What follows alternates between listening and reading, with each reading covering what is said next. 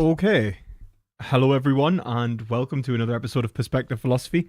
If you're new here, my name's Lewis, and I'm a PhD student and a vegan Catholic philosopher. So, welcome, and we are going to discuss philosophy. We're going to have a quick Q&A. So, if you have a philosophy question, I'll do my best to answer it. If you want to call in, I will take your question via call-in. You can call in through the Discord. And yeah, that's essentially it. We're also going to play some Fallout New Vegas, and we've been playing through it as a philosopher, a combination between Hegel in the daytime and Destiny in the nighttime. So that's what we're doing tonight. So I hope you're all well. Nice to see you again, Plant Abuser. I'll let everyone know that the stream is in fact live, because I don't think they'll know when it is live, because I'm a very consistent man. That's the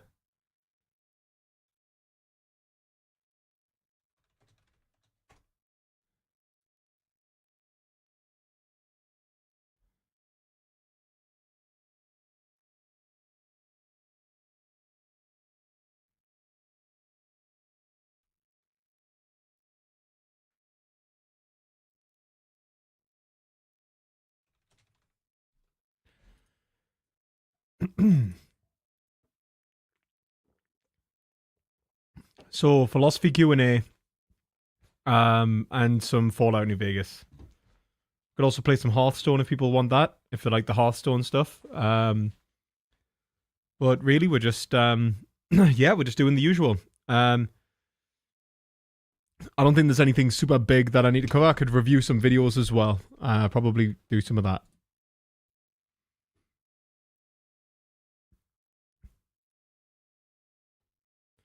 I know there was a debate on polyamory between Counterpoints and Eldrazi that I still haven't seen.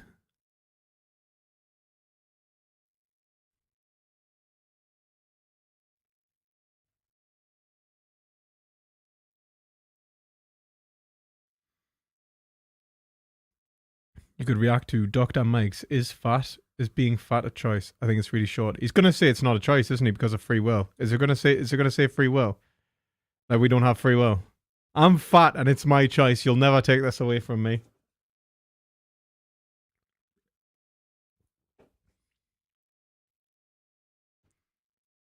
So make sure that it's going through on Twitch. Yes it is.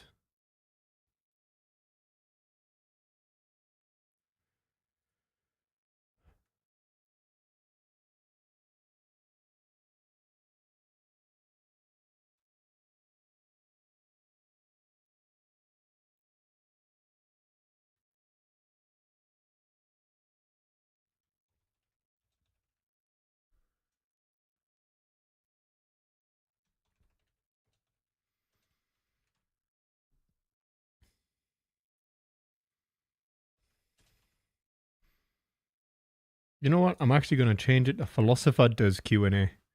People get it.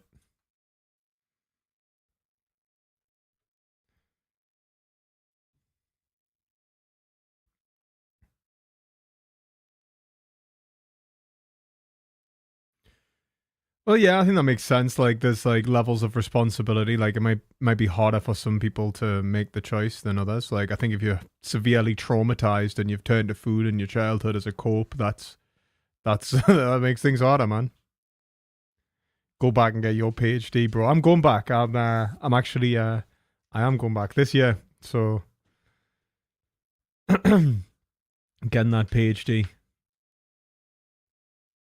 Oh, Destiny's live. What's Destiny doing? Is he having a nice time? Isn't Destiny always live?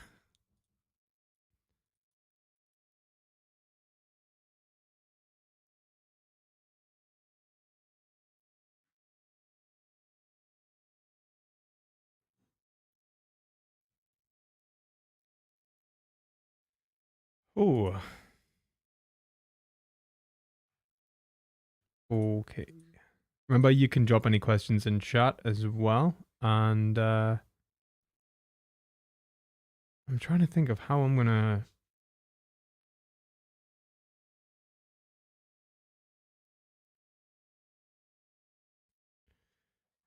Okay. Do I... Right, I think the best thing to do is to go back to the sort of tradition. Go back to tradition, Western man. And what did you say it was? It was,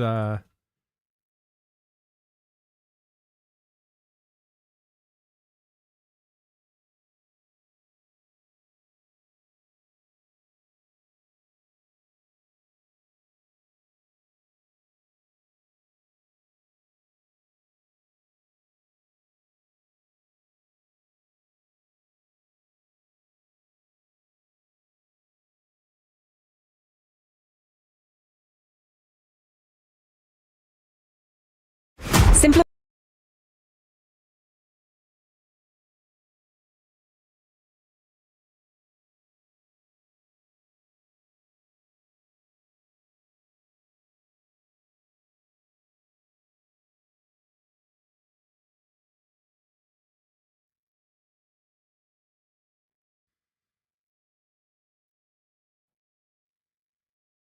right, let's... You know what? Before we play... Well, since we're reacting to this, we'll play some Hearthstone, because that's easier to do with this, yeah? Yeah. Then we'll move on to the Fallout stuff soon. You guys know people on YouTube, man. I don't know, like, I don't watch anyone. Like, I must be, like, totally out of the loop. You know who this guy is. I've never seen this man before in my life. Like, I never see anyone on YouTube, man. People seem to find things on YouTube. I'm like, how'd you even find this? Like, I get, like, my YouTube's just full of, like, philosophy, politics, and, like, the worst possible ways as well. Most famous YouTube doctor, I think. Oh, wow. That just shows you how out of the loop I am. I've never seen this man before in my life.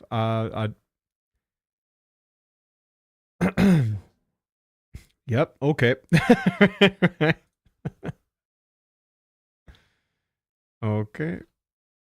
We'll turn chat off because the game's there. Right, okay. So this is obesity a choice? We've reacted to the topic of vaccines on Middle Ground before, but now it's time to react about the question of whether or not being fat is a choice. It's gonna be a worthwhile watch. Let's get started. Being fat or skinny is a choice. This is a very polarizing question. I think it's It's a choice. It's absolutely a choice. false dichotomy. I don't think you have to say it's one thing or another, but their community seems to say that it's not a choice. So that's Of course they do, because they're Americans and they're mostly probably... I don't know. Well, actually, you know what it is? Like, you know, I think you can see something real about this when you're looking at the video. The fat people are on the yes side. It is a choice. And the no people are on the thin ones, right? And, you know, this is... I absolutely... like, it's like you're just taking someone's free will from them because they're fat. Like, it's like killing with kindness. It's like sympathy. Like, I don't need your pity. I know I did this to myself. You know, like, oh, I just couldn't help it. No, I could help it. I just really like beer. You know, like... interesting. Being skinny or being fat is about willpower, who you choose to associate with, what sort of things you choose to listen to, who you choose to kind of have as your friends around you and support you. All of those things are choices that you can make. Yeah, and you could easily point it in the other direction and talk about the genetic components, the importance of... But even if you did the genetic components, like, the genetic components only, like, comprise, like, a small amount of your... Like, it's the law of thermodynamics. Let's be honest. Science goes on the fact that it's willpower. Like, I'm sorry, right? Like, even if you genetically are predisposed to weight gain, you simply consume less calories and you will not gain weight. Eat less and move more is just a fundamental law of weight loss and weight gain. I'm sorry, right? Like, it's just the way it is, right? It's just, there's nothing about, like, it is literally thermodynamics at that point, right? Like, if you eat less and you move more, you will lose weight. End of story. That's it. Like, if you start talking about, like, psychological component, the importance of people who raise you and stuff like that, yeah, sure. Like, there's the point in which you mightn't have absolutely willed your psychology, and you mightn't absolutely know about about yourself. That doesn't mean it's not a choice. That just means that you haven't influenced you're not the only influence on your choice, right? Yeah, I mean, if someone physically can't move more like that, then you would also eat less. But at the same time, even then, like, there's a point in which they can't control, like, how much, like, essentially they might be able to decide who, like, what they're eating, and there's loads of stuff, which is fair enough. But that's like if you're completely, like, that's if you're disabled and someone's making your choices for you, and then there's like a whole plethora of things. Of course, you're not free because it's not even your choice then. But like, assuming you have the choice before you to choose what you eat and what you do, and let's say you don't have some sort of like horrific health condition, like maybe like a Thomas Aquinas had, where it's like a complete thyroid issue, where it's like no matter what you eat and you're getting fat, which obviously, like, there is some conditions that do that. Like, yeah, but I'm assuming that we're talking about really, like, broadly enough, the average fat person, and not specific genetic anomalies that would eliminate this being a choice in the first place, right? Those who raised you and how they taught you to think about food, the way that the frontal lobe developed when you were a child, meaning that if you had higher exposure to fatty foods growing up or unhealthy foods or ultra-processed foods, you may have a preference for that. It's not as simple as just this choice. Yeah, but your preference isn't like, it's also willpower, right? Like, actually one of the biggest things wasn't even willpower. Like, studies on willpower was like that study on willpower that was like, where it showed it's the people who are most successful aren't the people with the highest willpower. They're the people who can essentially distract themselves. So it's like the people who essentially don't rely on their willpower. So they know that they would give in, and so seek to do something else in order to avoid the actual act of using their willpower. And so that conserves their willpower, and they're more successful in terms of their actual overall goals. I think it was like a 15-year study on it or something. But is depression a choice? I mean, that's difficult. I think that in some respects, I think some people actually choose to like sort of self-destroy and make their depression worse. But I also don't think that depression can be boiled down to necessarily something that you can't also will your way out of. So like, are you going to therapy? Are you doing the things that would have otherwise, like, essentially, are you trying to help yourself is an important point of that?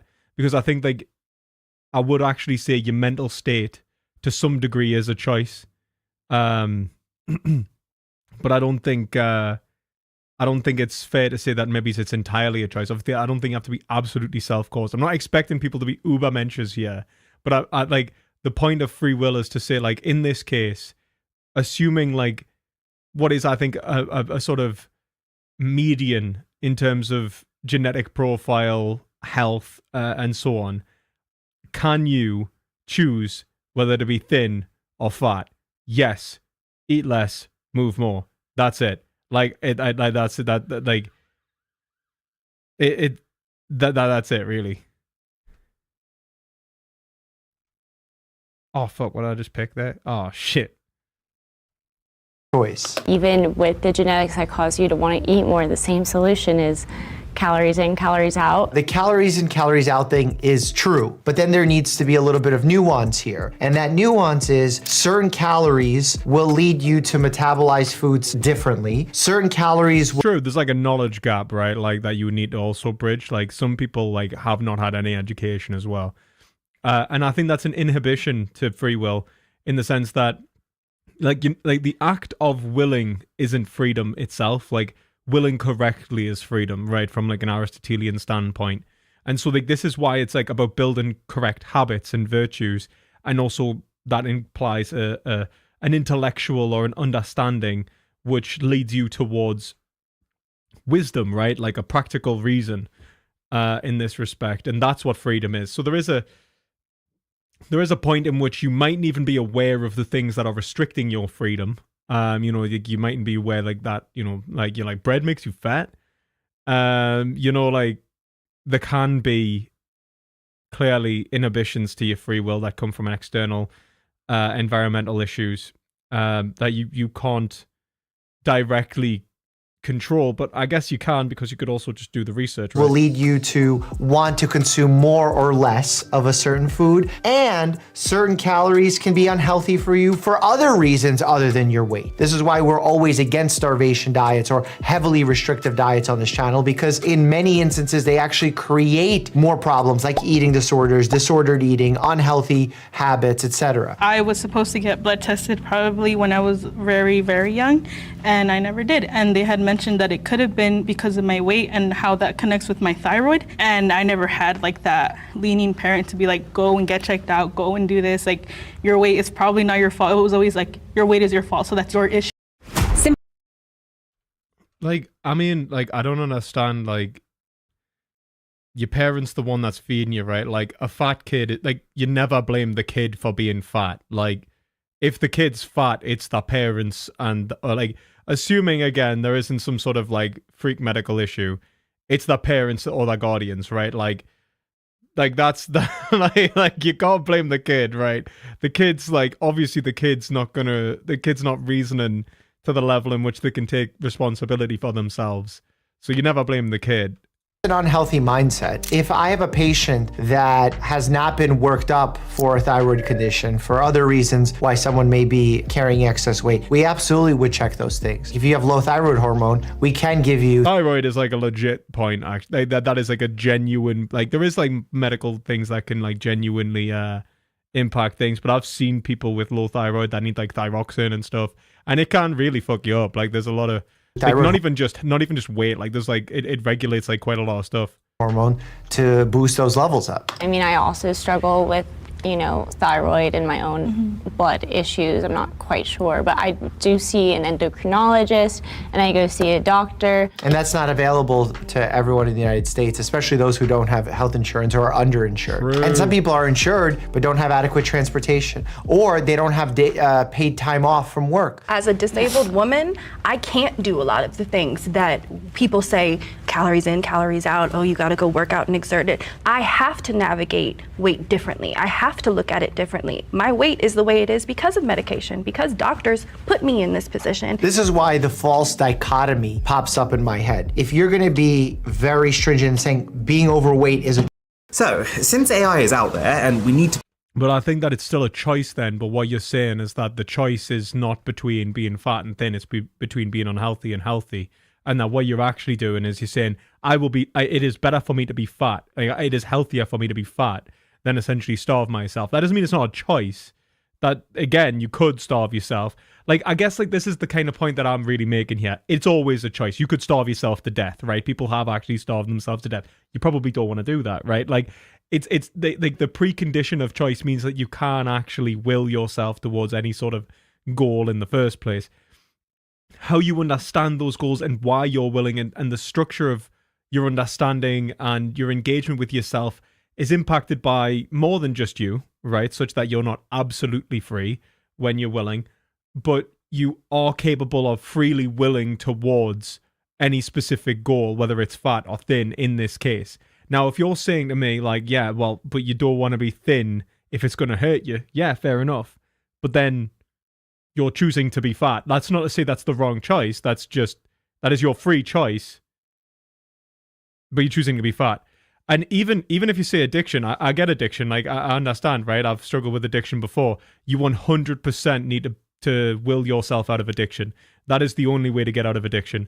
Like, there is absolutely no way to get out of addiction that doesn't require you to actually try to restrict yourself to some degree, but also actively distract yourself and move yourself away from those addictive habits, and move yourself away from essentially the behaviors and the habitual structures you've put in place. Like, even at a, like, obviously external help is always good, right? And obviously asking for help is part of the process, but accepting responsibility, like, there's a reason why when you go to Alcoholics Anonymous, one of the first things they do is say, like, you need to accept responsibility for yourself, because you do. You'll never escape addiction. So, like, me point, Endo, isn't really to say, like, I don't understand addiction. I do understand addiction. I think addiction doesn't mean that you're not free. You are addicted, That doesn't mean that you're not free. Like your lack of freedom is coming from the fact that you're not removing yourself from this addiction, right? And so like you need, as a precondition for therapy and for psychoanalytic development, and this is something that like really Freud only came to understand towards the end of his career. The sort of bedrock for any of this to work is that actually the patient can willfully change themselves such that they can get themselves out of this scenario. Because unless you have that, then any external impact, it's not actually going to resolve the problem. You're going to have this constant structure that's going to perpetuate for the rest of their lives, and you're basically dooming them. So like the way I see it is, yes, addiction's a thing. I have sympathy for people, right? I'm not saying it's easy, right? I'm not saying it's easy or anything. It might actually be so difficult that you mightn't even be able to get yourself out of it alone, right? That's absolutely the case. And, that is the case for many people with addictions. But that doesn't mean you're not free to fight the addiction. That doesn't mean that you're not free that with assistance to overcome the addiction. Like, you can't always overcome an addiction. You can't always break these habits. It's just a matter of seeking the right help, getting the right, being in the right circumstances, and moreover, getting yourself and your willpower to will yourself in the right direction. And the most important thing, I think, is breaking bad habits. Now, that's really difficult, right? And it might take an extreme amount of willpower and mental discipline that many people don't have, or they might need to build up. But it's just essentially how it works. It's not that you're not free. Like, you actually have to take responsibility for this to get out. Like, that's my point. A significant part of the population who may be having a side effect of a medication, because there's many medications that we could put patients on to protect their health that as an unwanted side effect, they put on weight, or they aren't able to lose weight as easily. And then there's those with disabilities that can't burn calories as easily as some who are able-bodied. So I think probably even a better conversation to be had here is obesity a disease? The AMA and all the major organizations have made it a disease process. They've labeled it a disease. The doctors who are saying that that's not helpful are usually pointing out that when a patient feels obesity disease, they feel powerless to make the change. The way that I like to think about it is, on a population level, it's certainly a disease because it affects our bodies negatively. It's certainly contributing to a public health epidemic. It's actually happening pandemic really across the world, obesity. On an individual level, we need to have providers who have good relationships with their patients to make the call. Is this something? At Olympus, we're committed to the... So many ads. Can present to my patient as a choice that will get them motivated? Or is this something that we can help them navigate through a medical perspective, where we can give them medications, surgeries, maybe lifestyle modifications if they are going to be motivated to it, and make that call on an individual level? But again, all medicine is practiced on population-based information and the research that we have there. And then we as providers have to look at our patients as individuals and apply that knowledge. So I still think on a population level, it is a disease. And then how we attribute it to each patient and how we help each patient navigate their condition, that's going to be different. And that's okay. I would rather be skinny than fat. I think there's a lot of different struggles when it comes to being a bit... I don't know, man. I'd rather be skinny than fat is like a stupid dichotomy. Again, like there's something to be said about, with freedom, like you are free. And then you could talk about like sort of precondition of choice of like having the capacity for free volition, free reason. And then there's like freedom and free will to a greater degree, such that we can kind of talk about like, okay, there's levels of responsibility and how you're able to essentially develop this, right? But then there's like skinny versus fat or something as a dichotomy, which to be frank is essentially silliness. Because like if we're talking about, I'd rather be skinny, like super skinny, like Eugenia Cooney, anorexic. Like I've been really thin before, right? I've been like, I was the same size, like I'm 16 stone and I've been 8 stone odd before. So I was like that was when I had like an eating disorder with like anorexia, and I was like overly restricting myself. And I've went the other way. I've binge eaten and stuff. Like I know the struggles, right? And in my experience, I can honestly say there's a point in which for most of the time, being skinny feels better in the sense of social approval, the way people engage with you. But that was as a young teenage boy. The older you get, that dwindles away as a man, where like obviously like the way that people approach you as a man when you're smaller, skinnier, is not necessarily good either. And then on the sort of fat side of things, it has its own sort of advantages and disadvantages. So, for example, you're more physically, you're even more physically capable in some respects. Well, it depends, like on either or, because one's probably got more endurance, one's probably got more strength. Obviously, like in terms of working out and stuff, it's always been the best. Like when I've actually just been going to the gym and tried and stuff, it's always been the best. But in general, between being fat and skinny, in terms of social judgment, I'd say for the most part, being skinny gives you a better social result in general. But then you go too skinny and then it sort of flips on its head very quickly, where it's like now you look gaunt, now you look like emaciated. People people kind of judge you for that. And then the same thing with, I mean, like with being fat, obviously that you hit a point in which people judge you, and then you hit a point in which people like really judge you. I don't know. I don't think it's not an easy thing. It's like, obviously it's how fat, how skinny, who am I, what am I doing, what do I want to do with my life? And let's be frank, like we need to obviously make it about health as well. Get bigger. I have a sister. She's 400 pounds and she struggles a lot. She has lymphedema, and to shower is really, really hard. So I do think for like an overall happy life and like zero struggle, I think I'd rather be skinny. I think what we're simplify your bloody hell, this man's using the automated ad placement, because these ads are like everywhere. Out here is something that I frequently talk about this channel when people in the past have accused me of being fat phobic, where I'm aiming to not just prolong my patient's life and decrease their risk of disease, but also improve their quality of life. And that's exactly what she's talking about here. Being able to be independent, being able to wash yourself, have less strain on your knees, on your hips, developing arthritis early, which means that you can't exercise or move up and down on stairs in your home. And I think saying I would rather be skinny than fat doesn't mean necessarily that you hate yourself if you are in fact plus size. If you're seeking to improve because you're constantly unhappy with yourself, that might be an unhealthy coping mechanism. But if you're seeking to improve because you're seeking growth and you see it from a positive aspect rather than a hate aspect, then that could be a very healthy mechanism. I had the most body insecurities when I was small. And rather than trying to control my body to avoid that negative attention, I would prefer to address the situation as a switch to Chrome to load your I'm actually at the point where I'm going to click off this video just because of the number of ads. This is ridiculous.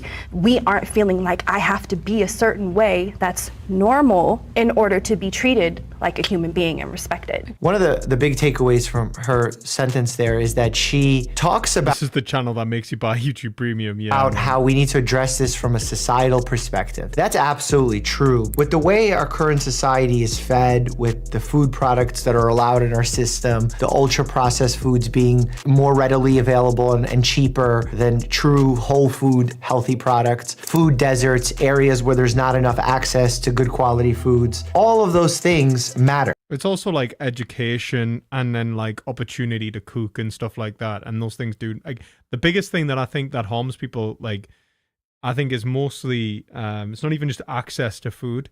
Because let's be honest, obesity is too big of a thing for it to just be access to food. It's really the convenience of cooking versus not cooking. It's the availability of, and the cheapness and the availability of terrible foods versus healthy foods. Like if you go to like Thailand now, like their fast food is just radically different to us. Like it's actually mad. Like it's not even nearly the same thing. It's just like they've just got fruit everywhere. It's the same thing with Japan, like the like sushi vending machines and stuff. It's just not the same thing. So there's like that is our choice as a culture, though. Like personally, it's not. It's sort of like consumer patterns as well. It's what's pushed, but also there is an aspect of that we all keep making these choices, so the market rewards these choices. Now, the medical perspective has probably gotten more of a highlight with medications like Ozempic and the GLP-1 agonists because that is more of a financial incentivized way of treating our obesity epidemic. Yeah, I did something similar. To be honest, like I just starved myself. I started starving myself and I became like anorexic. So I went from like 16 stone to like 8 stone. And I mean, there was like a point in between where I was like eating healthy-ish, but like it just sort of fell apart. Epidemic. It's much better to create a medication that you can make billions of dollars on than it is to create a sustainable change in our society that will lead to people losing weight. I don't think skinny always equates to being healthy. I don't.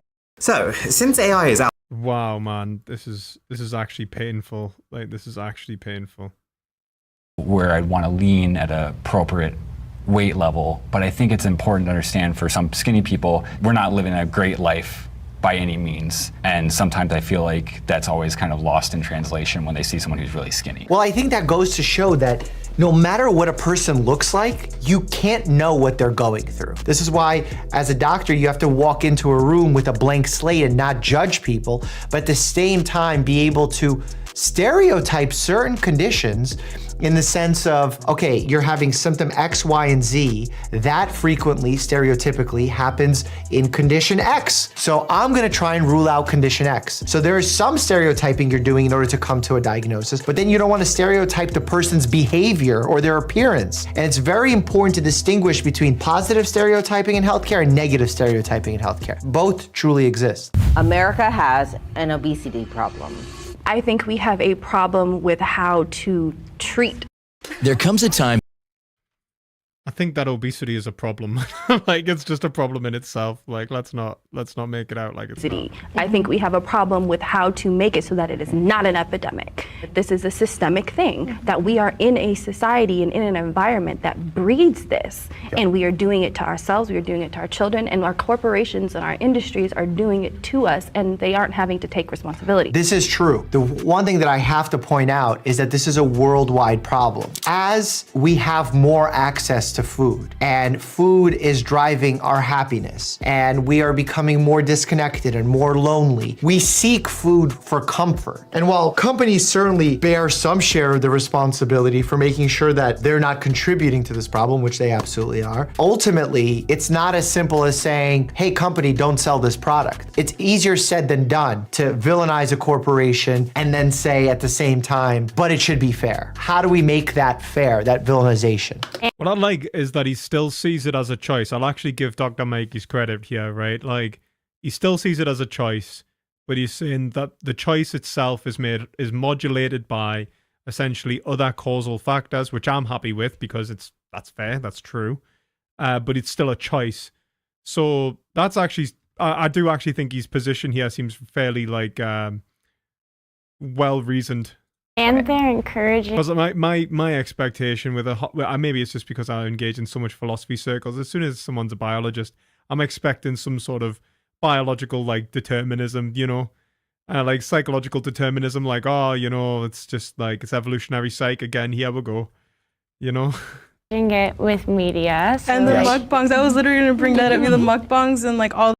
Simplify your search for health. Why? Videos that just come up to trends for people not to do only it as the well. mukbangs, but also like Lizzo and other big like media. I don't think I agree with that because Lizzo has been an example of not that we're celebrating that she has excess weight. We're celebrating the fact that she's not allowing people who are being negative to her about her weight and still succeeding. So we're celebrating. No, man. I think Lizzo's a bad example for society. So's Andrew Tate and that though, man. Like, why can't we just say like clearly like in being a fat celebrity and not trying to address it that they're setting a bad example. Like the super skinny models also setting a bad example for the most part. Like, I don't know, man. Like especially since like a lot of what she sings about and like does clearly relates to beauty and self-relation, you know? Celebrating her success, not the fact that she's potentially carrying excess weight. She's dressing extremely scantily clad and then saying, if you don't think that it's normal for a morbidly obese person to be wearing a G-string in the middle of public, then you're the problem. And they're trying to normalize society to this obese culture, which is extremely unhealthy. You do need to normalize it to some degree, and I'll explain why. We're here, we're not going back. And there's a significant population in the United States that does fall under the umbrella of obesity. You can't neglect that population. You can't be destructive to them and say that anyone who is overweight should not be showing their body, should be hiding. I don't think that's not what's going on though. Like, I mean, like, this person's like morbidly obese, right? We're not talking about overweight. We're talking about like idolizing, and I mean, this is the problem with celebrity in general, right? But like, we're talking about idolizing and glorifying essentially morbid obesity. And no, I don't think we should normalize morbid obesity. We should see it as fringe and not necessarily shame it. Like, I'm not saying we should shame it, but we should see it as fringe, unhealthy, and something that we should seek to treat and resolve as fast and as best as possible, right? Like, that's kind of the point. Not as like, oh yeah, they're here to stay. No, they're not. We're going to sort it out. That's exactly the approach we should be having, right? Themselves because they're not a good example role model. That is ineffective, and that is what fat shaming is. So instead, we need to celebrate people for who they are, celebrate people for the actions they take. If they serve as good role models, celebrate those people as humans and respect them as humans. And at the same time, we can give them access to... But yeah, but like, if that's one thing, if you've got like a fat politician or a fat, like, I don't know, like comedian or a fat whatever, right? But like, if it's like a lot of like there's like that fat model, that like morbidly obese model, it's like, no man, like, you're actually like, you're like, if we're perpetuating this as a beauty standard, like, no, this isn't an acceptable beauty standard. Like, just as we shouldn't have like the anorexic models, like, why can't we just say like, no, actually models have to be at a healthy weight when we're doing stuff, when it's purely about aesthetics? Can we like just say like, no, actually beauty standards should revolve around morality and like moral standards?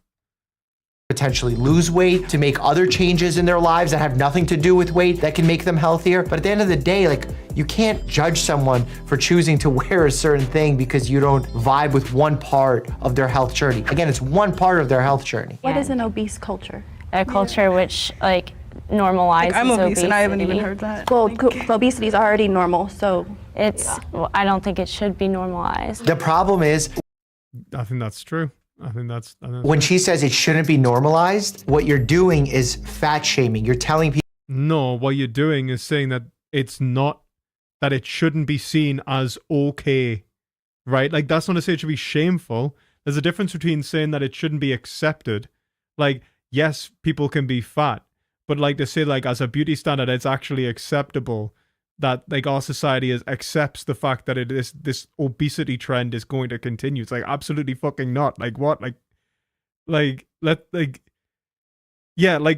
all cater to society's deviated outcomes. Exactly. Like, it's like, no, that you can't do this. You actually do need, like, in some respects, like, there comes to a point where it's like, if you think of this as shame, then shame is good. This would be the good part of shame, where it's like, shame on you, stop it.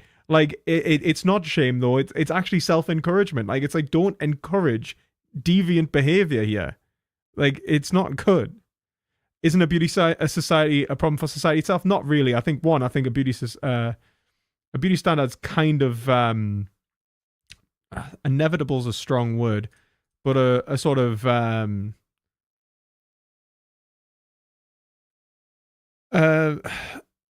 a beauty standard is the result. Like, beauty standards happen because people make decisions in marketplaces, and essentially that is a marketplace trend. Like, it's something that will always exist and must always exist. But as an external point of it being applied, it would be a problem, yeah.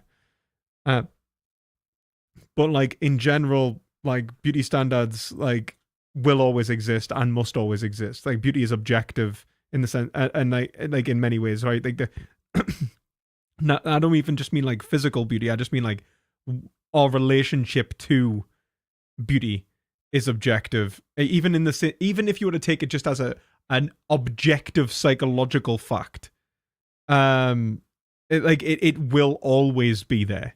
Now, that's not to say that beauty standards should be one way or the other, whatever. only thing I really care about beauty standards is whether they are allowed to deviate outside of moral norms. And that's just about essentially behavioral limitation. That's morality in general. Is this actually good for us?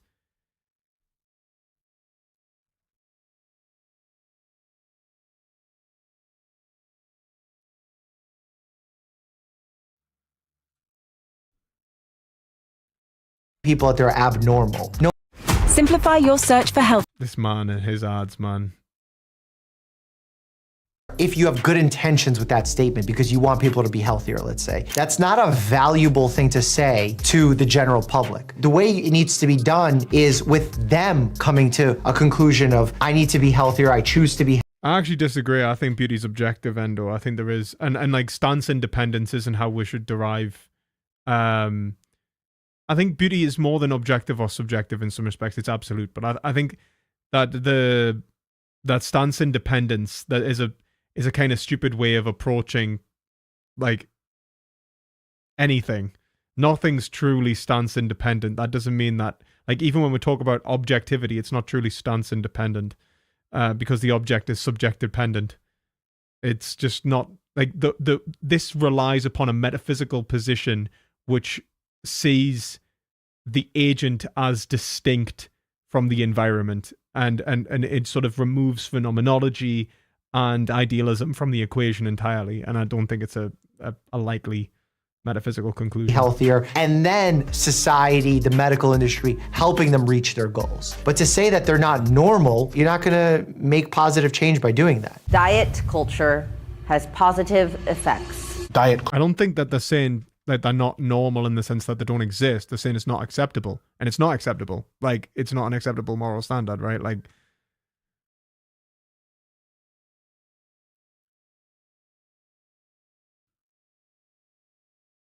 damn.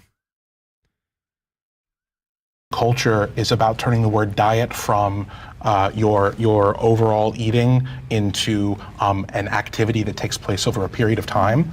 A diet should not be something you do from January until May of next year. Yeah, what you eat should be part of your lifestyle as opposed to like the activity you're doing right now. I have to point out here, the research that we have of carrying excess weight, specifically excess fat, shows that it shortens life, it increases risk of disease. The disease is not just limited to our heart and our brains, it affects all our organs, our performance, our quality of life, our chances for independence as we age, even our fertility, cancer risk, all of those things. So we absolutely need to approach this from a societal level, a medical level, all of the above. It's not a one-size-fits-all answer.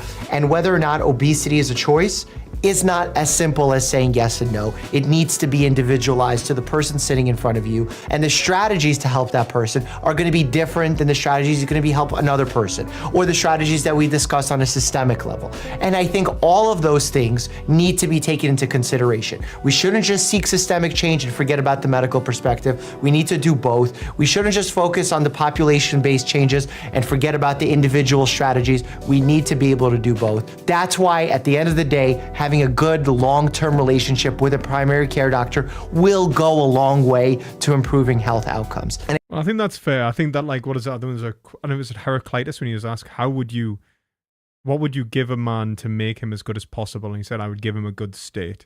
And I think that's fair. There is a point in which a state impacts and structures you to even be motivated to lose weight. But that's why I think normalization is actually a point which he actually messed up on there. And sort of encouragement, which is, yeah. But likewise, we could also, so there is that societal aspect. But yeah, and there is the individual aspect. So I think that what he's actually said is fairly reasonable. I think that it's... I think that's the biggest takeaway. And the idea that the medical system... I never said that beauty standards were absolute, Endo. I said beauty is absolute. There's a difference, right? Like, there is the experience of beauty. There is what it means to... There is what beauty is in the lived experience of the individual, which transcends something like physical parameters and like the enjoyment of appearance. But it more embodies what it means for satisfaction and enjoyment in and of itself. Like the unity of reason and desire to the point in which it is absolute. It's the moment of awe, of pure,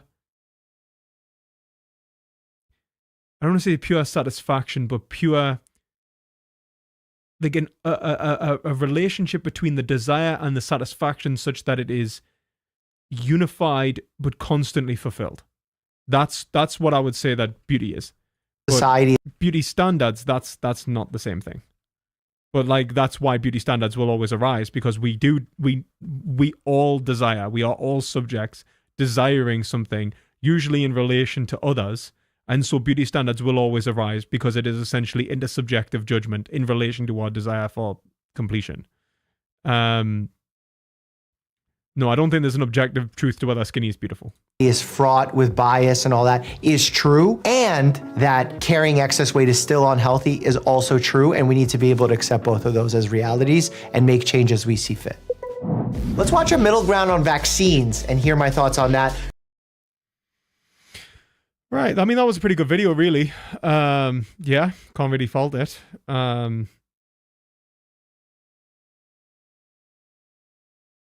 What do you guys think?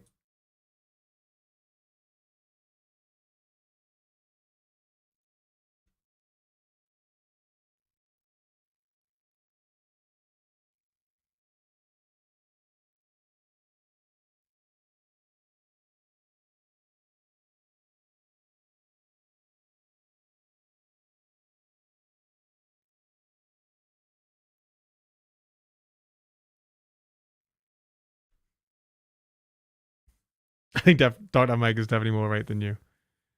To be fair, like, I think, I mean, he convinced us in the sense of when he came around, because at first, like, I came around to his position in the end anyway, because I realized that he wasn't saying that we are biologically determined whether we're going to be fat or thin in this. So I do agree there. I think the only thing that I actually disagreed with him in the video, like, once I understood his position more clearly, was whether we should normalize obesity. But yeah, I mean, that's about it. Otherwise, like, I think at the end of the day, I think that you can choose, like, ultimately what you do to the point in which you can starve yourself to death.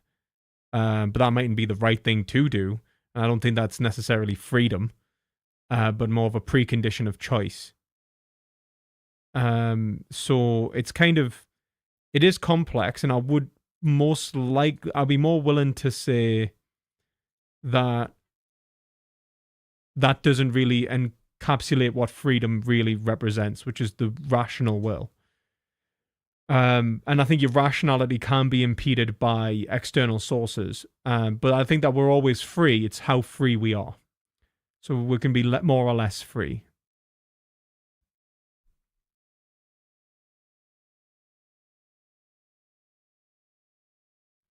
He got a lot of pushback for being fat phobic for this video. Then society needs to fucking sort itself out. The man was, if anything, way too nice. Like, he's super gentle, right? Like, in many ways, like a lot of doctors would just be like, "You need to fucking lose weight, man. You're gonna die." Like, that's like, like sympathetically, but at the same time, like, there's a lot of like doctors in the UK that are like right wing that are like really kind of dicks. like I don't know how you could get like pushback for being like that gentle. I don't know, man. It just seems like that just seems like people crying about and out.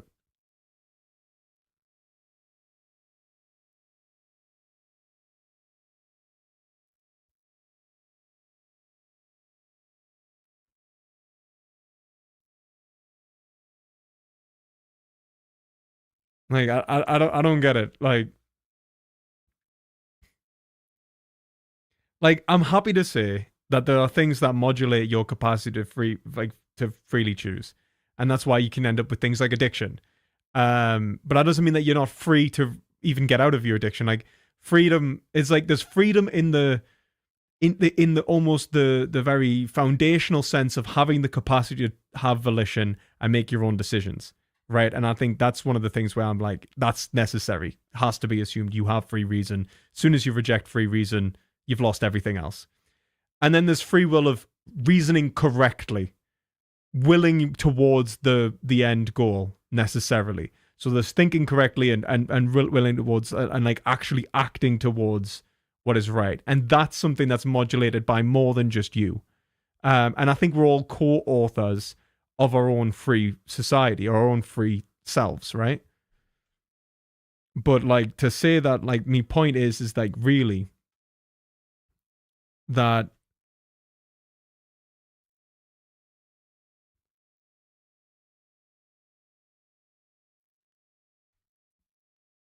my point is really that we must accept that we can do something about ourselves in these scenarios, assuming that there isn't like an actual biological reason we can't. You know, there's something, or there's like, or it wouldn't make sense to, or something like that. Because otherwise we'll never get out of it. And this is about taking personal responsibility. And my main thing here is really to say that personal responsibility is necessary. You cannot reject personal responsibility. As soon as you've rejected personal responsibility, you've lost everything.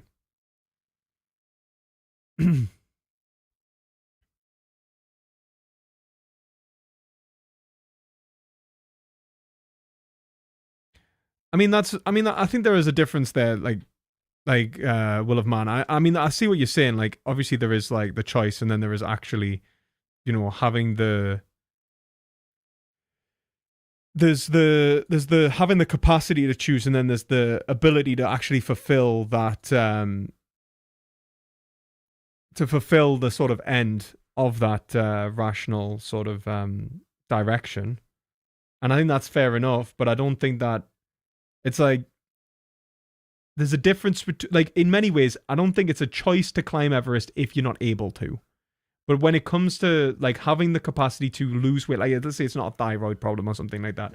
Let's say that you actually can do it. And let's say we're talking about purely psychological inhibitions here. Like, are you making the right choices in your life? Like, yes, this is entirely your choice now. You can do something about it. I don't know if Jordan Peterson is a Christian, to be entirely honest with you. Probably not, from what I've seen, actually.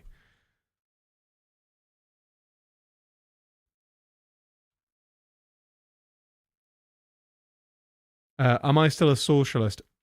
Well, it depends on what you mean by that. In reality, politics has changed very little. That would happen, wouldn't it? Politics have changed very little. I think that really the only difference is how I would say that we should construct the state, like, should be one that represents the constitution of the people. So I'm like a communitarian, but I do think that in terms of economics and politics, I personally would specifically campaign for greater amounts of social justice and economic freedom for smaller actors in the economy. I agree that losing weight isn't easy, that habit change is more difficult than most people think. Believe me, I've been I go up and down. I'm like a terrible person for yo-yoing. I think that what I'm really saying here, very fitting, isn't to say that there isn't restrictions to your freedom, that there isn't things that regulate how much responsibility you have, but it's more about taking responsibility for the choices that you actually are making, right? Such that even if it is a dick to change your habits, even if it's very hard, if the choice is very hard, that doesn't mean it's not a choice. Do you know what I mean? And saying, like, just do it's not going to necessarily get you there. But sometimes it's necessary to remind yourself that actually, if I had have done that, which I could have done, but chose not to do, I'd be in a different situation. And that's the point, right?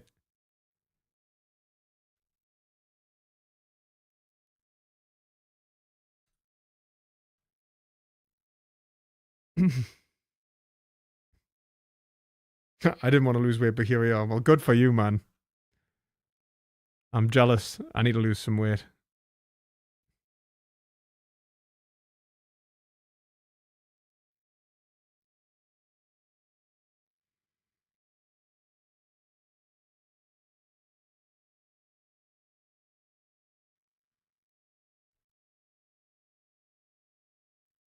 I'm not gonna become right wing. I think that it depends on what you mean by right wing in general, but like I'm not a fan of the dichotomy in many ways, just because I think I made a little short on why I think that it's bad to just make things about right and left, and that the divisions in my society aren't necessarily worth perpetuating. But I'm not really convinced by right-wing politics or economics, really. I mean, like, the thing is, right, like, even if I was to, like, I guess for the Americans, like, your American right-wing's lunatics. I'm sorry, like, I don't know what happened there. I don't know what happened. Completely insane.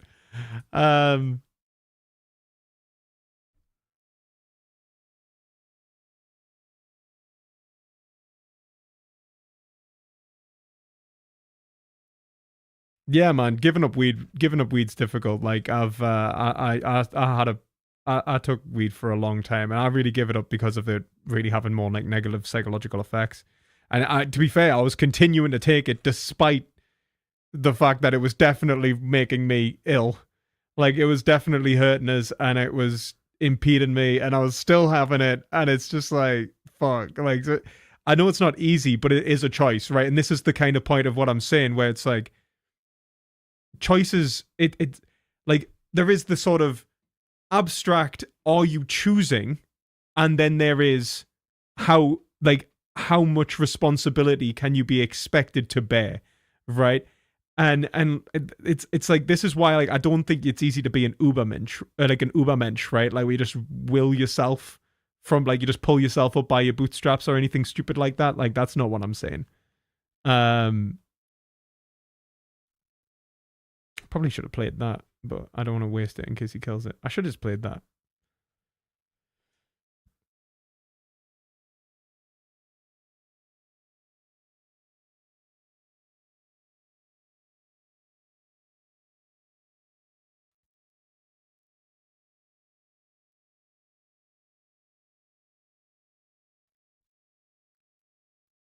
You are convinced that it was helping you. Yeah, like, there was a point when I was like that as well.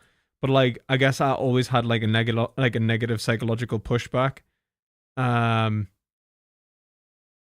Like, I always had like I was very aware, like, because it's like, I mean, I've got like I've always been like kind of aware of myself in this respect anyway, because I've got family members that have psychological issues, so I've always had to be on kind of like on the lookout. And I've had them in the past. And I mean, I still have them to some degree, but I realized it was just making them worse. Okay.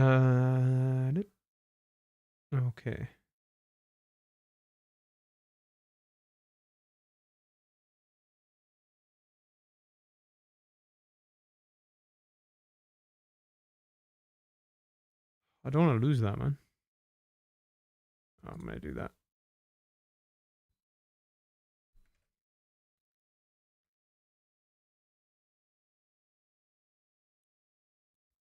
React to Lofton's new video. Who's Lofton, man?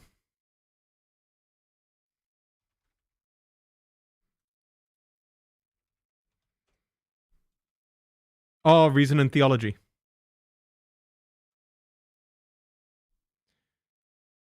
What, Protestant considering Catholicism in 2024?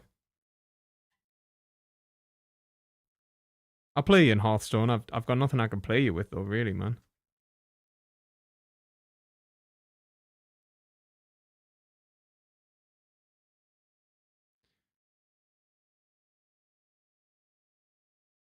I would say that the goal of all ethics, 33%, is to maximize freedom. That's how far I would go with that. That is the goal of ethics, is the maximization of freedom. Like, we all have free will, but we're not all free, right? That's Hegel's point is really to say that, like, it's like you all can choose, like, but how you can choose and how you're able to choose and your capacity to actually will yourself towards the good is what freedom is, and that's not determined just by yourself, but you are a part of that, obviously. Okay. I think I'll play that. Okay, so that.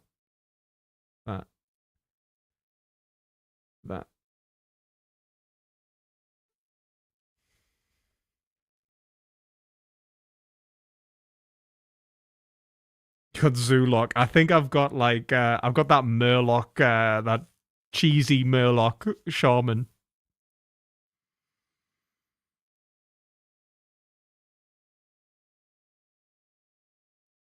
Thoughts on Muhammad Ijab? Like, I think the man's a joke. I think the man's an actual joke. I think that he presents himself nicely, but I think, or like tries to his audience, and they may buy it hook, line, and sinker.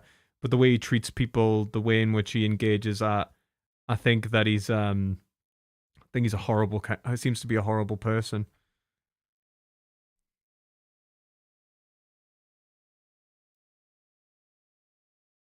Wow, that's actually really overpowered. Okay, one second. So I need to give.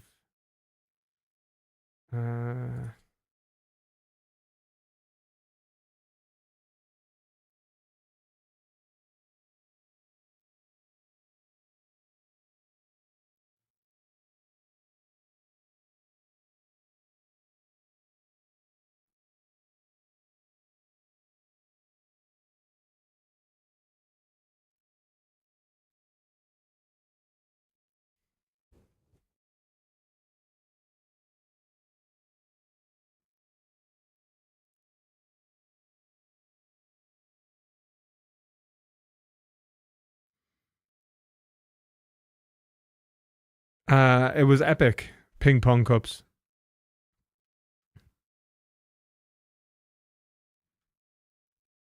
Considering that, like, to be fair, I think that there's like one in. I think like there's a lot of people who die climbing Everest, isn't there?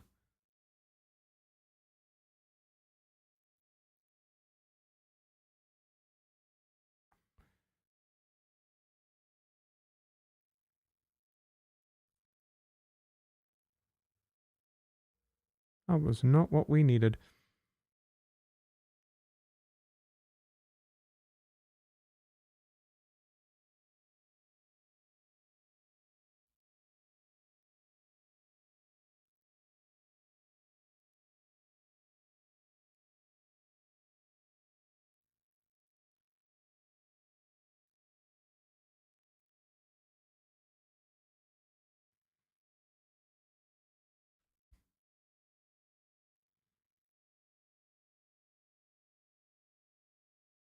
Yeah, that's the thing. Very fitting. I'm thinking of the same sort of interaction that he had with Cosmic Skeptic. Like, definitely.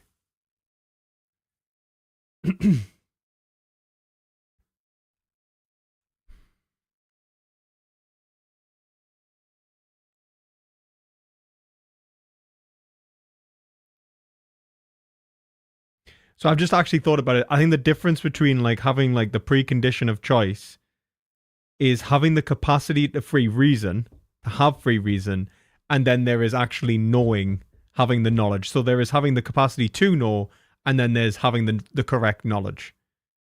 That's basically, I think, the difference between like free will and freedom, or rather like freedom of the will and freedom.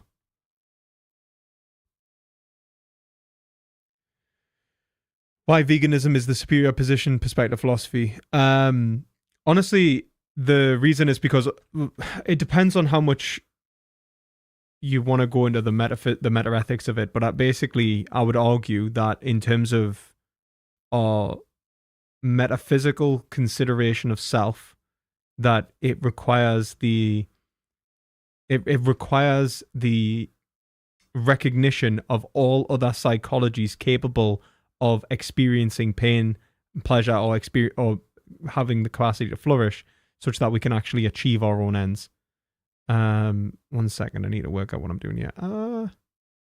Okay, we're going for that. Okay.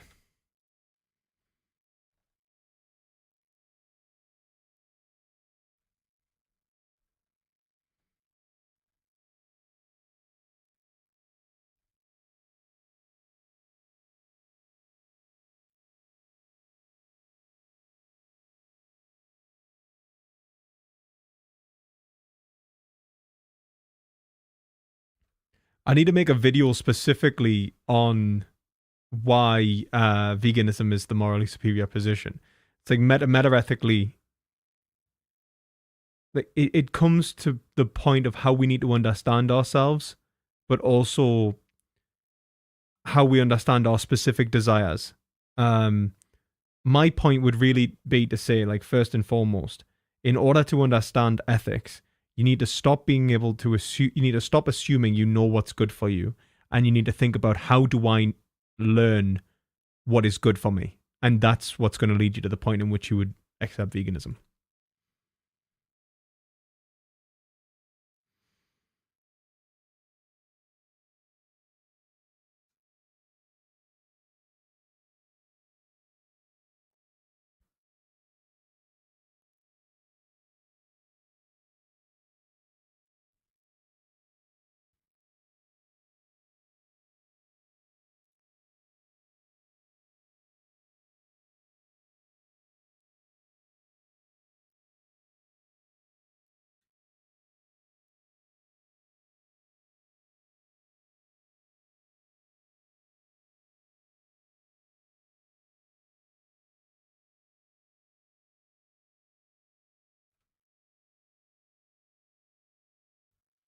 How can animals help you learn what's good for you? It's more to do with how you understand and recognize otherness in the first place, to understand yourself as an animal, and to understand the fundamental tenets of your psychology which are valuable, which you could not help but recognize in animals. So in recognizing something in an animal, you're recognizing something in yourself, if that helps.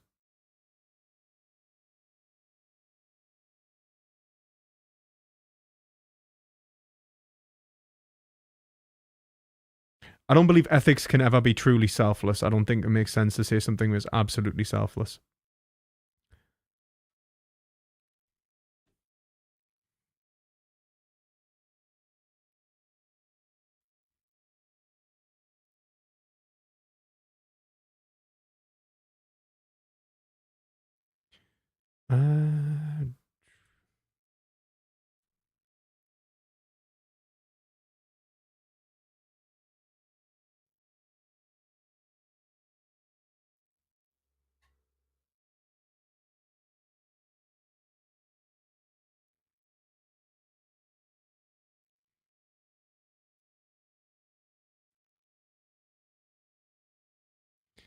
Oh, that's very frustrating. Okay. I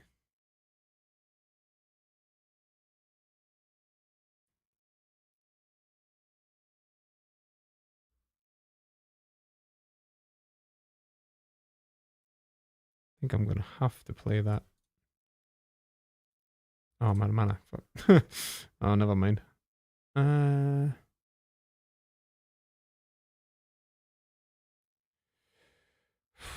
Really don't want to take that damage, though.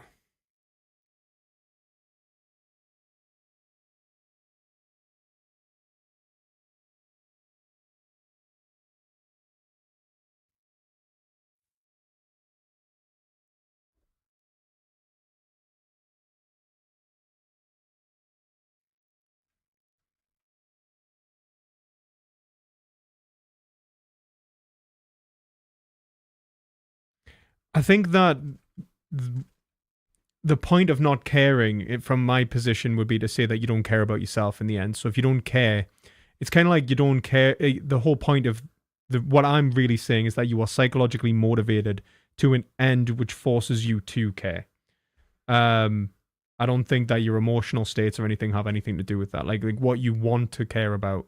Like, so for example, like a racist mightn't care about black people, but it would be objectively wrong for them not to, because in doing so, they've ultimately undermined the foundations of being able to understand what they actually care about in the first place. It's like, how do you understand your own desires, formulate your correct desires in the first place?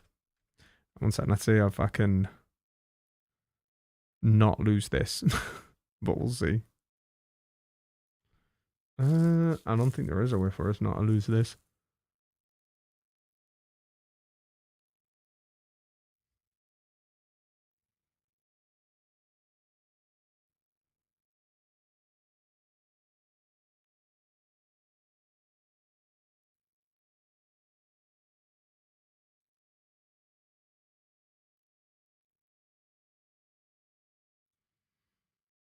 Hmm.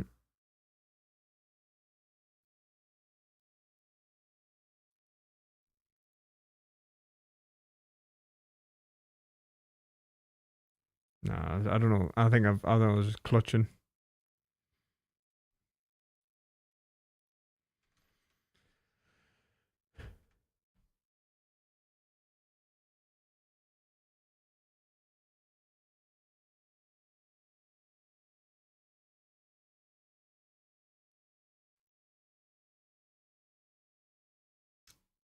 Yeah, I mean, you might have watched Dominion and felt nothing. I mean, like, it doesn't really matter to me. Like, I don't think ethics has anything to do with the way you feel. Um, like, if you feel nothing about people being harmed, that doesn't mean it's wrong, not wrong to harm them.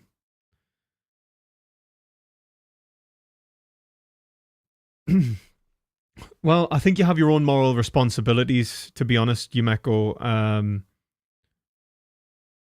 What you do obviously has an actual causal impact in general. Like, but also what like you would actually be demanding others die. That's like actually what you're doing. That's the harm that you do, not the system, right? You're paying into the system and you're perpetuating the system. You're actually growing the system.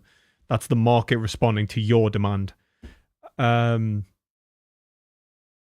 So even if you can't eliminate all suffering, you would eliminate some suffering, right? So that's just an appeal to futility. But it's incorrect anyway because it's not. So even if you save one life or you don't kill one life, that's valuable. You have a moral obligation to do that, and it's rational for you to do that. To say like to do otherwise wouldn't just it would be wrong in and of itself, regardless of even the outcome.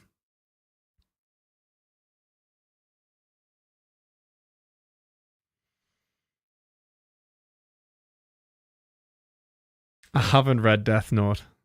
I haven't seen the anime either. No.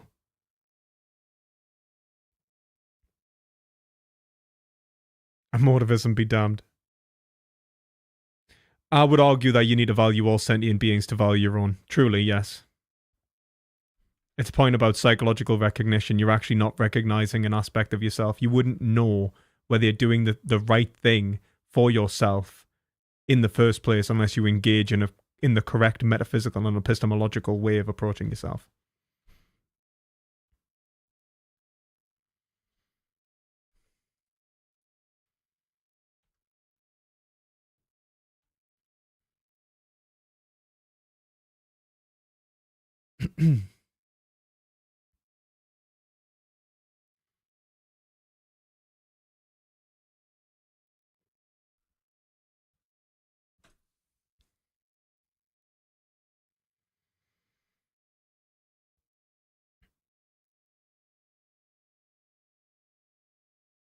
That's pretty good.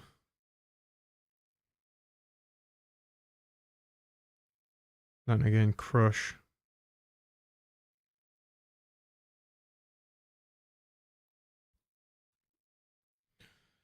Probably made the wrong choice there. How do you know what you are, Yumeko? When you say you value you, the point is that you're already presuming a knowledge of yourself, and the knowledge of yourself is actually mediated through knowledge of the other. So you're actually just saying that you know yourself, but you don't actually know yourself. You're just presuming it. You're presuming wisdom. So it's like you don't like the point that I'm making in terms of me philosophy is to say that you don't know what you want.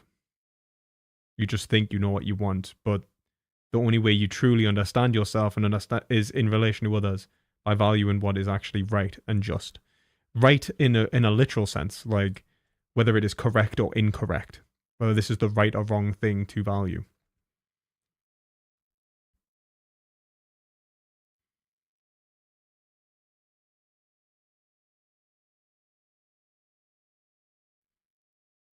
I think killing anyone, really, Death Note is like in the sense like I think that you would never be able to individually use the power to kill people in a way which is just.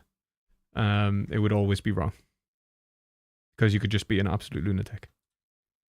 You wouldn't even know that there would be no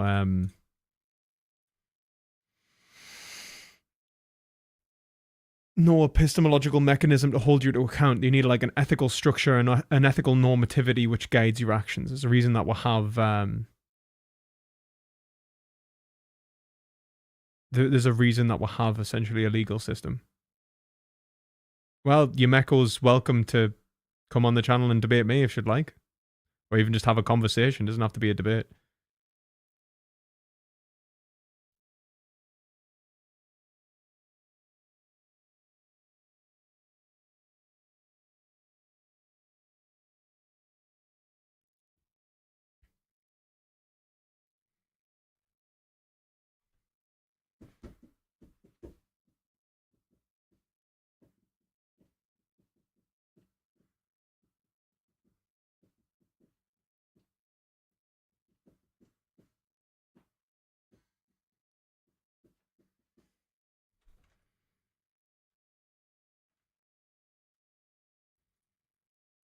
I wouldn't engage in emotional like appeals anyway, Endo.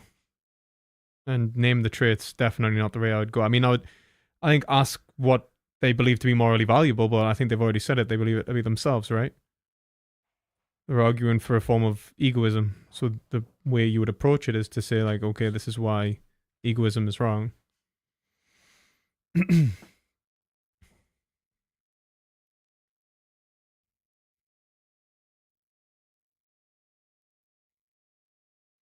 Yeah, that sounds about right. Very fitting. I like that. I like that analogy.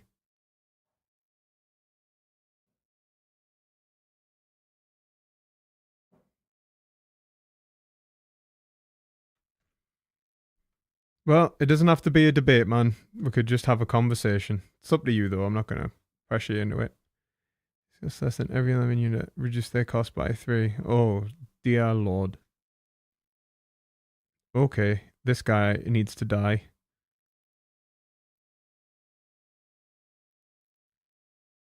Two. Anything that would actually be to kill it without dying itself. Yes.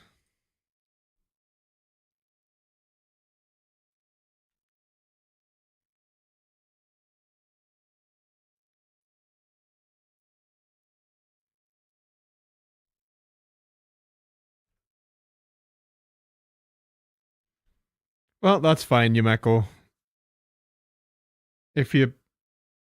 I'll make a video, I'm planning on making a video on veganism anyway. So we can... Hopefully, it'll help you out with any questions or problems that you might be having. Oh, dear Lord. This is going to be an uphill battle, I can feel it.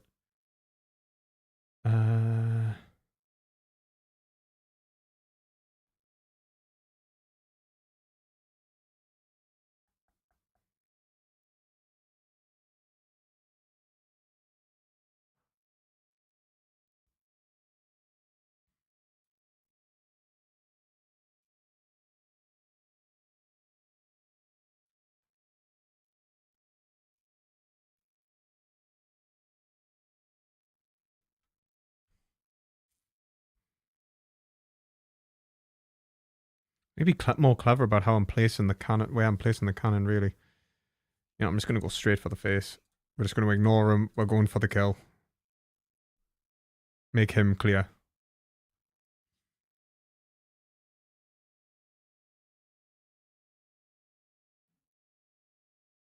You're an anti-realist though, PP. Oh man, like, that's terrible. Terrible. Anti-realism's trash, man. I don't know how... sorry, Endo. I don't know how you managed to... Like, what's the point of name the trait? You can't even be a vegan if you're an anti-realist. I don't even believe that is even possible. Just doesn't even make sense. Yeah, I'd do a reading of a philosophy book and explain where I go. That'd be pretty cool. I can take them out.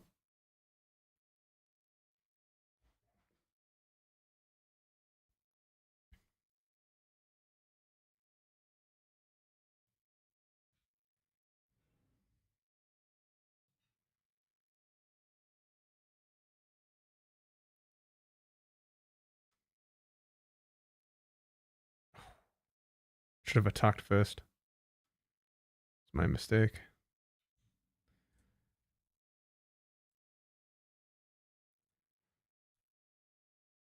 Yeah.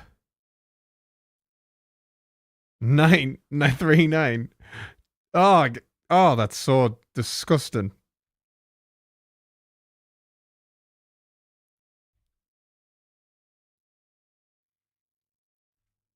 I think Avi and AY are very misguided philosophically.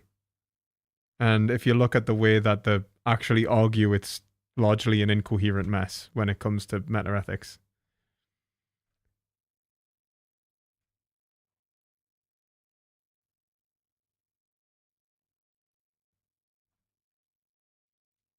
Oh, yeah, sure. Yeah, thank you. Oh, thanks very much.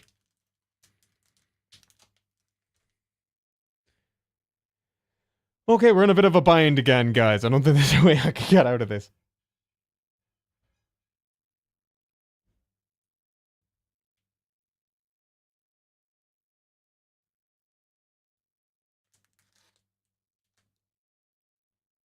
Can I get the double explosion?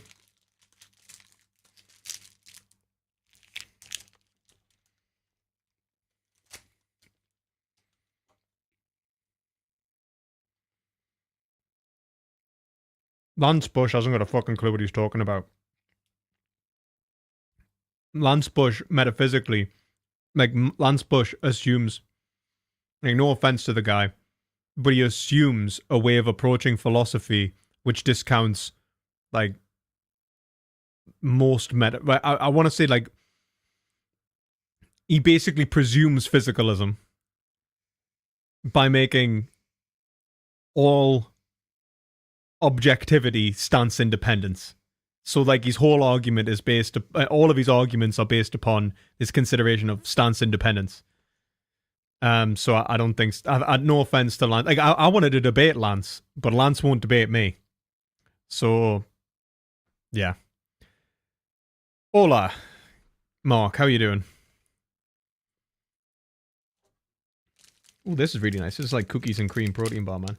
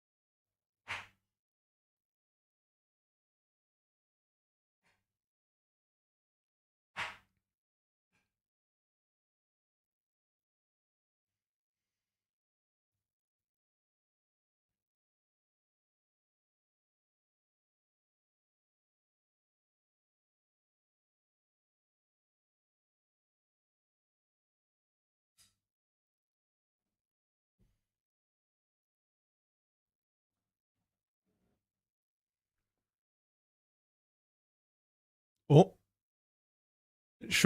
Pass that over. Oh my, how did you even do this? Pass that over, man. So, my girlfriend is currently cooking, right? And she's done this to the knife.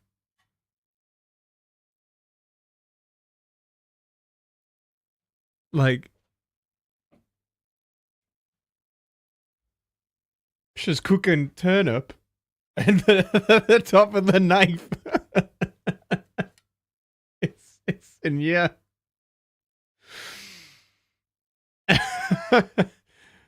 Yeah, we just eat around that part. There we go. I think, to be fair, like, turnips are incredibly incredibly hard, man.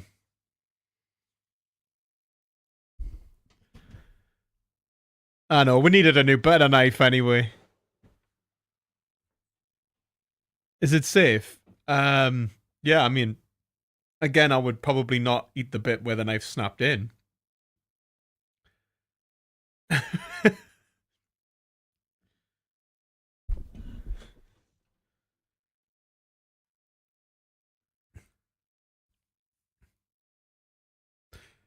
So I'm gonna go make sure she's got this sorted. Like button equals potato, smash it. Oh, thanks, Vegan Legion. I really appreciate that, man. I'll be 2 seconds.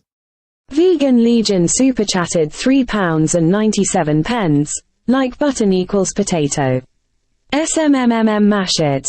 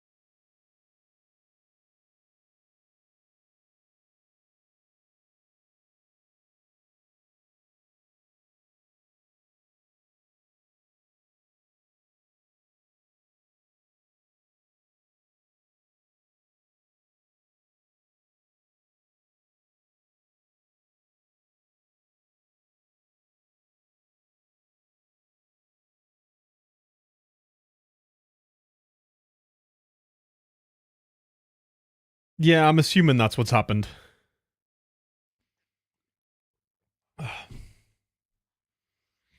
Okay. I think we're gonna have to. I think we should probably put a lot of spells in here.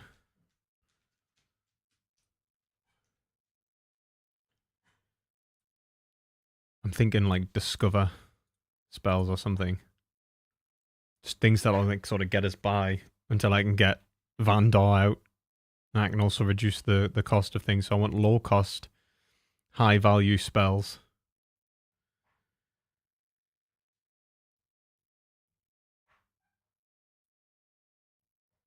Divine Favors banned. No.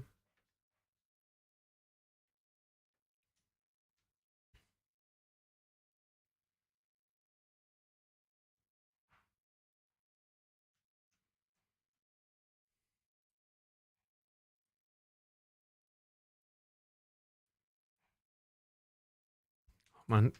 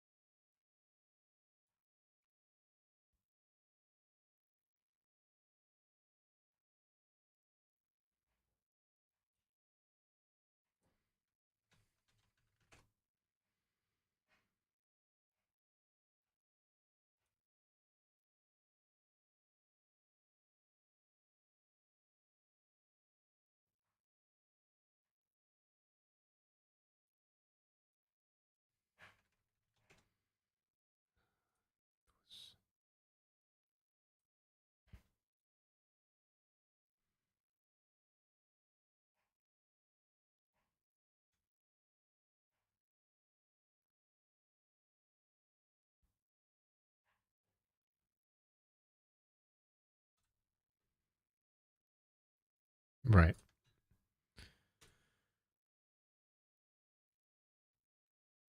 Thanks very much, by the way, for the donation, Vegan Legion. That's really appreciated. How's life in general? Yeah, I'm just sort of plodding by, really. I'm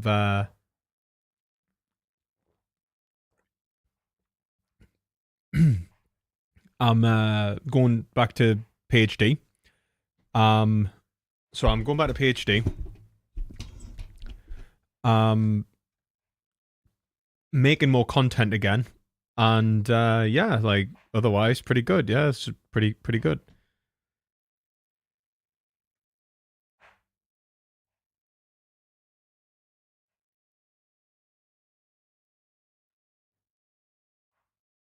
Well, this card game, this is just this is Hearthstone.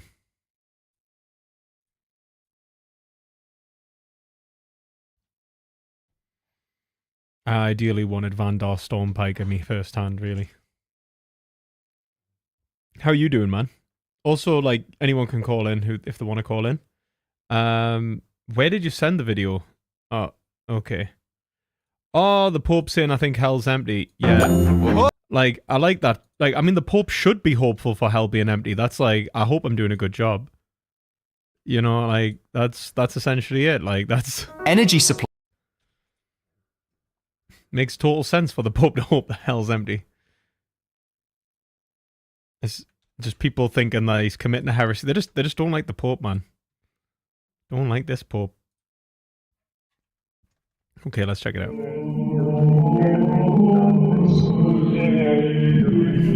Sounds like Halo because of the Gregorian chant.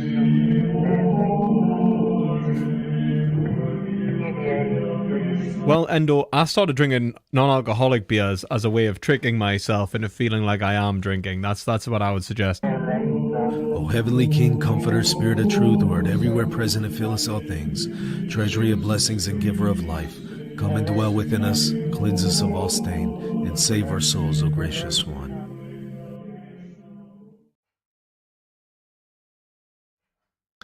Hey everyone, welcome back to the Michael Lofton Show on Reason and Theology. Let's talk about Pope Francis's comments about hell. We've been seeing a whole lot about this in the news the last few days, as you've probably noticed by now, and as I've pointed out many times. We keep going from one controversy to the next, right? You can get alcohol-free, like whiskey and stuff as well, Endo. 1 week it's this, the next week it's that, and then, week after that it'll be something else. And so this is the way it works. It's pretty interesting, right? Well, let's talk about the most recent controversy, Pope Francis's comments about hell. He was asked, what does he imagine whenever he thinks about hell?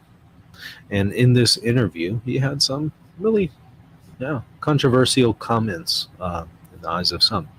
And I want to review them and then offer my opinion. Now, keep in mind that what Pope Francis offers here is not magisterial. It's not authoritative. So take it or he even said, like, this isn't dogma. But but what he's saying is, I think, in line with the beliefs of the Catholic Church. It's salvation is open to all, and eventually, hopefully, we will free ourselves from eternal damnation, all of us. leave it. If you find it helpful, great. If you don't, that's fine. I'll offer my opinion on it, though, after we take a look at it. But first, let me remind you, hit that subscribe button.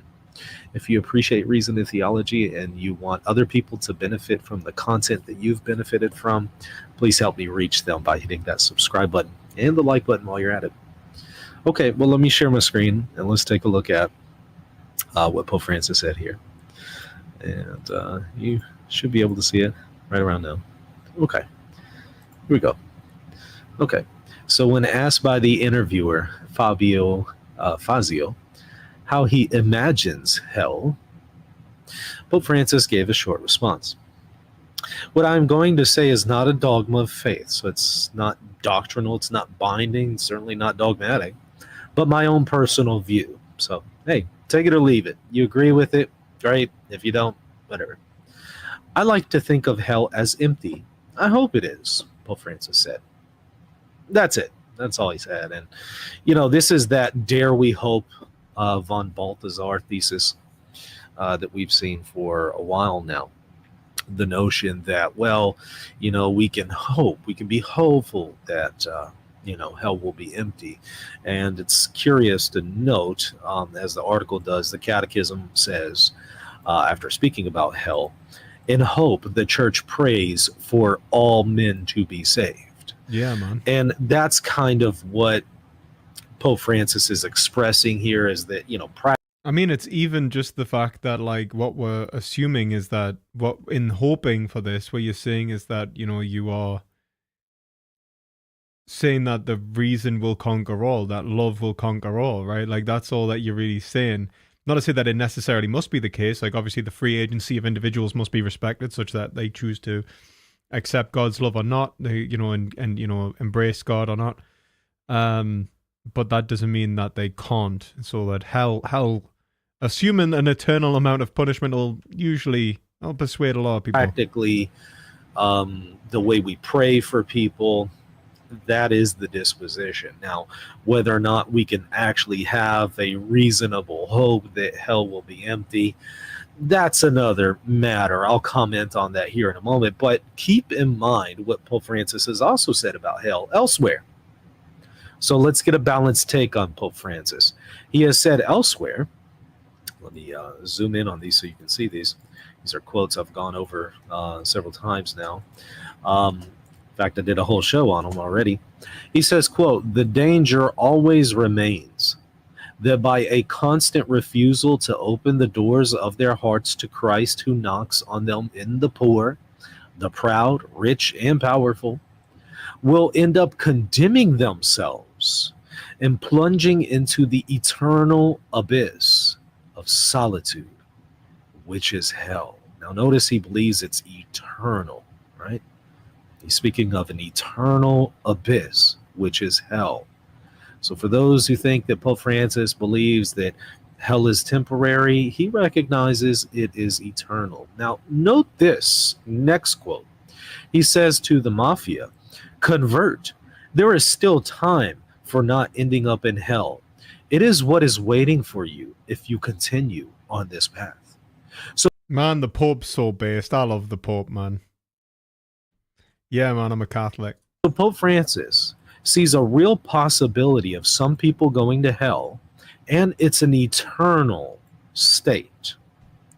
So keep that in mind when Pope Francis speaks of how he likes to think of hell. This is kind of a wishful thinking, because after all, who likes to think of hell as filled with damned people? Who wants people to be damned for all eternity? I think that we can all sympathize with the view that, yeah, it would be really nice to have this kind of hope that hell will be empty. My opinion on the matter, however, is, now that we've looked at Pope Francis in a little bit more balanced light, my opinion on the matter is this. I don't know if we can honestly have a hope that hell will be empty, not in any kind of reasonable hope, since divine revelation speaks at the very least of the false prophet spending eternity in the lake of fire. And the false prophet, I don't think that you need to read it in such a way as to take it literally, though. Prophet is a human. So I don't see a way around that one. I mean, the book of Revelation is pretty clear. And the, like, for example, it depends on how you interpret Revelations. Devil, who had been, or who had deceived them, was thrown into the lake of fire and sulfur, where the beast and the false prophet were. And they will be tormented day and night forever and ever. So I think at the very least we have to affirm that the false prophet's going to be in the lake of fire forever. So we can't just say it's absolutely empty. We can maybe hope that it will be minimal in number, but I don't think we can say it's empty. I mean, certainly Satan and the fallen angels are there, according to the book of Revelation. The false prophet's there. Other scriptures seem to indicate Judas is there as well. So it's kind of like, okay, well, there's God's point to Noah. One, again, I don't think we should read the Bible literally, but I think that the whole point of the story of Noah is that Noah couldn't eat anything else. Like, Noah, like everyone in the world was not allowed to eat meat until Noah was trapped on a like was not given permission to eat meat until Noah was trapped on a ship with all the animals and nothing else to eat. So I think the story of Noah actually does the opposite of what most people do, and it actually shows that the only reason that you can have permission to eat animals is in a situation of necessity.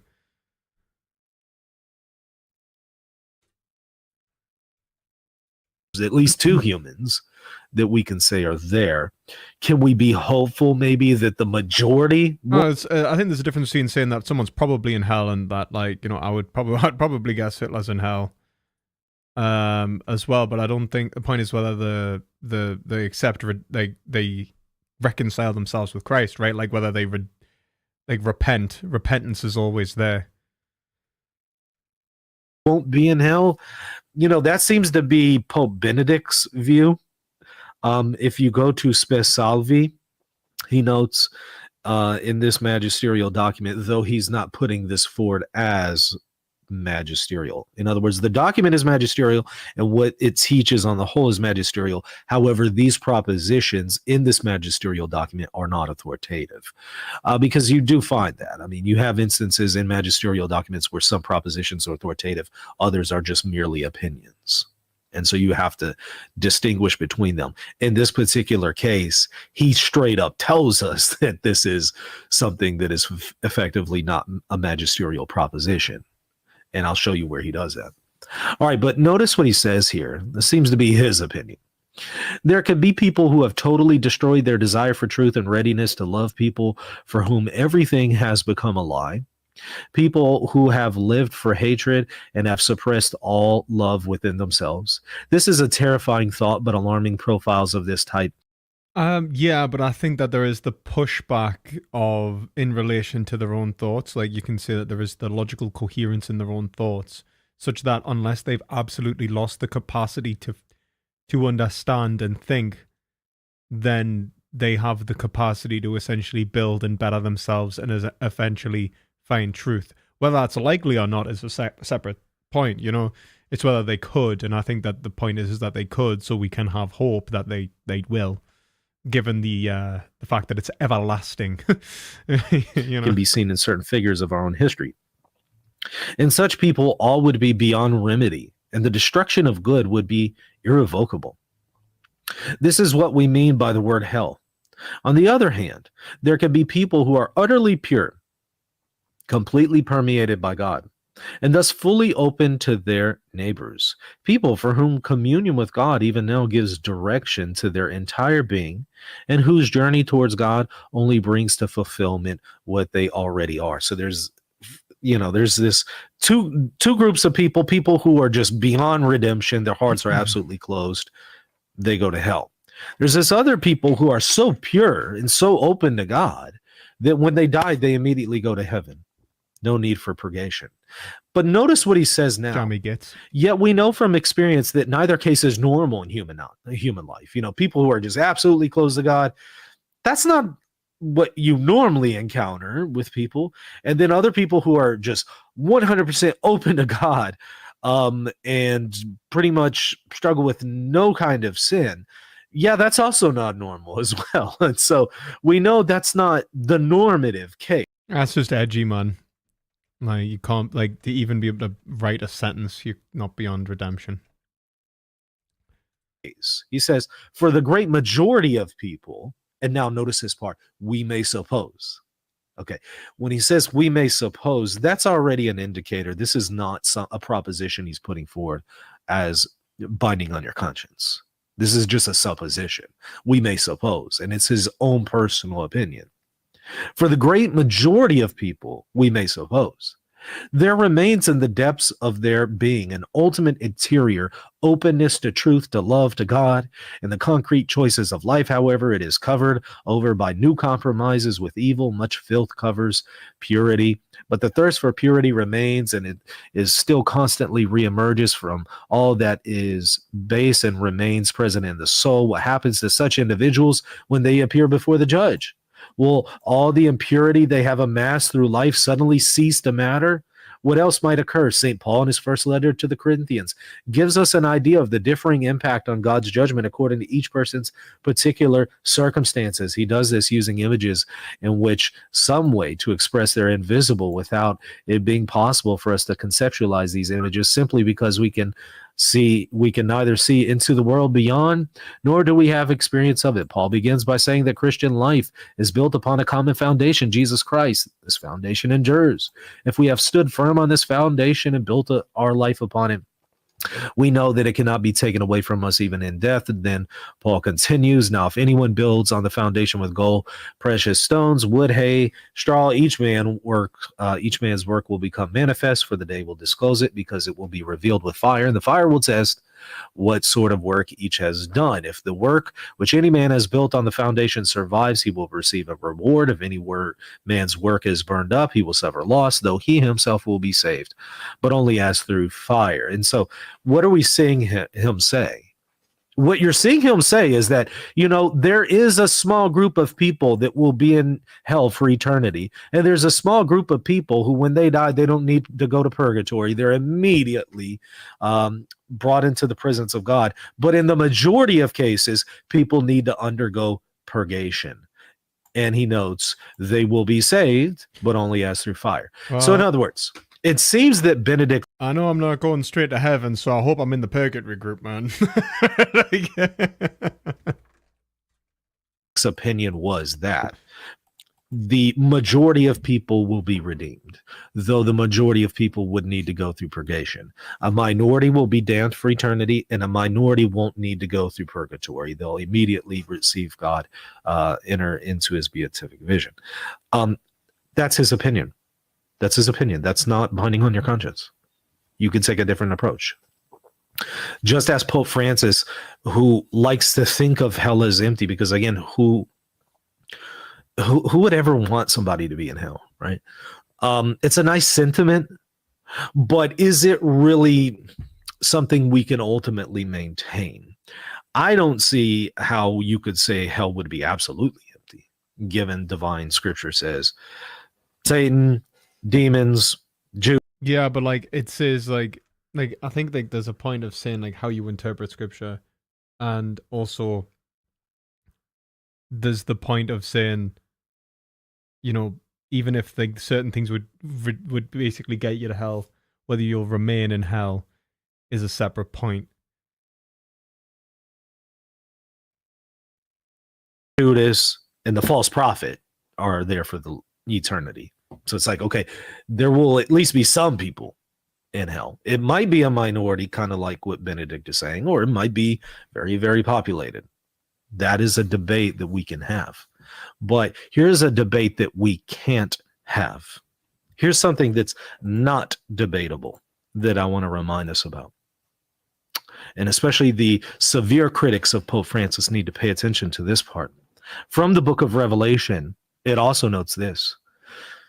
But as for the cowardly, the faithless, the detestable, as for murderers, the sexually immoral, sorcerers, idolaters, and all liars, their portion will be in the lake that burns with fire and sulfur, which is the second death. And then 1 Corinthians 6 also notes the slanderers will join them. So remember, liars and slanderers will spend eternity in the lake of fire. That's not negotiable.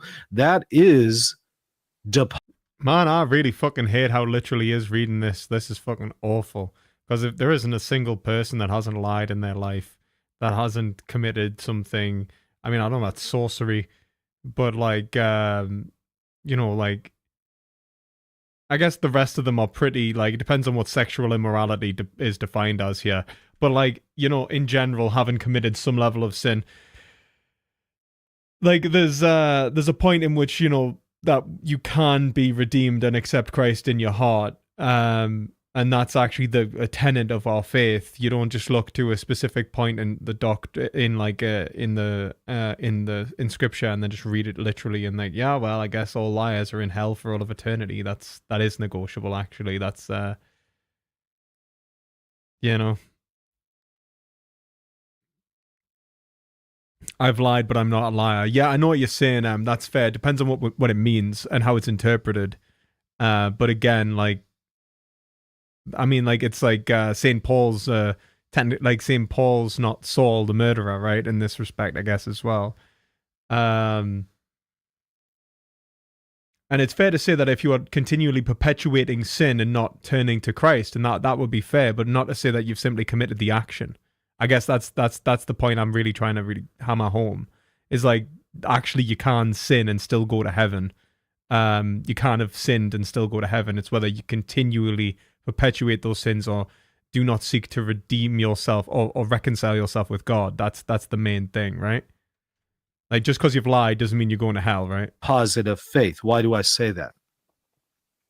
Because a lot of the more severe critics of Pope Francis seem really preoccupied with these comments about Pope Francis.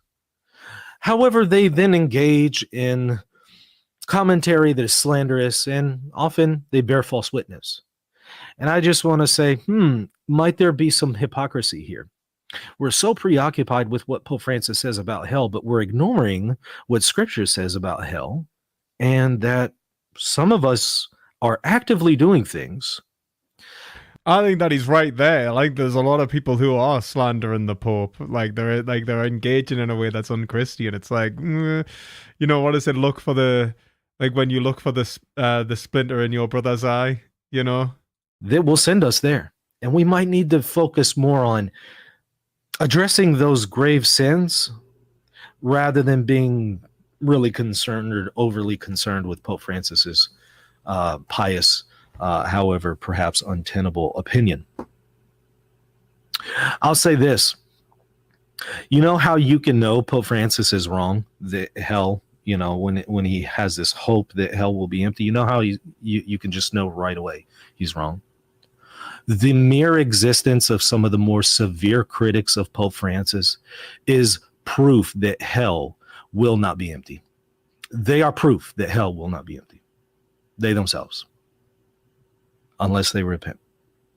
Right? Some of the more slanderous critics of the he's going hard, man. Holy Father. That right there is enough to know, hey, yeah, hell's not going to be empty, considering some of the things that these people do unless they repent. I think we need to be more concerned about that than we are, you know, these hopeful comments of Pope Francis. However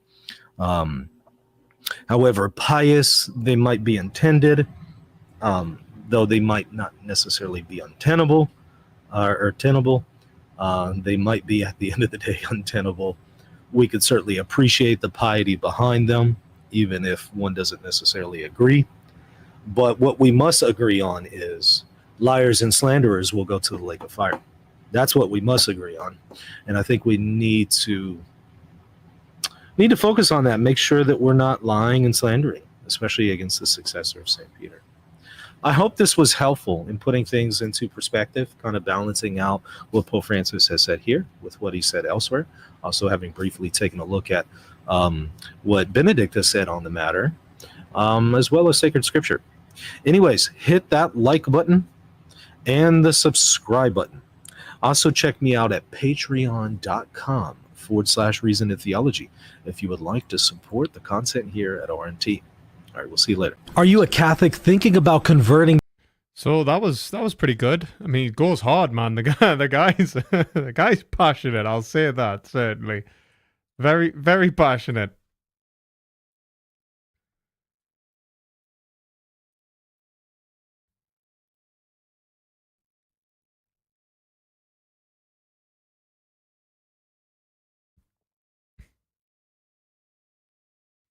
Takes the Bible a little bit literally for me, I think.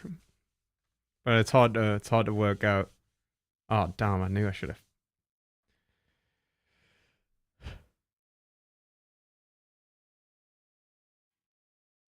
Oh, all the Protestants always think the Pope's the Antichrist. They're like, oh look, it's finally the Antichrist. They're just waiting for it, man. They're just waiting for it. They're like, finally, it's there.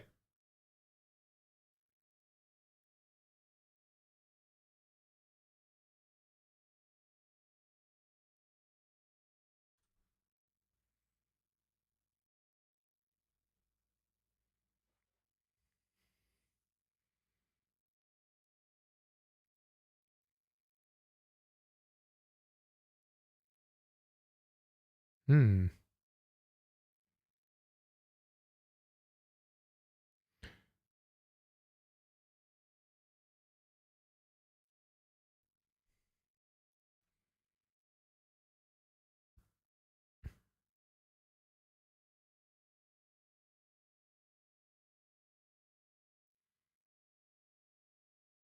I think God isn't punishing us. I think the whole point of the eternal damnation is eternal self damnation. You constantly, eternally reject God. It's not him punishing you. It's your unwillingness to accept God, to seek redemption, to repent. It is the frustration of the wicked will.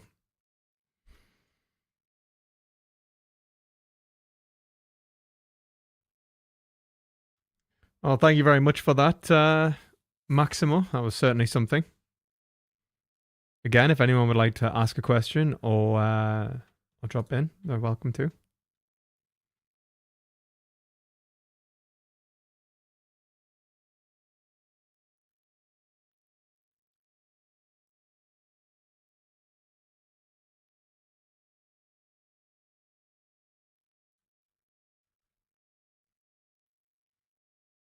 Is there anyone who would choose to be frustrated eternally? I would hope not.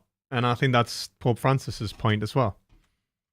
You could, but I'd hope not, you know? Someone who is absolutely prideful would do that. That's the only way that it would make sense.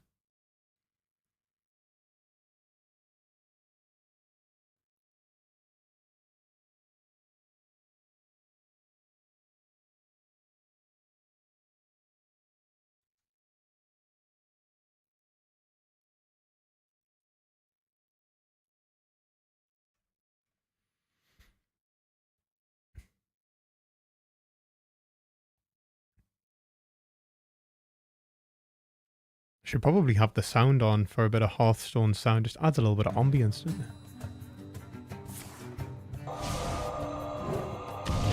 Ambiance.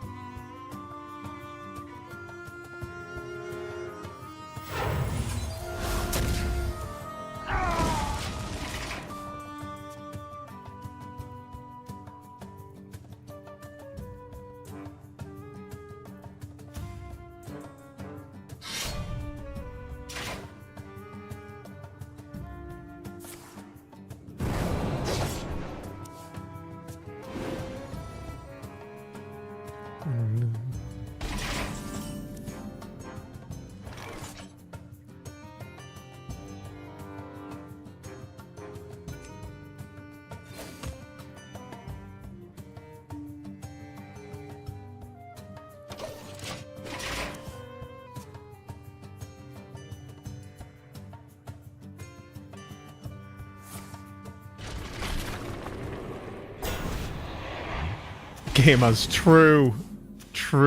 That is absolutely true. 100%. The only people who would do that are themselves. Anyone who plays Sekiro, right? That's the only way that it could ever be understood. Behold the might of Stormwind! Behold the might of Stormwind.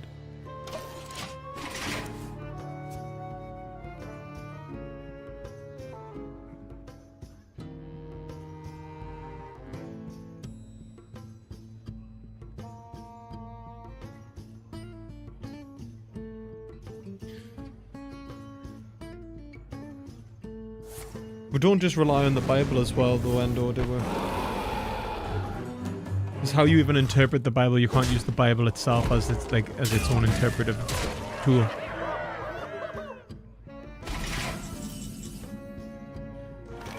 Okay.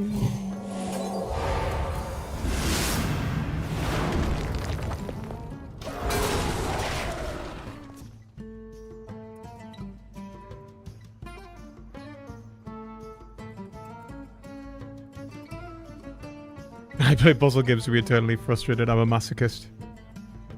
I serve the Fire Lord. Imagine hell for masochism's just eternal pleasure. They're never allowed to be frustrated. And they're like, you're a good boy. No! No! Let me out!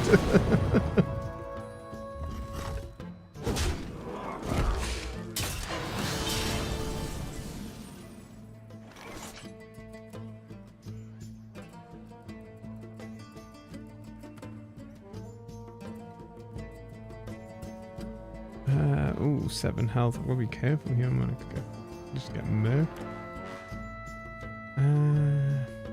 Where's their weak point?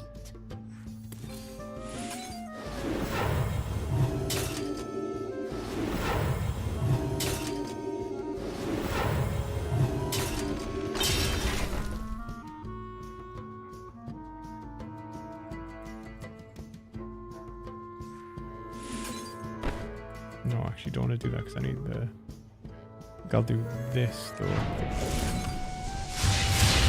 Take no prisoners.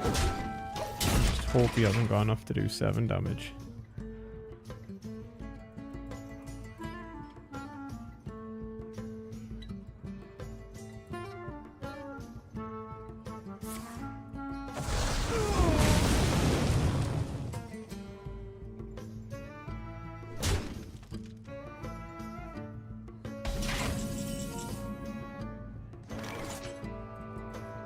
I really needed Ragnarok the Fire Lord there.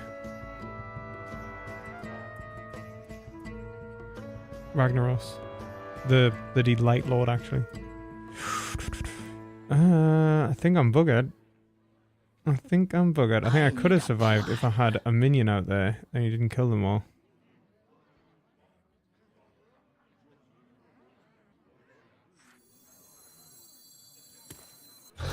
I just gotta hope this summons a taunt minion or some shit. Someone's bound to come this way. No, I am definitely buggered.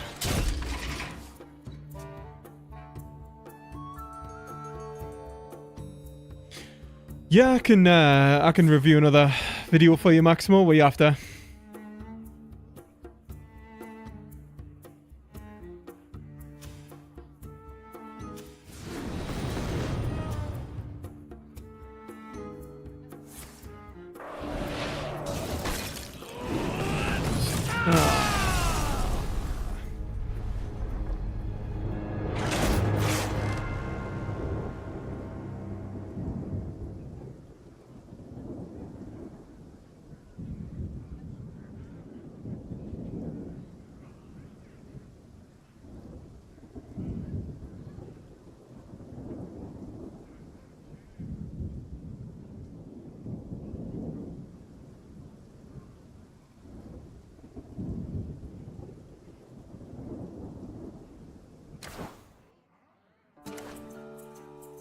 Some guy asked us to review his video.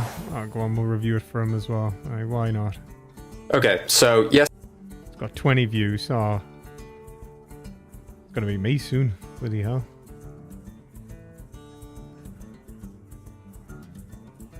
So, Ben Shapiro does not understand emotivism. Okay, so yesterday I stumbled upon a Ben Shapiro clip from a video he posted. You can't see it.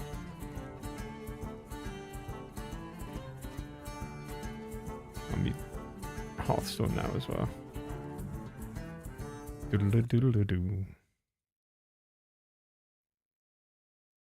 Okay, so yesterday I stumbled upon a Ben Shapiro clip from a video he posted a few weeks ago where he started talking about emotivism, but clearly didn't understand what he was talking about. I kept thinking about how blatantly f***ing wrong he was, so I decided to make a quick video about it. So here's the first part of the clip. There's a kind of politics that a lot of people are engaged in these days called emotivism. Okay, first and foremost, emotivism... It's a meta-ethical theory. ...is not a kind of politics, nor does it really have anything to do with politics. Well, it does. It does, obviously, ethics has something to do with politics. So that wouldn't be fair, but it's obviously not a kind of politics. For those of you who don't know what emotivism is a meta-ethical theory that claims that ethical sentences do not express propositions, but rather emotional attitudes, desires, or preferences. So emotivism basically... And it's terrible. It's a terrible theory, but yes, that's true.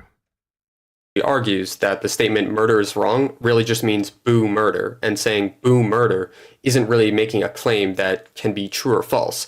It's just more of an expression of how you subjectively feel about a particular action. So yeah, again, to reiterate, emotivism is not a kind of politics, it's a meta-ethical theory, which I'll discuss a little. It's technically a theory on the meanings of the emotive, what is it, the emotive meaning of words and all that, right? Like it's a theory of ethical language is one of the big things, and one of the major pushbacks in analytic philosophy is that it can't even account for like the way that language is structured. But there's more problems than that. I've been telling you a little bit more about what that actually means in a bit, in case you're unfamiliar with metaethics. Just the way that Ben is using the term emotivism here kind of indicates that he doesn't really understand what the concept is. Okay, now that that's out of the way, I also take issue with the part about how Ben claims that many people in the political sphere have been engaged in emotivism recently, which also couldn't be further from the... No, I think it's largely correct to say that the contemporary left wing in the United States are more likely to be moral anti-realists. Truth. There's a kind of politics that a lot of people are engaged in these days. I probably guess that at least 99% of the people in politics don't even know what emotivism is, let alone be proponents of emotivism themselves. So no, but they don't have to know what the theory is to believe that morality doesn't exist and that it all is just expressing emotions, right? I don't know. Let's just move on. And also, like, to be involved in politics isn't to say that you like the president or something. It can be as little as like people campaigning or even arguing politically. It's a basic philosophy that suggests that the reason your opponents are doing the thing they are doing is because of their own emotions. They're doing it because they're badly motivated, because they want the worst for you. Okay, so... Wait, what? It's a basic philosophy that suggests that the reason your opponents are doing the thing they are doing is because of their own emotions. They're doing it because they're badly motivated, because they want the worst for you. I've never heard anyone describe emotivism like that. That's pretty wild. Okay, so that is not what emotivism is. Whatever Ben is trying to say here would be some sort of psychological theory explaining why...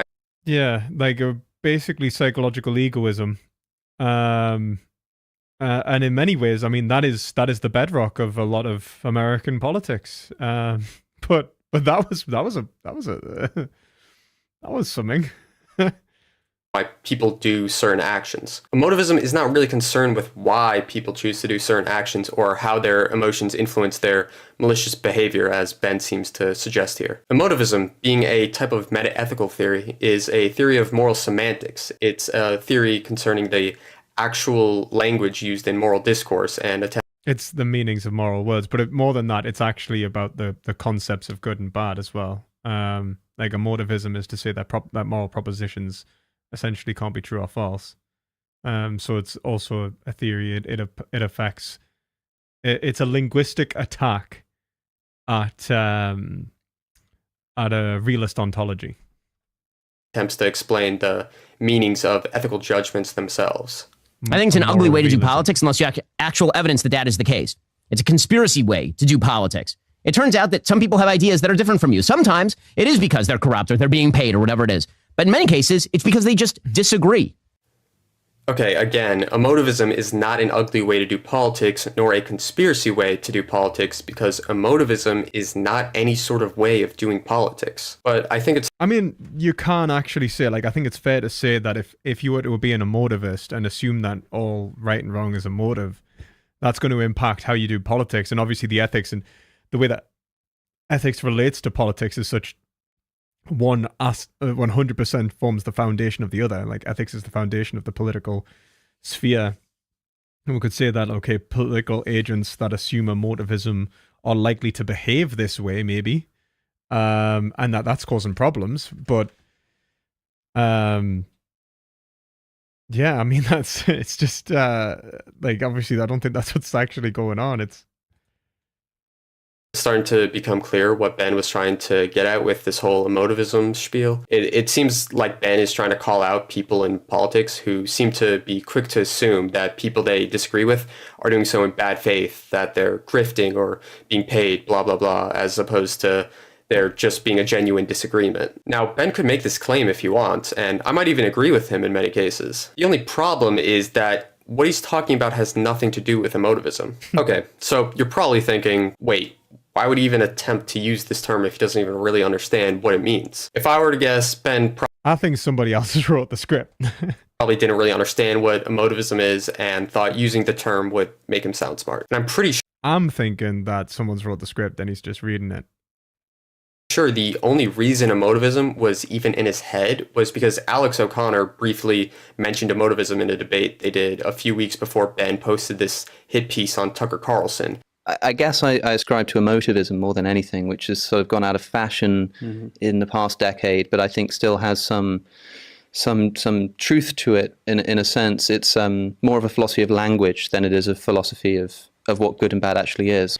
I know Ben Shapiro is a political commentator and not a philosopher, but he was just so ridiculously f***ing wrong in trying to use a fancy word to impress his fans that I just had to jump on him for it. There's a kind of politics that a lot of people are engaged in these days called emotivism.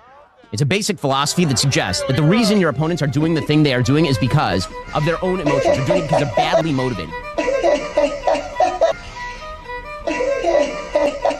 So that's pretty much it. Maybe I'll make another video like this in the future if I see someone say something. Yes, that was something. I think it was funny. But obviously emotivism would impact like how you would do politics, but that doesn't make it a political theory, yeah. That was kind of wild. That was an interesting video. Okay. Here. Spirit Man versus oh man, like an hour long. We're really doing that? I'm assuming that this isn't really an hour long here, and that this is a lot like shorter in like the actual thing, Maximo. Like that there's a Q&A section and that, right? That you're telling us that there's a Q&A section, right? It's not going to be an hour.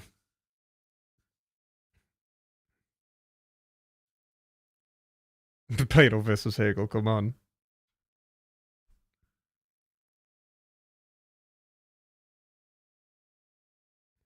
I don't know if he did mention it because of Alex O'Connor. I don't know what's going on there. My guess is that I don't know. Maybe I don't know. I don't know. Like the guy actually, like when I did Ben Shapiro, I don't know. Maybe it's not him who wrote like the script that he's saying. And this is the thing, like when he name dropped Alistair McIntyre, Hegel, and Aristotle in that discussion with Alex O'Connor. I think it was. So if he has any knowledge of Alistair McIntyre, he has to know what emotivism is. So unless he's trying to say, like, and he's just not explicating that emotivism is having an impact here, like I don't know. It just seems that like unless he just doesn't, and he's just bullshitting like about those philosophers. But there's, you know, very brief hour, yes. And that should be good. So I'm back with Spirit Man again. I know some of you guys did not make it through the last very long and in-depth metaphysical conversation we had, and I don't blame you, to be honest. Why I really wanted to talk to Spirit Man in the first place was I had been told that he is, you know, having a really active movement towards some bigger societal goals. He's involved in that, you know, he's committed to that, takes it seriously. I also consider myself as being actively involved in trying to make the world better, and so that's primarily why I had respect for Spirit Man off the bat, and I still want to hear what he has to say. Now, to preface, we're going to kind of talk about ethics today, but particularly as applied to whatever projects you have going on, and, you know, basically what is the best way forward for people in our situation in the modern day, applied ethics. But, you know, some abstract talk would be good as well. On the abstract side, just to follow up on what we talked about last time, The difficulty that I mentioned with Hegel is the language that Hegel uses regarding the relationship between the infinite and the finite, or the unlimited and the principle of limit in Platonism, and just basically antique thought in general. Limit is first and the unlimited is it follows. And that's sort of like the masculine principle and the feminine principle. Look up the Pythagorean table of categories, basically, to get an idea of like what sort of things fall under that domain of limit and what falls under the domain of the unlimited. And that pertains to the ethics that follow from Platonic metaphysics. For me, metaphysics is really useful fundamentally because it informs us about the nature of the good and tells us what we should do. And that's kind of the purpose of philosophy. Ethics. I mean, that's what Hegel's going to say as well, though, right? Like, and then maybe, I mean, that's what any moral realist would say about anything. It's only good if it has an ethical good, right? Like, that's kind of like almost tautological. Ultimately politics. So that being said, my worry is that this emphasis on the unlimited will have negative ethical consequences. But But I mean, it's not an emphasis on the unlimited. That's a misinterpretation of Hegel, because the infinite is unknowable in and of itself. So it's actually a unity between the infinite and the finite that you gain any amount of knowledge. That's his whole. He gives an example of it being like a pitch black room or a bright white light. It doesn't matter like which way you look at it, whether it's absolutely dark or absolutely bright, you would still be blinded. So like his whole point is to say that unlimited, for something to be purely unlimited or purely infinite in the way that we approach it, like it would be essentially empty, meaningless, a void, and that it's given meaning in relation to essentially limitation. When you unify perfectly limitations like the unlimited, like allness and thisness, universality and particularity, the unlimited and the limitation, then you gain the absolute, and everything is a series of what is an individual. Like, this is why it's an infinite series of individuality proving itself to itself. It's kind of debated about that topic. Does Hegel really invert this Platonic scheme, or what's going on there? Maybe it's a subtlety of language. So I think the best way to find this out for myself is just to hear, where do you go, Spirit Man, with your ethics and applied ethics, and how does that follow from your kind of Hegelian framework? You're very good at this. Thank you for having me back on. I thought our last conversation was really rewarding, even though it is a bit abstract. But to let the audience know, the reason why the logic is really important for ethics and politics is because the way that the logic constructs itself repeats itself in higher concrete spheres. So yeah, absolutely. That's very true. Politics is just another version of logic. So yeah, well, everything is like logical. Like, logic essentially permeates all thought, and the complexity of thought is just essentially compounding ideas, or like compounding identity relations, building upon itself, but following the same structure. Which is why he moves from, essentially, even in terms of the philosophy of nature, he moves from the logic into the philosophy of nature to the philosophy of mind, such that it unites all of those spheres in one, such that the logic is applicable to mind, even though that mind is the truth of the logic. So if you understand the logic, you'll understand the politics on a much more fundamental level, on a more spiritual, more philosophical, more scientific level.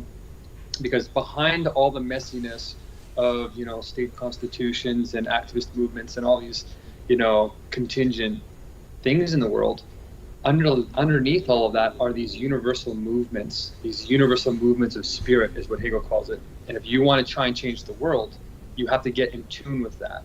If your inner world is not aligned with that kind of inner world, then your outer world will be irrational. You'll have caprice. You'll have your own sort of limitations imposed upon the people and the movements around you, and then they'll collapse upon their own contradictions.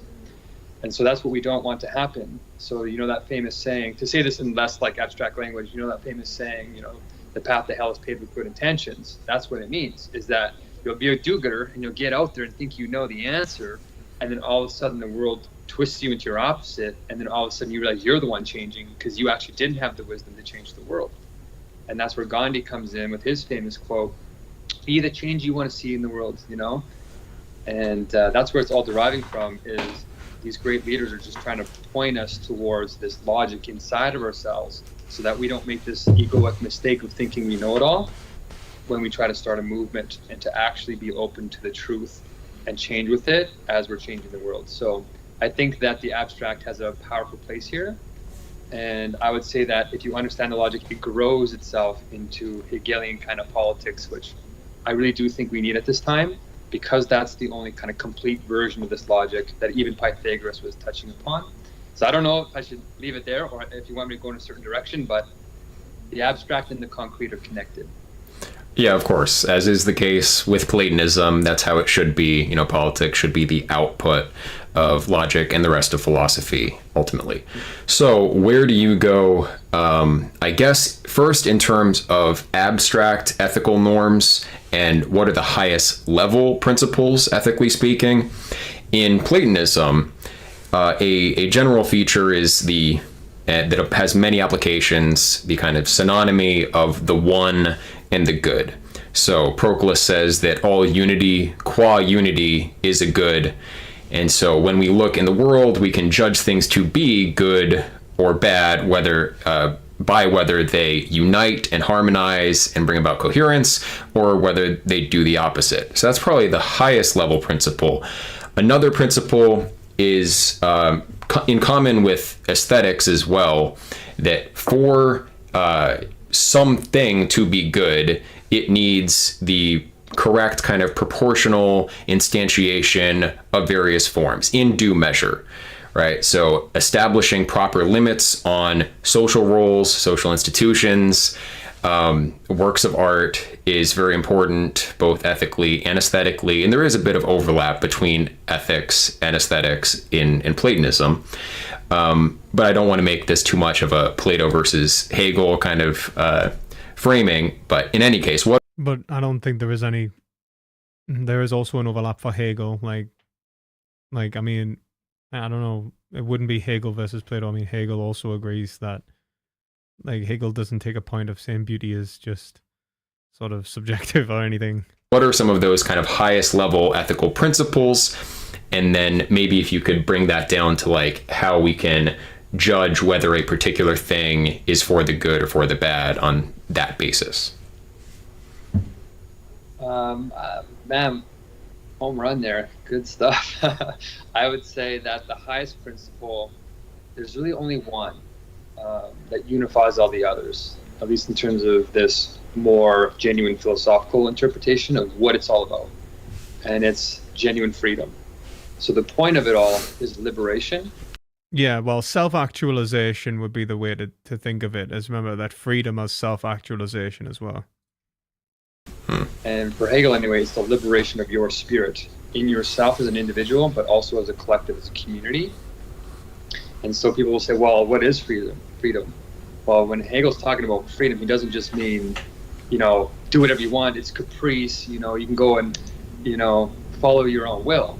That's what he calls abstract freedom. So it's still freedom, but there's something abstract about it that has a limit. And he says real freedom is not this abstract freedom, because abstractness always has an opposite to it, and then they condition each other. So it's not really free. So the opposite of abstract freedom, caprice, is necessity. So that's a determinism, you can kind of think of it. So those two condition each other. They kind of go at odds. But he says real spiritual freedom is when you sublate those two and treat them as moments that interchange into each other at their extremes. They limit each other. So to be free of the limit is to sublate into genuine freedom, which is the freedom from abstract freedom, which sounds paradoxical, and necessity as one concrete whole. So the necessity and your free will are lined up together. And in Christianity or in Yeah, that's a good way of putting it. Buddhism or in other deep divine truths, they touch upon this with providence and, following your destiny, and there's a path. Christianity very much would argue for this. For you, and you can deviate from that path if you want. That's caprice. But when you really find who you are spiritually, that inner spirit coming through you in this life. It's to say that what is good for you, what is necessarily right, is also what is good for you. life. You align with the good. It's your highest potential. And the reason why we can say that is because when you align with the logic, this deeper spiritual logic, it brings your thinking into alignment with your being, and your being changes the world with your thinking via the idea. And it's like Plato's idea, right? It's the perfect reason. It's the thing thinking itself in the supersensuous realm. We can call it God, we can call it source, we can call it Allah, we can call it whatever we want to call it. But this thing is perfect reason. I mean, I don't think that makes sense that you could just like essentially just say that all religions are equally talking about the same thing, because we're not. Like, like we're not. And like Hegel makes a big point of saying this, where he's like, actually, no, like Christianity is the only religion in which this philosophy actually pertains to. Making its way through our abstract world, through us. And our consciousness is a return to that kind of logic. But it's in a fragmented form at first. So it's like glittering in us. But when you're really aligned with that, incredible things start to happen. Very powerful spiritual things that Jesus was telling us about. You know, he said if we understand him and believe in him, believe in the way, the truth, and the life that he was, then we will do greater things than he. That's crazy coming from somebody claiming to be God, right? Like that means we're going to be doing godlike things. Mm-hmm. And now it makes sense. I don't want to get too far, off the beaten track. I would like to just kind of rein it in and understand these higher level principles, because from what you've said, I don't know what that looks like yet, and it doesn't kind of tell me what society should be, what our... Well, I don't think that, asking someone like for the abstract moral principle and then saying like, okay, but that didn't tell us about like society. Well, of course it didn't, because it's not for one man to decide what's right and wrong, just and unjust, based upon like an abstract moral principle. Like that's nonsense. That would be caprice. That would be pride, actually. It's I don't know why you would say that. Like, I don't know. That just doesn't seem good faith, even. Like, he's outlined the basis of how he would make an ethical judgment. Sure, you want to have that fleshed out in some concrete examples. Sure. But then he's not done anything wrong. He's answered your question. He's just answered it, and he's expressed his principle. He's not really outlined the specific concrete example of what it would look like in society, because it would depend upon the constitution of the state, the law, the ways in which we engage with each other, the concepts available to you when you're reasoning. It's not like what do you want him to give? Like essentially a universal moral, like essentially a universal like a moral ought. Like I don't know what he's looking for. Like, oh yeah, so aesthetics. If you just do this thing, then ultimately you'll always will the good. Like, what was he looking for? Like the abstract Kantian formulation, or the goodwill is good. Okay, oh, there you go. Like, now just apply that and you've got anything you want. Like, because unless you talk about the specific circumstances, you're not actually going to be able to, and the context in which an individual is actually living their lives.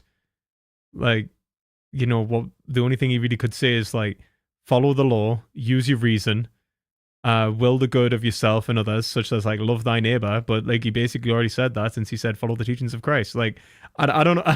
Like, I don't know what he's looking for. Like, should be what our kind of personal habits should be. So maybe we can apply this kind of higher level freedom that you're talking about, this sublated freedom, to things like, everyday ethical problems that people face, problems of like moderation and, is asceticism fundamentally right? And should we abstain from bodily pleasures? Should we maximize pleasure? Like, what does it tell us in terms of utilitarian calculus and in terms of like, what? So he's wanting like what is he wanting, like the normative ethical theory now? What sorts of activities we should engage in? What does that highest freedom ironically tell us to do? It means to think in those proper proportions that you mentioned earlier. So when you're moving through your life, you're going to come up against limits and you're going to want to negate them. And that negation, creating the other, is really creating all. I would say that it's just to be loving. Like the overall end is essentially to be loving in Hegel. It's essentially mutually recognized, to consider somebody else as equal to yourself and act in accordance with that equality, such as that you can recognize equally the reason of others and yourself. But that includes the collective whole, which means also do things like respect the law. engage in politics, but don't be prideful about it. Like, avoid vice and engage in a life of virtue. All the tension in our lives. So the real root of oppression, the real root of all the badness in our lives, the real root of amorality, crime, is really not understanding who we are as pure thought. So understanding ourselves as pure thought is really the problem. Again, I'm sorry, but this isn't telling me what to do. You have a tendency to go off on a bunch of different directions. I just want to, Hegelian has a tendency to be tangential. Oh, what a surprise. Yeah, I feel like he's setting a rhetorical trap more than anything, to be entirely honest with you. And I think, I don't know, man. I can honestly say, I think that, I don't know who this guy is, but he gives us bad vibes. No, have the question answered. Well, the one question, is asceticism good or bad? Because saying it's, flowing through your activities, you could do anything and flow through your activities. Is anything then good, right? So this is it's like looking for, he's already said that the goal is to maximize freedom. So if it's does asceticism maximize freedom? It's well, ask him what freedom is, maybe. Rather than just go oh yeah, so you want to maximize freedom, and it's all right, well, what's freedom? Self-actualization. Okay, so how does it relate to talk about maximizing that which is actually in your interest? How do you discover your interest? Through a process of mutual recognition. So ultimately it's about maximizing love, about maximizing this relationship you have with others, right? You haven't established any of the foundations you need for the conversation, and then you're yeah, but is asceticism good or bad? What the fuck? What do you mean? Why would you even? Why would you even ask that? What relevance has that got to do with this at this point in time? Regardless of how he answers yes or no, it doesn't matter, because obviously you haven't even set up the foundations of what we're even talking about. It's just. I don't know. I don't know what he's doing, man. Yeah, so it comes down to those proportions. In asceticism, at least in Buddhism, Buddha had the right proportions, but he had to go to the extremes to find it. So he realized that this othering isn't the answer. So he articulated this proportionality as the middle way, right?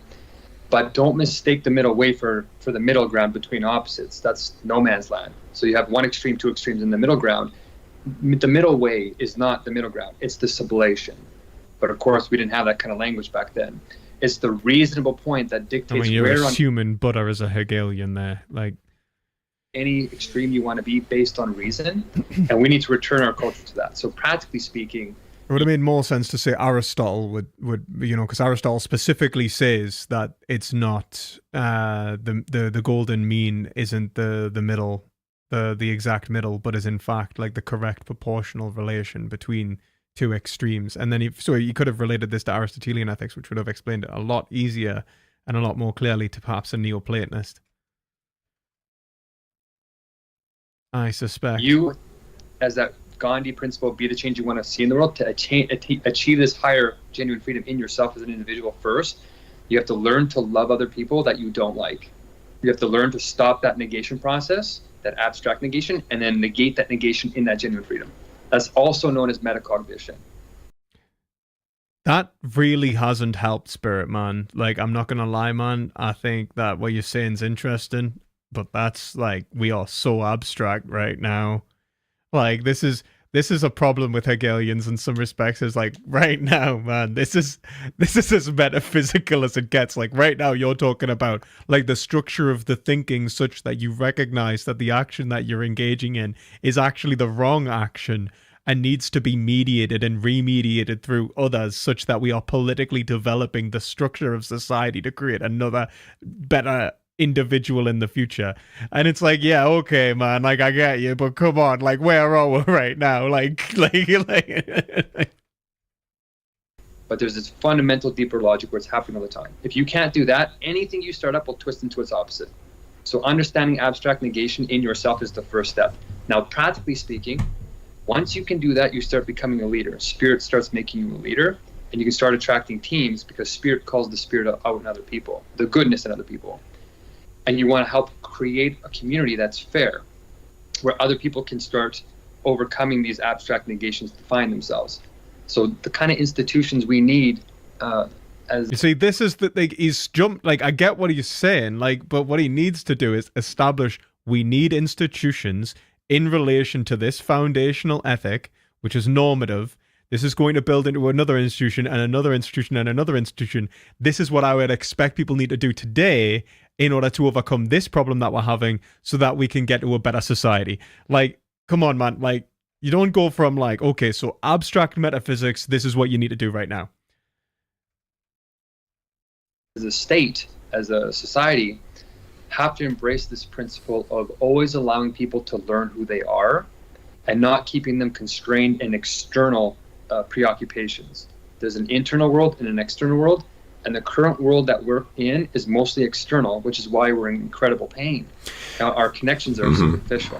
Okay, so like what he needed to say there, and even Hegel said it better, my word, is that we are too hedonistic right now, and that we are going to need to engage in a form of limitation, restriction, which will lead us towards more of a universalism. We'll probably overshoot it, but we'll be on the right path. We need to restrict ourselves. We need to reconcile. We need to stop and think and pull our desires into, back towards a universal moral law between us, which we will understand in relation to the laws that we've established and the rational institutions that we already have, and a unity of the good that we already have knowledge of. Like, come on, man. Like, just do that. Like, don't. So the one principle that I have gotten from you that I like is, consistent with Platonism, love others, love your enemy, but from like the Bhagavad Gita, right? Sometimes you do have to do violence to others out of duty, this is your proper dharma. That's the, problem that Arjuna faces. He doesn't want to attack his cousins on the other side. Krishna, in the guise of the charioteer, tells him, basically this message that you can have that love at a deeper metaphysical level while like pragmatically actually having very well defined borders and differentiate, because if you have no borders, like obviously in terms of the structure of society, things kind of homogenize. You don't have you can't have like systematic laws if you don't have these borders at certain places. So initially, the Hegelianism here seems again to emphasize a freedom and an unlimitation, which is a kind of left-hand path in perennialist terms, and it is in the indefinite dyad column in Pythagoras. He doesn't want you to be unlimited. Like I don't understand how he's interpreted that from what he said. Like, clearly he's talking about like a dialectical relationship between opposites, where he talked about necessity and essentially we talk about like necessity and caprice being essentially mutually mediating, such that they become one as a single unified median, which isn't a direct median of between these, like in the middle ground, but instead responds to a sort of ontological reality, which is the experience of yourself, or the actualization of self, right? Like that's what he's getting at here. Pythagoreanism and Platonism. So from what I've heard, I don't like the general message, but I do agree that you should love your enemy. But this kind of business of finding yourself, I'm curious, what exactly that means. Do we have some kind? Remember that for Hegel, everything is the self. That the know thyself is not a call to know your subjectivity, but to know everything. It's a call for us to it's a call really towards the beatific vision. It's God calling us home. That's what the divine command is that Socrates has. Kind of already established essence in ourselves that should be respected, because there's an element of truth to that. There's also a way of misconstruing that. So maybe you could expand on this process of discovering who you truly are, and then how does that amount to you exercising that freedom, and ultimately, what do you do with that freedom, ethically, aesthetically, in terms of the sorts of actions we should be engaged in?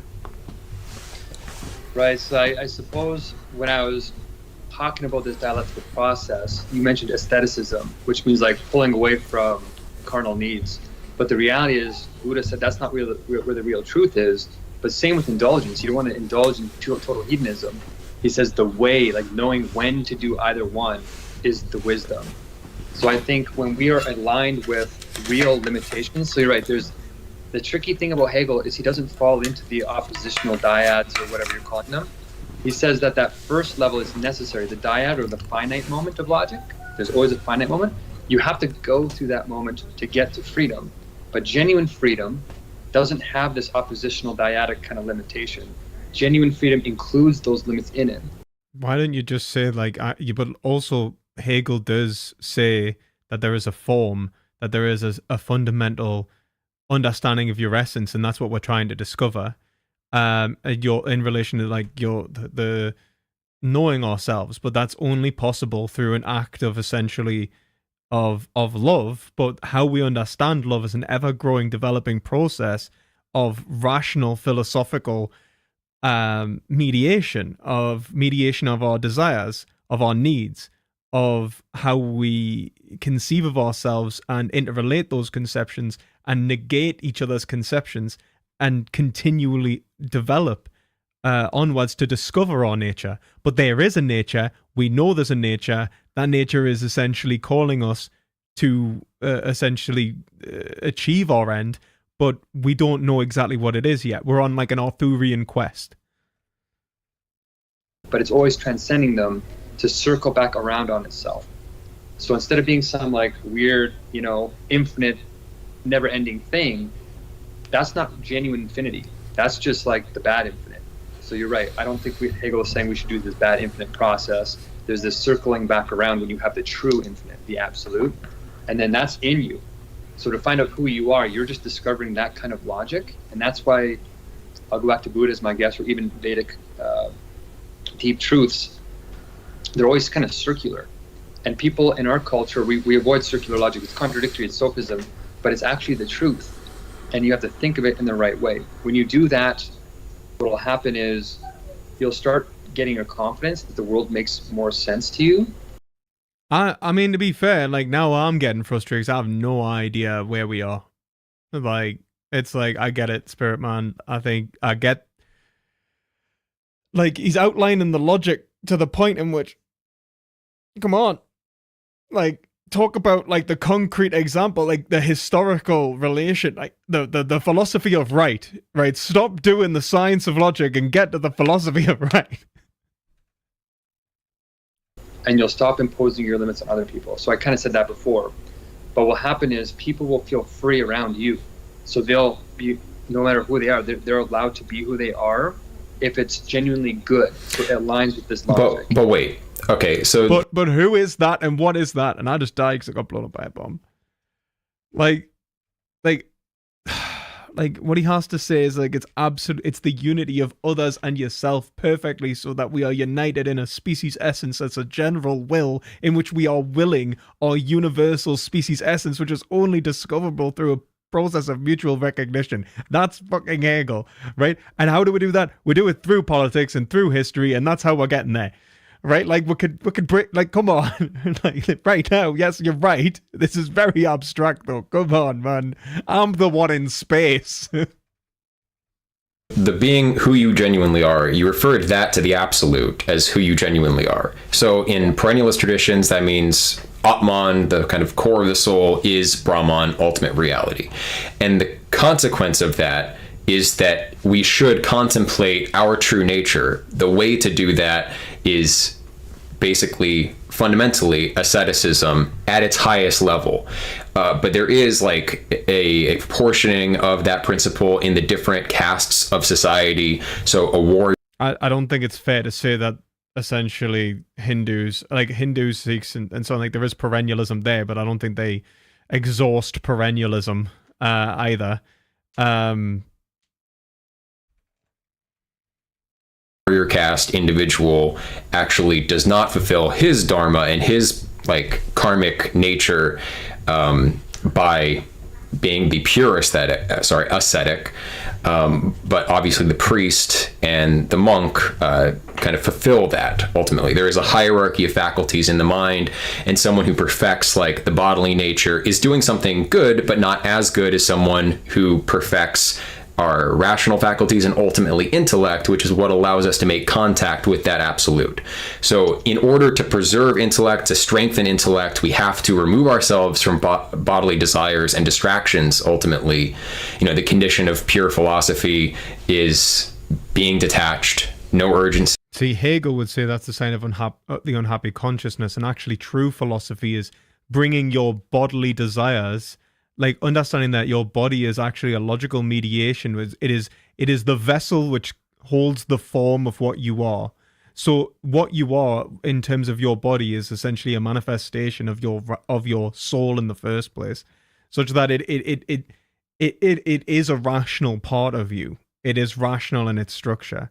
And like you should, in the way that Aristotle says, you should the reason rules the passions constitutionally. Your passion has purpose, right? Like, the image of the soul, Arakoda, 100%. So you're not kind of in that fight or flight, an appetitive animal mindset. So like the whole point is to say like like there is no separation between like desire when you look at it in terms of pure abstract contemplation versus bodily pleasure. You've already made the mistake of thinking that it's one or the other when it's clearly united in both, and you should indulge or restrain yourself in relation to what is appropriate or not appropriate for your nature, which is discovered through love.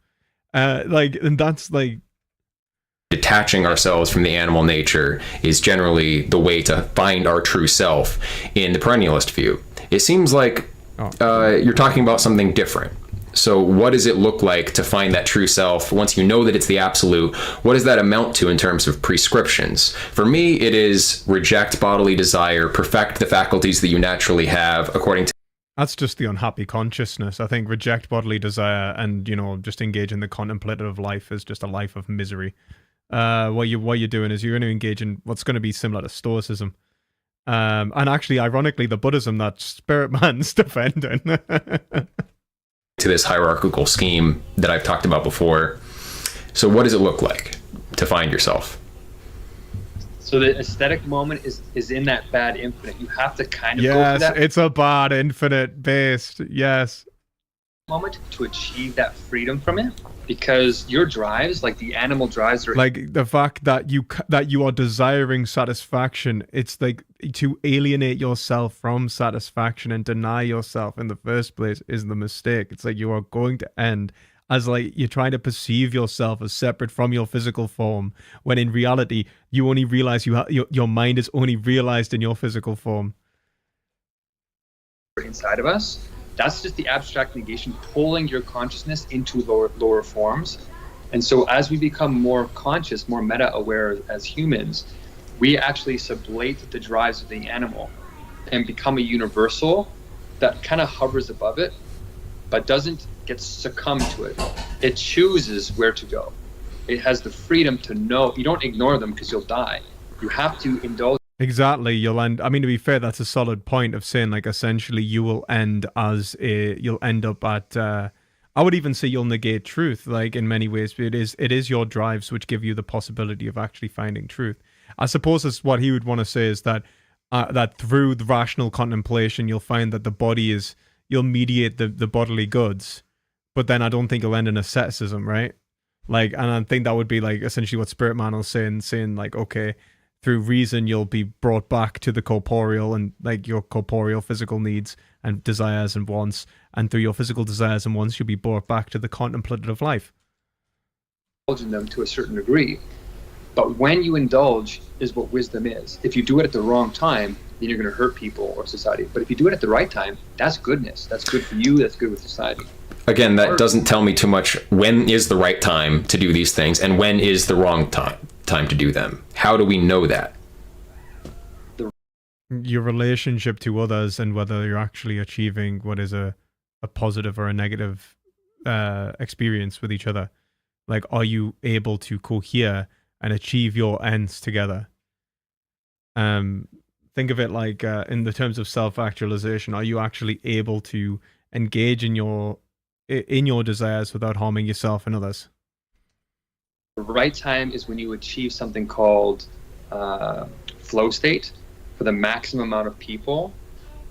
I'm not saying that Stoicism necessarily preaches asceticism, but I do think that Stoicism actually leads to it's a coping mechanism in order to deal with the unhappy consciousness. Essentially, it's not all bad, and I think obviously we all do need coping mechanisms, and that's the point of it. But to engage in Stoicism itself, like the higher levels of Stoicism, really do engage more in terms of the rational contemplation and engaging more towards the pneuma, right? And aligning yourself with the pneuma rather than which seems to have more of a Platonic influence than an Aristotelian one.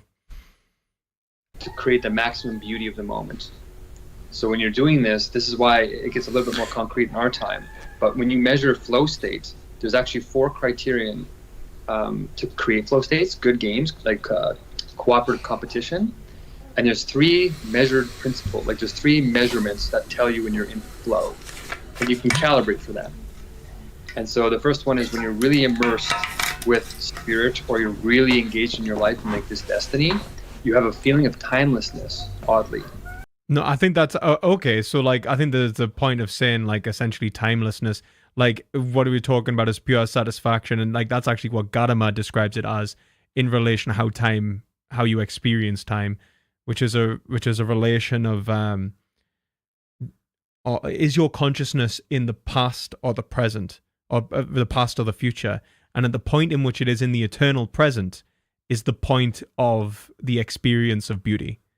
Because your will is fully encapsulated in the moment of the now, of the here and now, and I think that's a good way of actually expressing it. But this universal logic exists. The idea exists in a timeless spaceless realm, and you are connected to that. So when you're getting closer to that, that's why you experience timelessness in the temporal realm. That's one criterion of flow. You can call it rapture. There's a whole bunch of ways to describe that. The second criterion is you have to be completely immersed in what you're doing. So your little self and your big self, they're actually blending. You feel connected to the world. You're expansive. But whatever you're doing in action is aligned with your being. It's an immediacy. Your being and thinking start to sublate and merge. Your being is your thinking. That kind of thing starts happening, and there's a way to measure that. And the third one is it's intrinsically enjoyable, meaning that it brings you joy from the inside because you're being your full self. You don't need an external, I'll pay you $100,000 to do it. This is what human beings are living for. So you can create those 3 conditions. That's what we're all living for. That's what genuine freedom feels like. So to do that, you have to create games in society. So this is where the individual leadership style grows into the movement, the activism part, where I think you and I are sort of aligned. How you create good games is based on these flow criterion. So one is all good games have to have clear goals. All good games have to have, number 2, immediate feedback to the players. Number 3 criterion is that the challenge level of a job that you give somebody in the game has to match their skill level, not too low, not too high. And the 4th one is you have to have clear rules. So if you look at our societies today, they're not structured like that very well. Anxiety and depression are going up because they're all mismatched in some way. And one of the most important ones, that last one, clear rules, Hegel says, if you're going to be a great leader, he says the greatest leaders in history were the leaders that made their laws known and easily learnable to the public. The laws have to be promulgated. And I thought that's a bizarre thing to say, but now that I see how the logic evolves through, politics, it evolves through school, it evolves through the family, it evolves through. And it's not their laws. The civil society. Hegel argues for essentially a constitutional monarchy, so he's like actually saying like you represent the will of the people. So he's like you give back to the people one step more than what they're doing. So you see the logical trajectory, and then you go, the law is slightly better than what the average person's actually doing, but is a representation of what you actually believe. The police, the corporation, then it gets into like law. Actually, it gets to law first, and then I think it goes into higher levels of politics. It's all the logic evolving, but it's the same game dynamic. And if you don't know the rules, your citizens can't get into those flow states very well. So a very practical thing we can do is just make the law understandable to our people. And one way to do that is to show this underlying logic, which is way simpler. Our laws are really crazy, and they're called contingent. They're just like a case-by-case basis. But the real law is actually this sort of triadic oneness. Like that's what the Trinity was supposed to be in Christianity. It's way simpler, and like children can learn it. And when you learn to recognize that, Hegel calls that he calls that thinking in the notion of things. That means the concrete universal logic of every bit of society in the of reality in the idea. So to think in the I don't like the man has spoken a lot, and I appreciate that this has now become a lecture on Hegel. I really don't think he's answered like this must be what I sound like. Notion by notion by notion, thinking of wholes in the parts. Like I think he's answered, but like in a way that's gonna alienate like 80 to 90% of the people that are listening, right? Like that's what syllogisms are. Real syllogisms are. They're the living kind that grow into each other. So we need to teach people to think that and then make the law knowable and then create those flow state games. And that's a big discussion. Oh.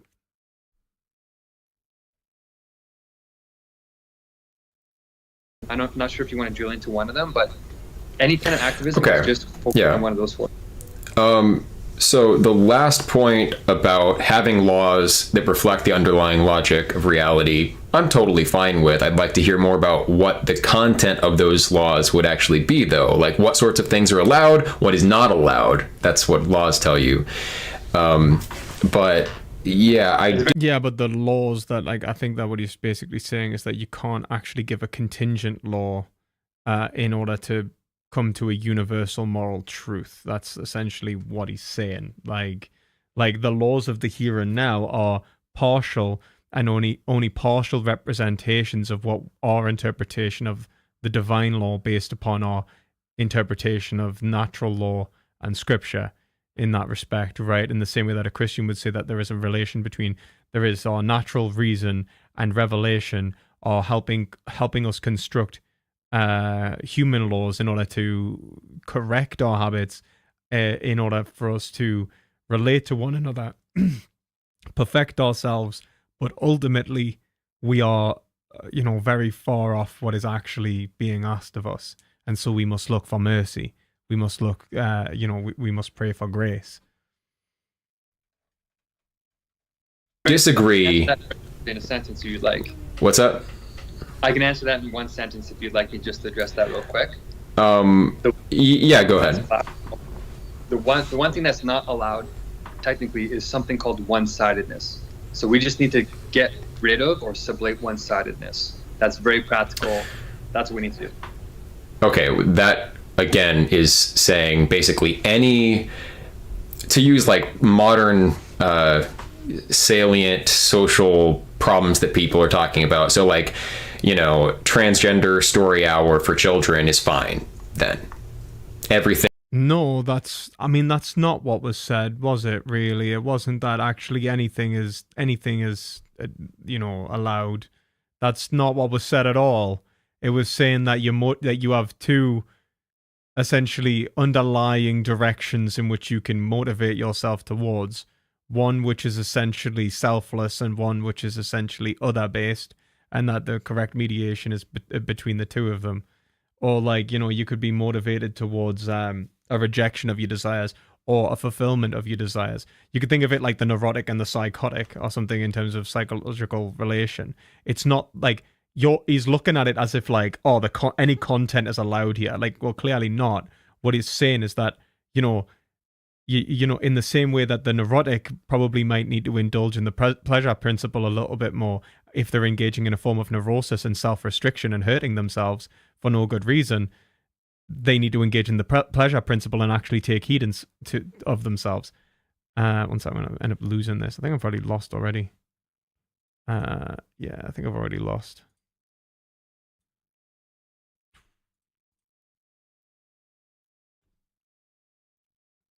But, and likewise, the psychotic, they need to actually learn to embrace the moral law, learn to understand and interpret the moral law, see it as a part of themselves and actually bring it into themselves such that they restrict their desires. That's really what he's talking about here, not some sort of abstract, rather than concrete. He's talking in abstracts. He's talking in sort of foundational motivations in the dyad, which when brought together then form the concrete. And that concrete action might be one way or the other, depending upon the circumstances at play, right? but ultimately it's going to be things like follow the law, love thy neighbor, like these sort of general principles which reflect do the good thing towards yourself and others. Now, what that actually looks like in specific circumstances is hard to detect. And the way he's saying to detect them is based upon certain experiences of self, which he's outlined as essentially relations to your own desire. How does the desire self relate? And, that would be like in the way that a Catholic would say that you could experience grace and have an experience of grace. And so, like, I don't see why this would be such a problem and why you would say, like, oh, transgender story time. It's like that's rhetoric, right? Like, if you didn't understand what he was talking about, say something, stop him earlier, engage with the man rather than letting him talk for like a long time. Well, you don't actually understand what he's talking about, and then go, okay, well, would this be the case? And be a little bit more like better faith, but it feels like it's just like going for the rhetorical gotchas to a clearly conservative audience. It's like, well, no, obviously not. Like, the man said that asceticism isn't okay. That doesn't also mean that, transgender story time is necessarily the way to go.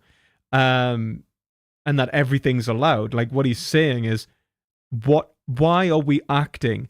And how do we work out what we're acting? And the way we're going to do that isn't at an individual level. It's at a level in which he calls games, and he even mentioned the word institutions, in which we develop social institutions which inform us about correct laws of our behavior, in which we reflect and respect others. And, our moral journey is based upon this sort of development. And these sort of the development of the concepts, of moral concepts, which we are constructing in a language game together. And ultimately, this boils down to love. Like, we can say that there is one fundamental concept, or fundamental necessary truth, which is love, which governs all ethics. But the thick moral concepts that are built upon that, which reflect the specific virtues, are historically related and dependent upon the specific needs of the time. And that's how we're going to develop here. Rather than, like, tell me, should we just read trans ideology to children? Like, why would you, like, I don't understand, like, why would you even say that? Like, where did it even come from? Why are you thinking about reading trans ideology to children? Thing whatsoever socially, in terms of social policy, public morals, is fine as long as you avoid one-sidedness. I think that is itself one-sided.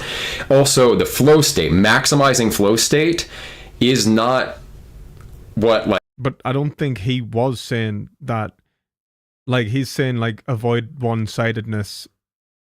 Like, yeah, but you would agree that would be one-sided. He's not saying anything goes.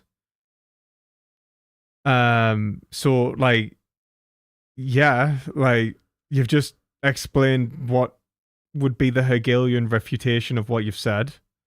Like, general psychological health is about. Many people do not sufficiently enter into flow states in their work environments. That's one of the leading causes, I think, of video game addiction in people, is it has these well-defined rules, etc. But you could play video games all day and be in the flow state all day. That doesn't amount to a good life. And I do understand the flow state. I've looked into this stuff myself as well. I'm a musician. Being a good musician is impossible unless you're doing it in the flow state. So you have to learn how to access the flow state.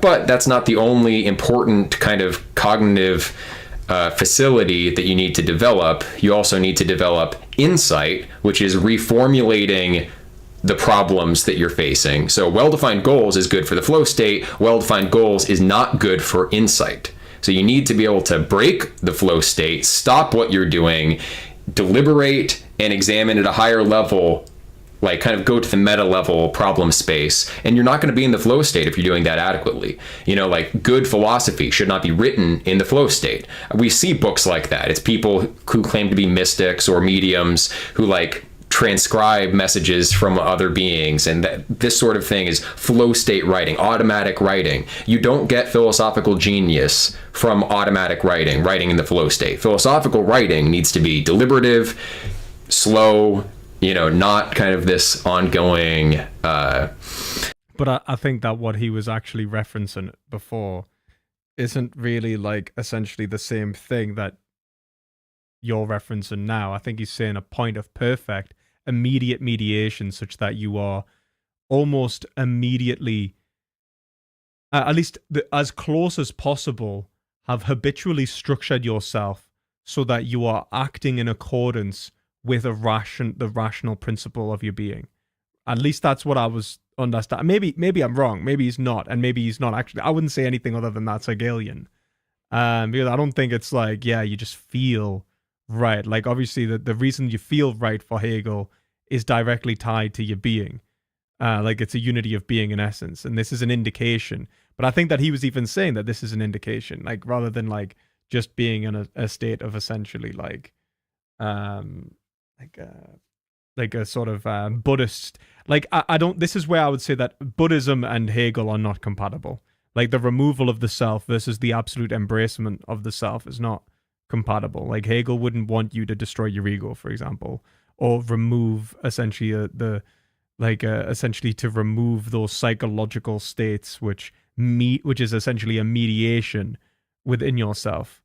Like Hegel would very much go against that, but I don't think that's what he was saying. I think he was saying like you're becoming more and more mediated to the point in which you're enjoying life, that you're able to essentially experience time such that you are present, that you are fulfilled, and that's what life's about. Like, which is absolutely like essentially what life is about, right? Like, so it's kind of like I guess I'm not sure with Spirit Man, and I don't know whether he's just misinterpreted him, and it sounds like he's just misinterpreted him, and it also sounds like he's playing a rhetorical game with him, right? Like I don't know if anyone else is getting that vibe. Like I get a proper bad vibe, man, from this guy. Like it like even whether it's his like sort of facial expressions, the way that he's engaging with him, the sort of like not only the questions he's asking, but like he's not interrupting him or anything like that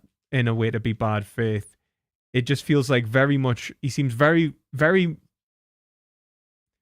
engaged in presentation. Yeah, he does seem a little smug. Like I'm not saying he's a bad guy. I just thinking like, look, like it feels like he's here to dunk on him rather than like discuss with him, right? Kind of process like the flow state. So that's my take on what you've said, but let's go more into what laws we should have and what values we should have, like aesthetically. Maybe take this to aesthetics. In my opinion, like musically, the right kind of music is the music that reveals the limiting features of music theory, the nature of the intervals themselves, the numerical ratios involved. The simpler ratios sound better. We define them to be more consonant. And so if you can make salient to people the way in which these very simple patterns can be combined to form harmonies, melodies, rhythms, and the overall composition, that's good music. It's making transparent the nature of the limitations of the medium. Not like unbounded whatever you want to do, because that can lead to cacophonous, dissonant. But that's not what he's saying either. Like he doesn't, like Hegel is very much against caprice of like whatever you want to do, and he did specifically say that, right? One wants to explore new concepts, the other wants to argue. Yeah, maybe. I think it's not even arguing though, because if like even if it was like a good debate, like it doesn't seem to be like a good debate button. Really, what I take to be evil music that brings about a weakening condition of the soul. So good music has that property. I mean, good visual art likewise will bring about like that, the limiting factors of human perception. That's why the Greeks would like sculpt. But I mean, Hegel's going to agree with this, right? Because he's very much an Aristotelian in this regard. In different proportions to preserve that ideal symmetrical ratio in appearance for the human eye. Like what's the architect? Vitruvius, the Roman architect who wrote his treatise. It's all about like bearing in mind the proportions of the human body and these limitations that we have, and then having our art and architecture and all of that reflect these human limitations. So what I'm hearing from you seems to be very anti all of these limitations and allowing anything whatsoever aesthetically or culturally to come to be. And I think that how has he managed to say that this is anti-limitation? It's just anti-asceticism, like where it's like actually pure asceticism, right? Not even like in a spiritual context of purification, which Hegel wouldn't have necessarily got a problem with, right? Because that like what you're talking about there is essentially like someone who needs to relieve themselves of, let's say, like a psychological relation to that body, which is impure and essentially like one-sided. What he's saying is that essentially, unless the asceticism comes to an end, has a purpose outside of itself towards some sort of mediation with yourself, such that you feel that you experience yourself and actually feel satisfaction, then it's fucking nonsense. Then it's just, you're just hurting yourself, and you're probably just a neurotic, right? Like that's it, right? And the thing is that like saying that it's a bad infinite and it's one-sided, yeah, Hegel does say that, and he says the same thing about, and Spirit Man actually said this, he says the same thing about the pleasure principle, right? About just indulging in pleasure, by overly indulging in pleasure. Yes, you become one-sided, you become gluttonous, you become greedy, you become unhappy, and you'll fall into having to restrict yourself, or you'll self-destroy. And that's essentially the whole thing. Like, absolute asceticism is basically suicide. You'll kill yourself, and even said like you'll stop looking after your needs.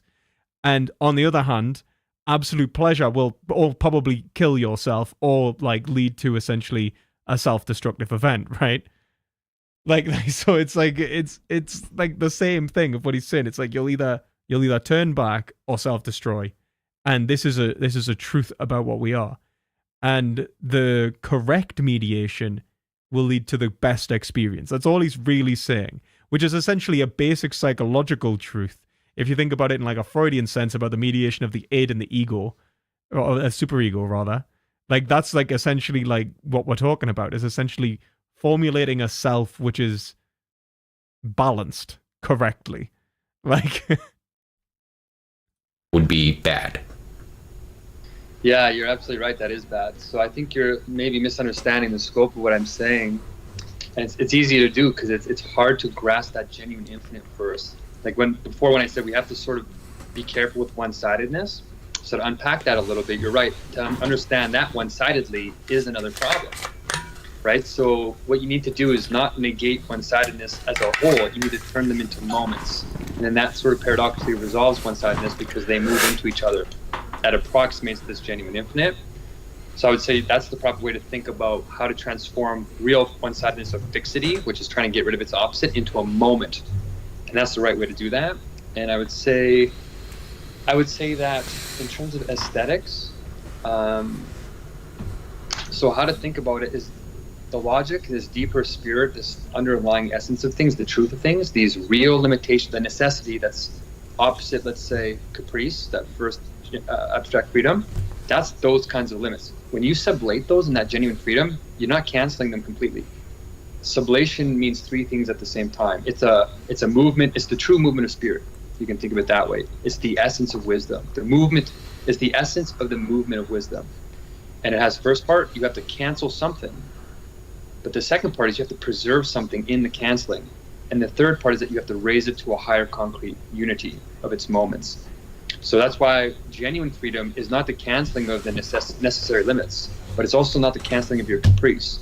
It's only canceling their conditionality on that level, and it's preserving them as moments. So it's getting rid of that one-sidedness without getting rid of them completely. So they're still on one side each, but they're turning into each other fluidly. And that flexibility of thought is what Buddha and all these loving teachers are telling us is, don't judge things at face value, explore the dialectic, see what the real living movement is, be in the life. And that's why Jesus came and said the law, in the Old Testament. I do just like, it's like, no, look, right, I'm sorry, Christianity and Buddhism, not the same thing. Not even, like, I mean, we have similarity, we have overlap, and there is a perennial truth there. Like, yeah, I think that God has revealed, like, divine revelation in other religions to a lesser degree, like, you know, but that's just through natural reason. People have created a mythos which reflects natural reason, which reflects like the revelations of reason and its application. Sure, just to a lesser degree than Christianity. Christianity is actually the best developed religion, like in terms of how, like, the Trinitarian structure, self-relation, in terms of the ethics, like it's everything really. There is no religion that has, they might have one of these things but never all of these things, at least from what I've seen. Was missing. It was still right, okay, still right, but there's something missing. So he came with 2 more laws. He says, if you do these 2, these are really hard to think outside of, because you have to be honest. Love your God with all your mind, soul, and spirit. However you do that, do it the best you can. And then number 2, that's an internal limit. Whereas the 10 Commandments are an external, and you can think around it with your intellect and be all this, you know, do all this clever stuff as a human. And then the second law is, of course, love thy neighbor as thyself. So that's. I mean no, like, look, actually, you've absolutely misinterpreted that, Spirit Man. The love thy God with all thy with all thy heart, soul, and spirit. I think it's heart, soul, and mind, isn't it? But the what he's actually saying there is not external or internal. That is the absolute for Hegel. So it's not something that's external or internal. That's the unity of the two. So it's to love that which is absolutely, completely mediated perfectly. It's to love in its absolutely perfected form. And similarly, and this is why it's similarly, to love thyself. And this is our allegory to God, that we, from this point of loving our God, which is the universal, which is the perfect mediation of universality and particularity, absolutely perfect mediated desire, an absolute perfect experience of beauty and goodness and love, can then likewise love ourselves and love our neighbor. Like, that we can understand this desire that we have internally to love in relation to our implicit self-love, which is animalistic or even like naturally inclined, and turn that outwards and mediate that with the other. Now, that is the external-internal mediation. The internal principle of self-love mediated with the external love of the other. The love of the self, my desires, your desires, the love of the other. That's the point. Like, to say that, like, the love of the God is the external and then, you know, like, no, that doesn't make sense at all. Like, God isn't external or internal. He's the unity of both. He's the absolute. He's not the objective. He's not the subjective. He's the unity of the two. Hard, right, to get around because there's another internal law. So I think we need that kind of thinking. Like, that breaks out of that one-sided thinking really well. And I would say, in terms of aesthetics and art, this universal true logic at first appears to human beings in the form of art. Then it develops itself into religion and then into philosophy. So wherever you are in your development as a leader, as an activist, or whatever you want to do to change the world, you're probably going to start with art. And that's why musicians or artists, they have to channel. At first, they're not consciously aware of what they're doing. They're just opening their spirit because they're connected, and they let it come through the sensuousness. But really, art is just the idea, this concrete universal truth, wrapped in really heavy sensuousness at first. And you have to be in tune with it to get it right, or else you're just doing random stuff like bad music and just. Oh, is it done? Oh, right. How long's left of this? I've got 30 minutes to go. One second. My girlfriend's made food, and I don't want to be rude because she's put effort into making food, and also, like, I don't know whether I should eat on stream or not. So one second.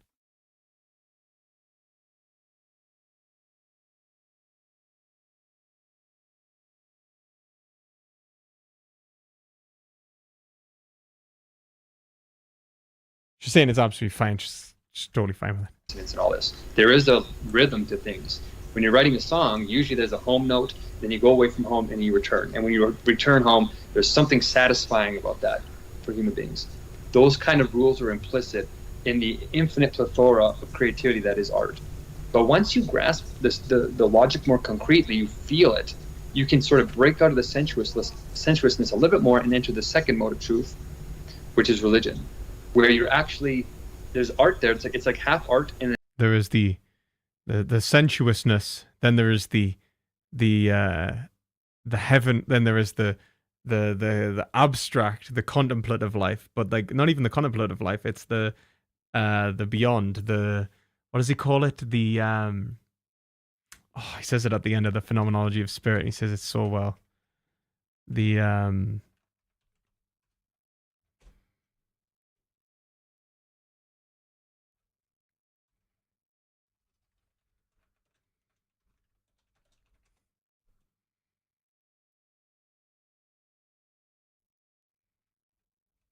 actually, is it the Phenomenology of Spirit?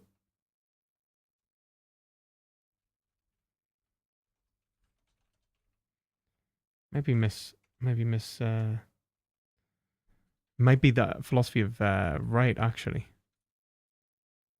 I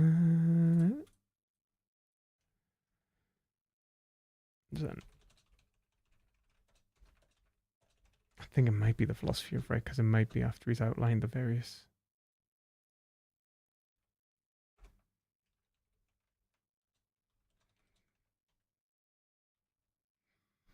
I swore it was the Phenomenology of Spirit.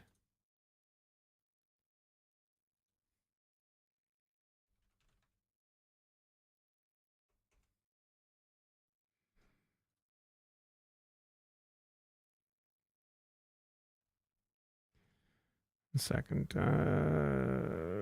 Okay.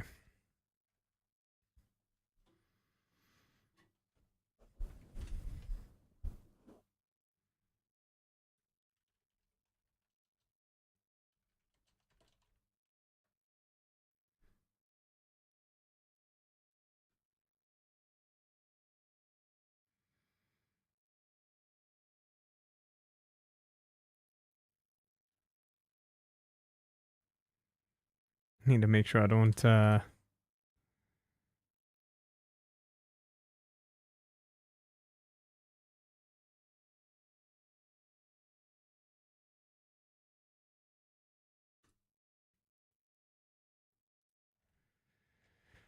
up losing because I'm not paying attention.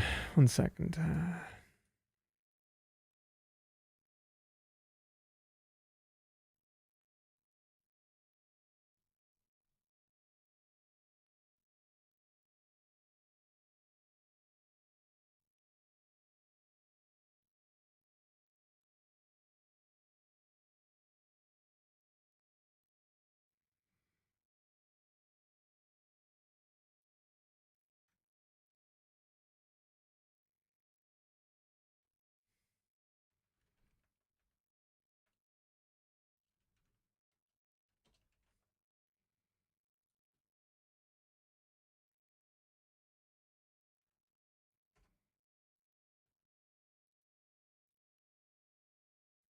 Man, I'm gonna have to find that quote. That's gonna really piss me off.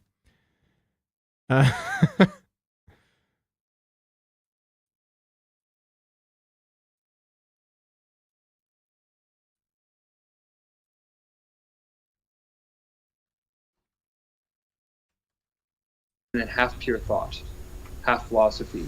And so they're trying to purify thought out of the kernel of sensuousness by thinking it through systematically. But it never gets rid of the sensuous element, so it always stays limited in caprice, some kind of human limitation. But it's still an advancement in some way. They're all beautiful. But then to get to the truth, to get to that true kernel, you have to advance from religion to the genuinely free moment, which is not the negation of religion and not the negation of art. It is a sublation, which means a cancellation, a preservation, and then a raising to a higher unity where they're moments turning into each other beautifully. That's what genuine philosophy is supposed to be.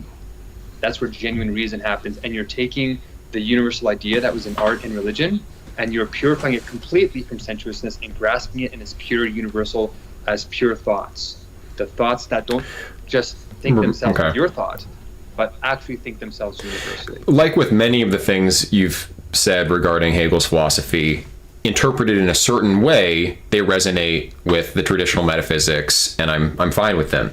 But that's why I kind of wanted to bring it down to concrete ethics, concrete aesthetics, and how we know that a given work of music or a given, piece of visual art is wholesome, good, high quality, those sorts of things. And I'd like more content in that regard. Yeah, you're pointing in the right direction here, and it is helping me bring this all down, because it's enormous. Like, once it clicked for me, what Hegel was really saying, it's enormous. So how you know art is good according to him is that it's always about God, or it's always about the whole and the part. The thing is, right, like, I stand Hegel as well, right? But, like, when you talk about Hegel like this, it makes us sound like pricks. I just want to say that, right? Like, I think you're a good guy, spirit man. You can't be like, like, the magnanimity of Hegel's work is just, like, it's like, let them decide that. You just express the work. Parts. So when you're writing a like, work,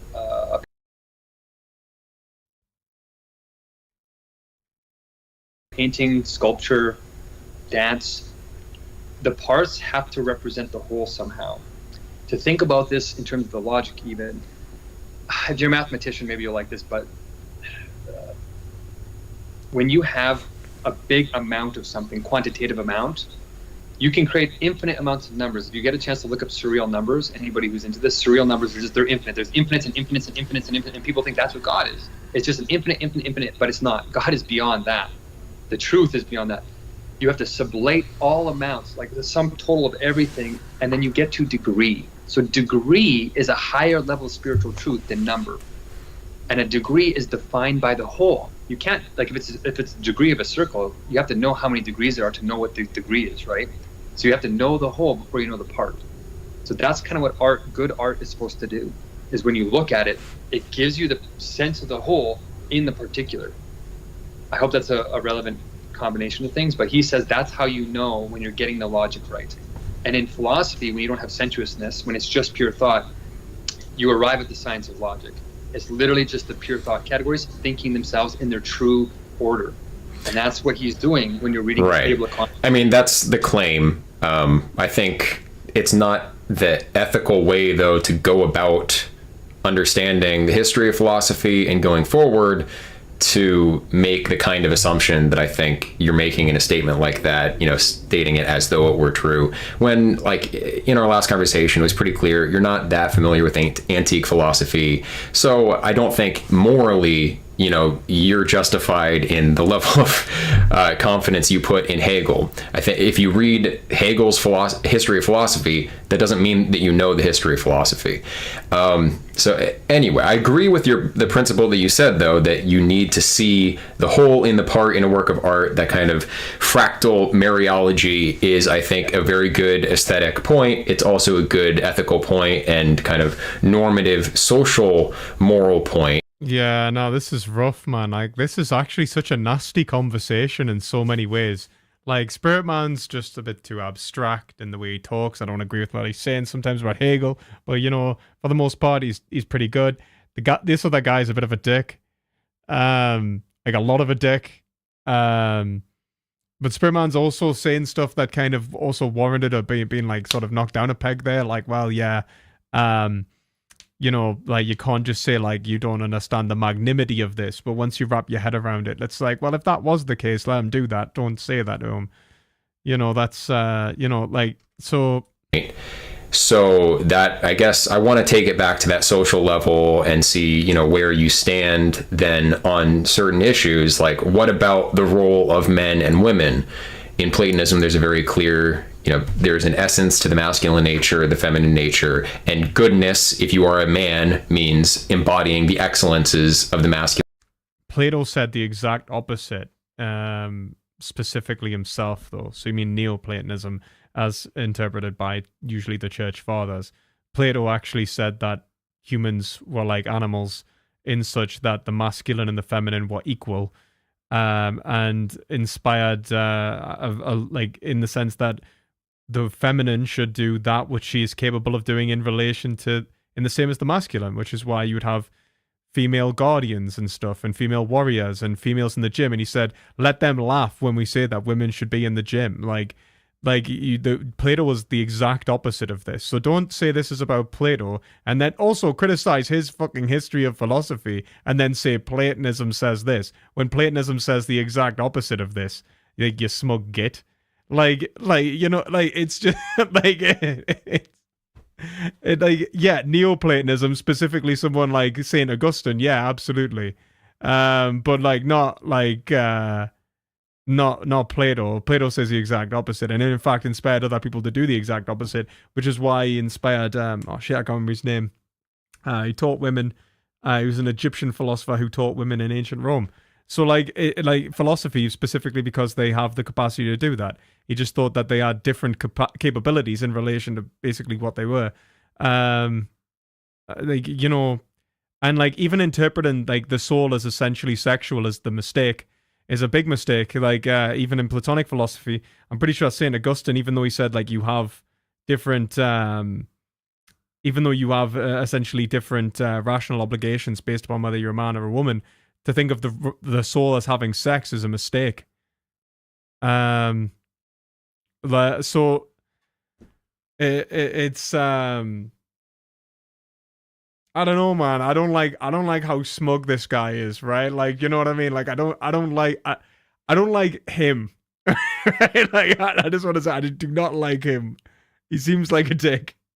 Like, I think Spirit Man is not doing what I'd like him to do, and I think with a good faith interlocutor, you know, you could draw that out.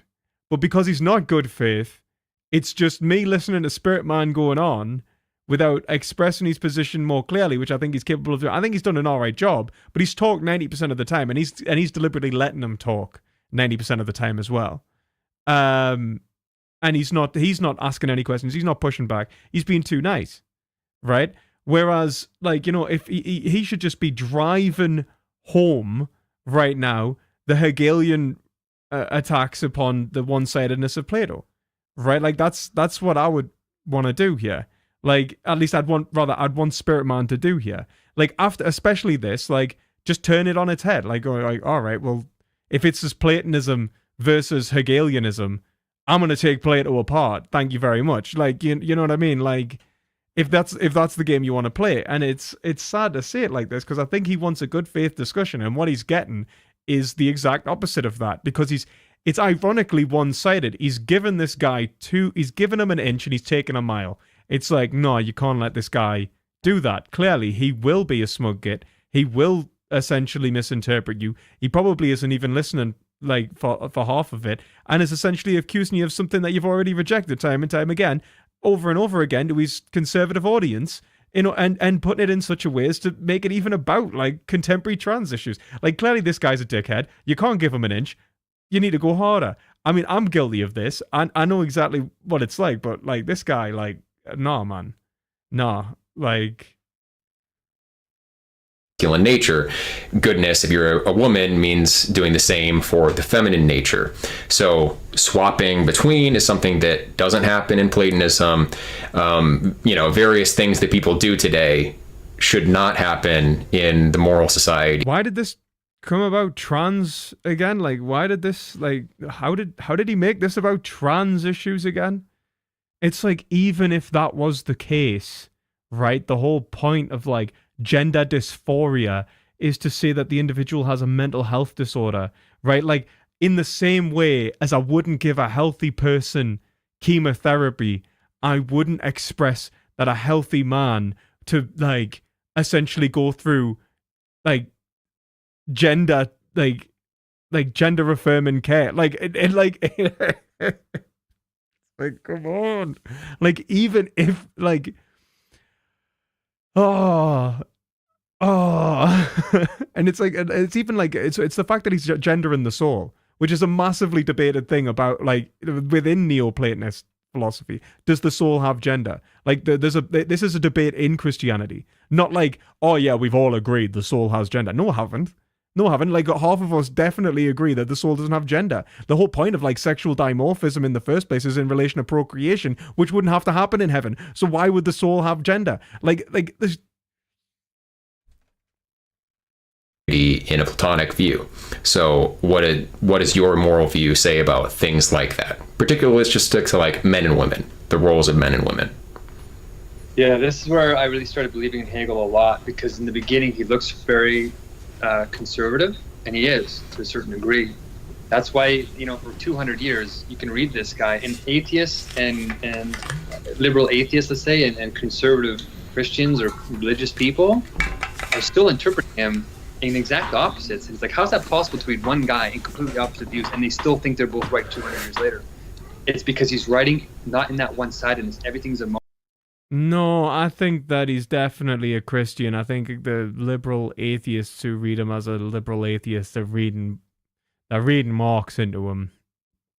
To be honest, there is absolutely no way you can read Hegel as like, maybe you could try humanism, but like even then, not really.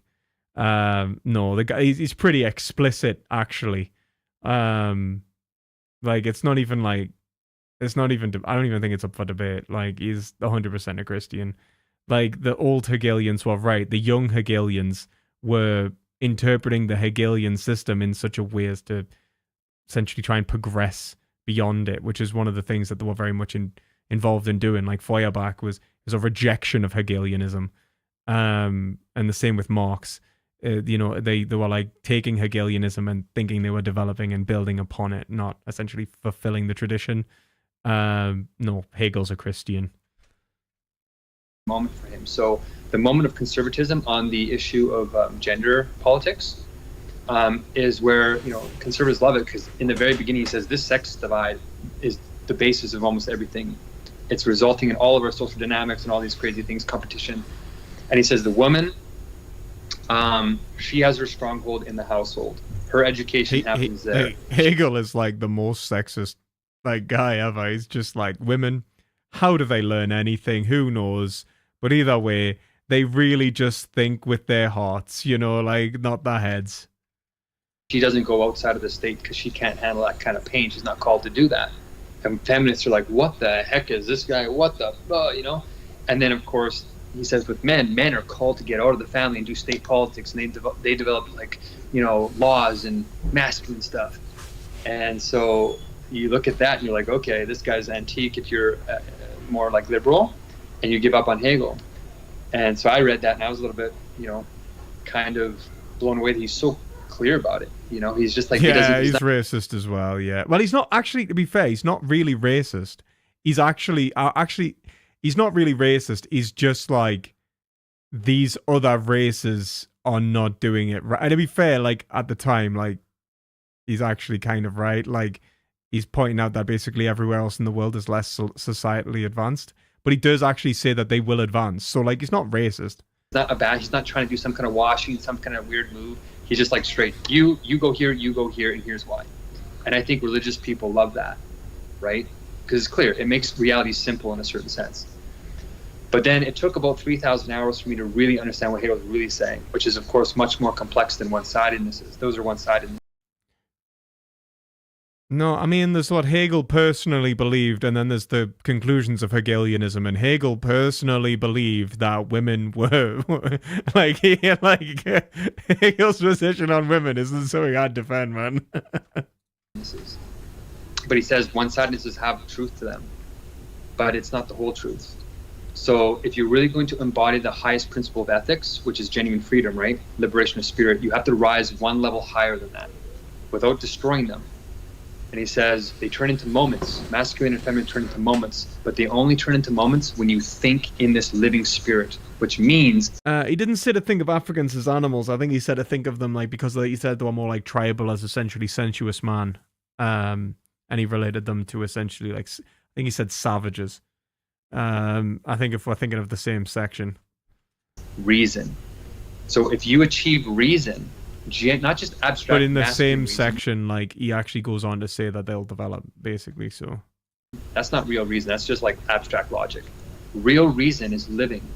It is an alive, genuine reason that is simultaneously emotional and logical at the same time. It's masculine and feminine, and you can break out of your physiognomy, is what he calls it, your physical fixity, animals are fixed in physiognomy. They don't have the self-reflective loop as deep as we do, so they have to act like their bodies. They can't get out of that. So when we're first evolving, we stick to our male-female roles because that's all we can do. So those roles are real in history. That's why there was a lot of oppression of women and all this stuff happened, but she supported the man, she had power with the family. Those dynamics kind of half-balanced in a certain way that allowed evolution to continue. I'm gonna get fucked But up I think 'cause most this guy's like probably got a handful of like high level minions, and I've got one minion that's only like he's just hitting that, and it's like I'm gonna die. people would say that there was a lot of disadvantages with that model, that when you have women that are more rational and ready for genuine freedom, they are oppressed. But then you have men that don't have as much reason, and they become bad state politicians, or they become corrupt. So you start to see the limitations of the modes, and all that really matters, Hegel says, all that really matters is how much you actualize that inner logic. And it doesn't matter who you are, male, female, it doesn't really matter, conservative, liberal. As long as you're thinking with that logic, you can break out of your physiognomy and not destroy the beauty of the moments. But he says, without reason, you're just doing that as an abstract moment, like feminazis, for example, are negating men. And then men, as a one-sidedness, they want to negate back in that abstract moment. So you get the MGTOW and the male rights movement, and they just rail at each other. That's not a momentary, that's the oppositional.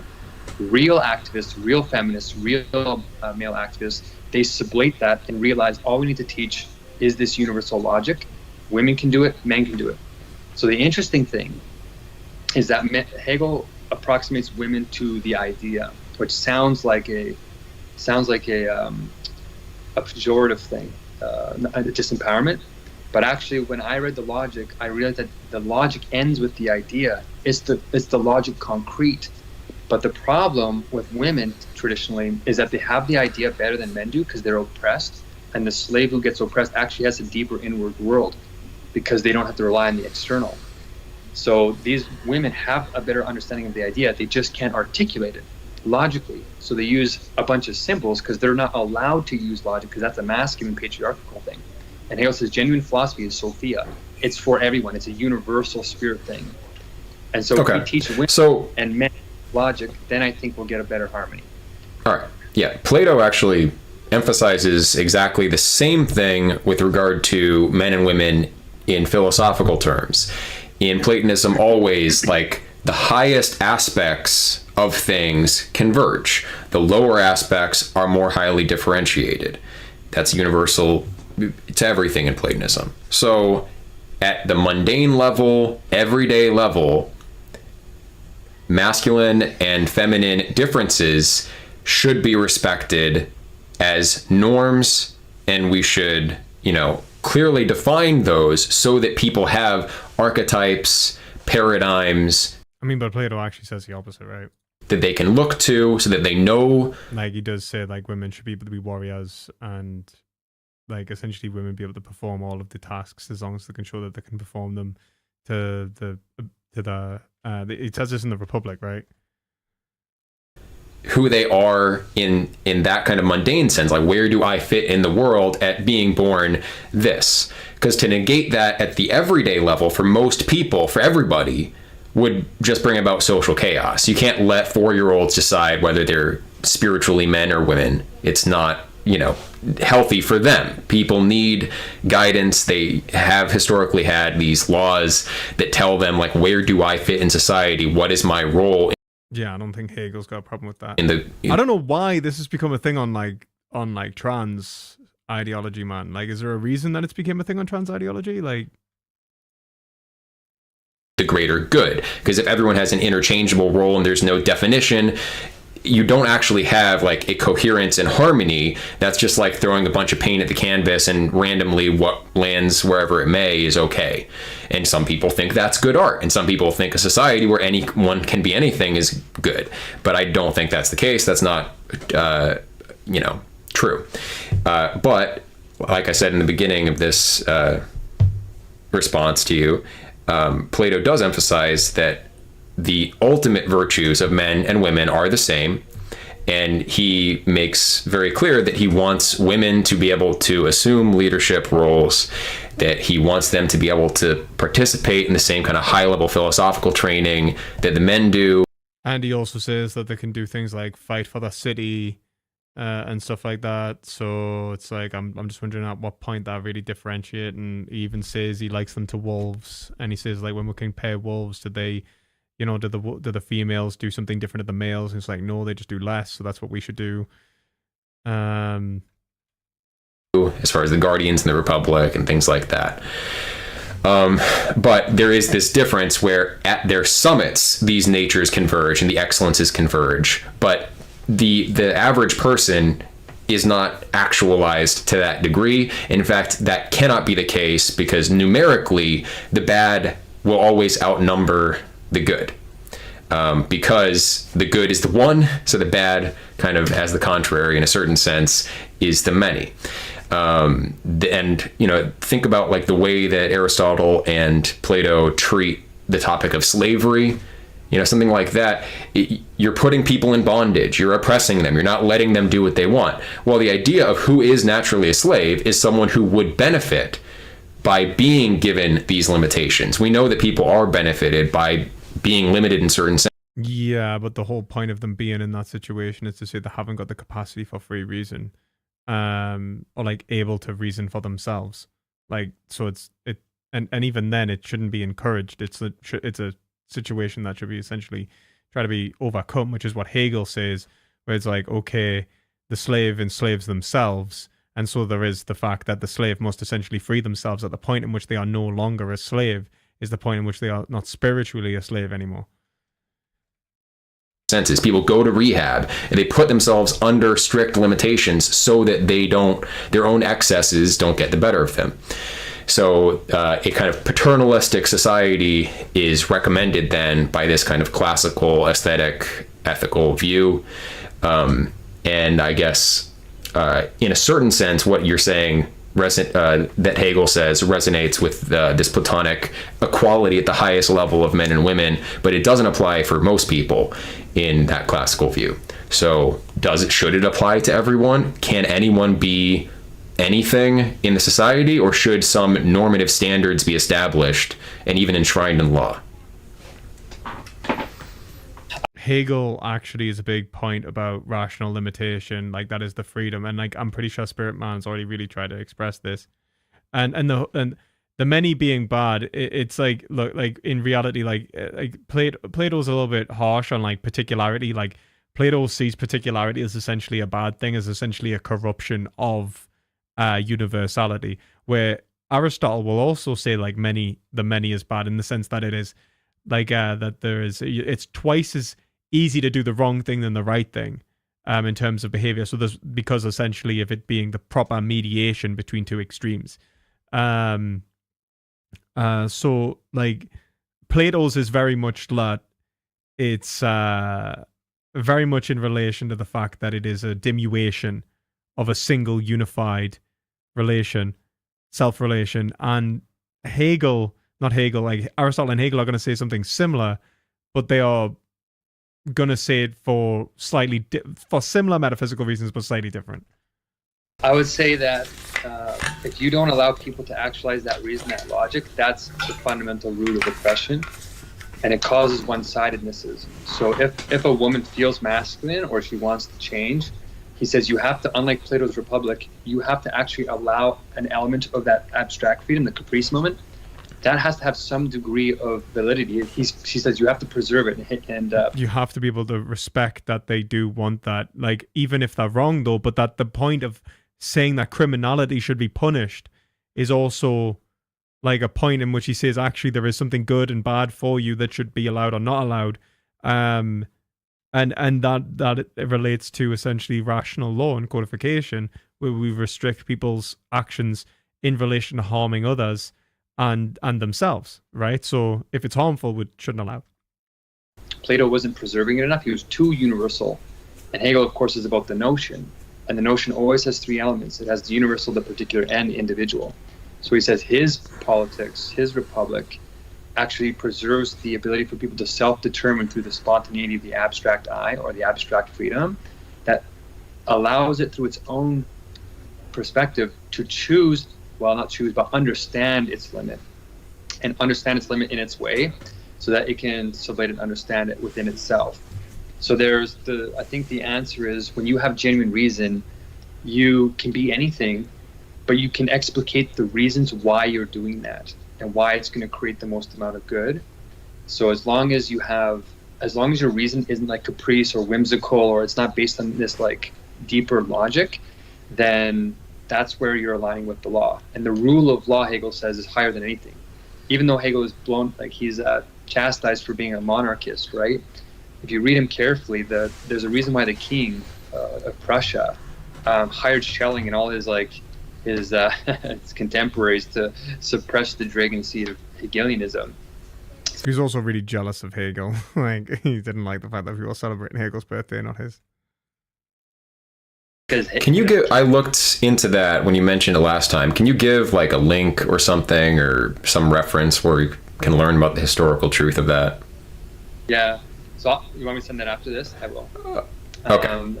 It was kind of surprising because the king didn't like how Hegel was saying that. But I mean, like in general, like he's compatible with Hegel. Like, I mean, to be fair, like I don't think Hegel's point is to argue for a constitutional monarch. That's all you really have to say. You have to restrict some of the rights of the king. The king has absolute power in certain ways, but then the king is beholden to the law and the constitution. He's a constitutional monarch. He signs off on the will of the people. And that's why he celebrated the victories of Napoleon and so on, and the development of liberalism outward. And there was this like weird constitutional thing that Hegel's squeezing in there, because he believed in what Napoleon was doing, and a lot of people think Napoleon was a conqueror and it was bad. That was funny. He just did the same thing. There we go. A lot of people see Napoleon as a liberator of this tyranny of abstract rulership to implement the rule of law, the first seeds of the rule of law in Europe, which was, of course, what we now know with democracy today. The system of law is really all that is objective. And then we just have administrators of that and we build it. So he's a huge proponent that spirit is actually the law. And when the law is the most universal and known by the people, the individuals, that's when real spirit advances from states that are based in artistic constitution, religious constitution, and then finally philosophical constitution. And he said the French Revolution in contingent human history was the first moment of liberation from the sort of dyad, I guess you'd call it, the opposition between art and religion, into the first real moment of freedom in a collective way, the state way. And that's when laws started to become rational. But he also berated that because the way they went about purifying the law into pure reason was abstract at first, which is why we got the tear. It was, they threw the baby out with the bathwater. They got rid of God. They got rid of the whole. And that's, without the whole, you get all this abstract stuff happening, like you said, and then people just do a bunch of random stuff that really hurts them in the end. So you have to put in rule of law that is as universal as possible, but that doesn't oppress people's reasoning when they're ready to reason. And it just looks like in history there was a lot of people who were ready to reason, but they weren't allowed to because the constitutions were too restrictive. So what we're going to do in our modern age is we're going to have a much better mechanism to measure people's reason outside of their stereotypes of fixity, and then determine. I mean, you can't really measure people's reason without essentially relation to the real lived experiences of. Maybe that's what he's getting at. Let them determine through that self-determining, that caprice, in that framework where they want to go, which is what Plato never did. He said the guardians tell you what to do. He says the moment of freedom will always resist that. So he says it's smarter to allow it to happen to within a degree of freedom, right? Well, no, here's the logic for that, though, because if this exercising of freedom is and should be in the service of the greatest good, then there should be a correct answer, because there is one whole that we're a part of. So there's one. I mean, Hegel's going to say there is one correct answer. One way that you as a part should interact with the whole. And I don't think nature in general makes mistakes. Well, I mean, like, look, like the whole point is to say that, you know, like depending upon the circumstances, like how you relate to your own nature is dependent upon the context in which you're in, right? Like, yes, your flourishing might be, like, so if you've got a psychological disorder, you would relate to yourself differently than someone who does not. Like that's sort of baked in the same way if you've got a physical disorder, like, you know, we might say that someone who, you know, I don't know, like there's a difference between taking testosterone, like anabolic steroids because you want to bulk up and look muscly whilst enlarging your heart, versus essentially like HRT, right? Like, or the, maybe you could think of it like thyroxine. Like you wouldn't take thyroxine if you've got a functioning thyroid, or you mightn't take chemotherapy, which is essentially a poison, if you don't have cancer. Like how you relate to your health and well-being, and essentially how you engage in your actions in an attempt to self-actualize, is directly in relation to how you've already been actualized and essentially what is already going on. So yeah, you can't just like, oh yeah, but like we would always come to the conclusion that this is the way that we should live. And it's like, yeah, like even if you say like, all right, ideally, yes, I would agree, you should not encourage trans people to be trans or like transition if they don't have gender dysphoria. I think that's madness. But likewise, if they do have gender dysphoria, gender affirming care seems to be the greatest way in order to actually help them that we have at this point in time. So at least depending upon the severity of that dysphoria, in the same way that body dysmorphia can often be aided through surgery and therapy. So like, I'm not saying that, you know, it's a one size fits all kind of thing, except actually quite the opposite. I'm saying that like we need, yeah, sure, we have an essential nature which needs to be expounded and reflected and essentially aimed towards. How we understand that is going to change depending upon the context and the circumstances you're in. What are your thoughts upon the global ivory trade? I think it's evil. I think it's absolutely evil, yeah. I think that killing animals in general is wrong, because I'm a vegan. So like, you know, like, I think it's evil. Like, I think they're just killing something. I think there's an additional perversion in all of it as well, where it ties into everything that's wrong with humanity, right? Where it's people trophy hunting for an ego boost, so they're killing another, like absolutely rejecting another for a state of pleasure, and deliberately so as well. So like deliberately, intentionally engaging in an act of violence in order to feel something whilst harming another seems to be essentially an act of pride and malice itself. Likewise, I think it also plays into other aspects of unreason, like mysticism and sort of superstition in relation to the medicinal properties of these body parts that are absolutely unproven. It relates to the way in which we approach animals as a whole as essentially commodities to be sold, to be bought and sold. And people who pay into essentially funding ivory in order to, or funding like, big game hunting and so on in order to aesthetically appear to be valuable or wealthy or appreciated by others. It's as such, it also shows that blatant disregard for the value of others. So yeah, I absolutely, I think it's vile. I don't think there's anything about it. I think if you do that, you've got like a tiny penis. Like that's the only, like you are like the dumbest, most self-gratifying, horrible person. Yeah, I really dislike people who do that. But thanks for the comment. I never get comments on Twitch. I'll finally get one. There we go. Do I think in a modernized society gender abolitionism is reasonable? Oh, I don't think gender abolitionism is reasonable at all. Like, not even a little bit. I think that's madness. I think gender is essentially I think of how we understand gender in the first place is probably the problem in some respects. But I think the idea of gender abolitionism is like removal of gender. I think better understanding of gender is a good thing. Gender abolitionism is just essentially to destroy your brain. It's to be honest, it's just an abstract rejection of the contemporary norm. It's a form of revolt or revolution, and it'll just lead to misery. Hey, is it possible if we could go beyond biology that it would be? What do you mean? Reflective.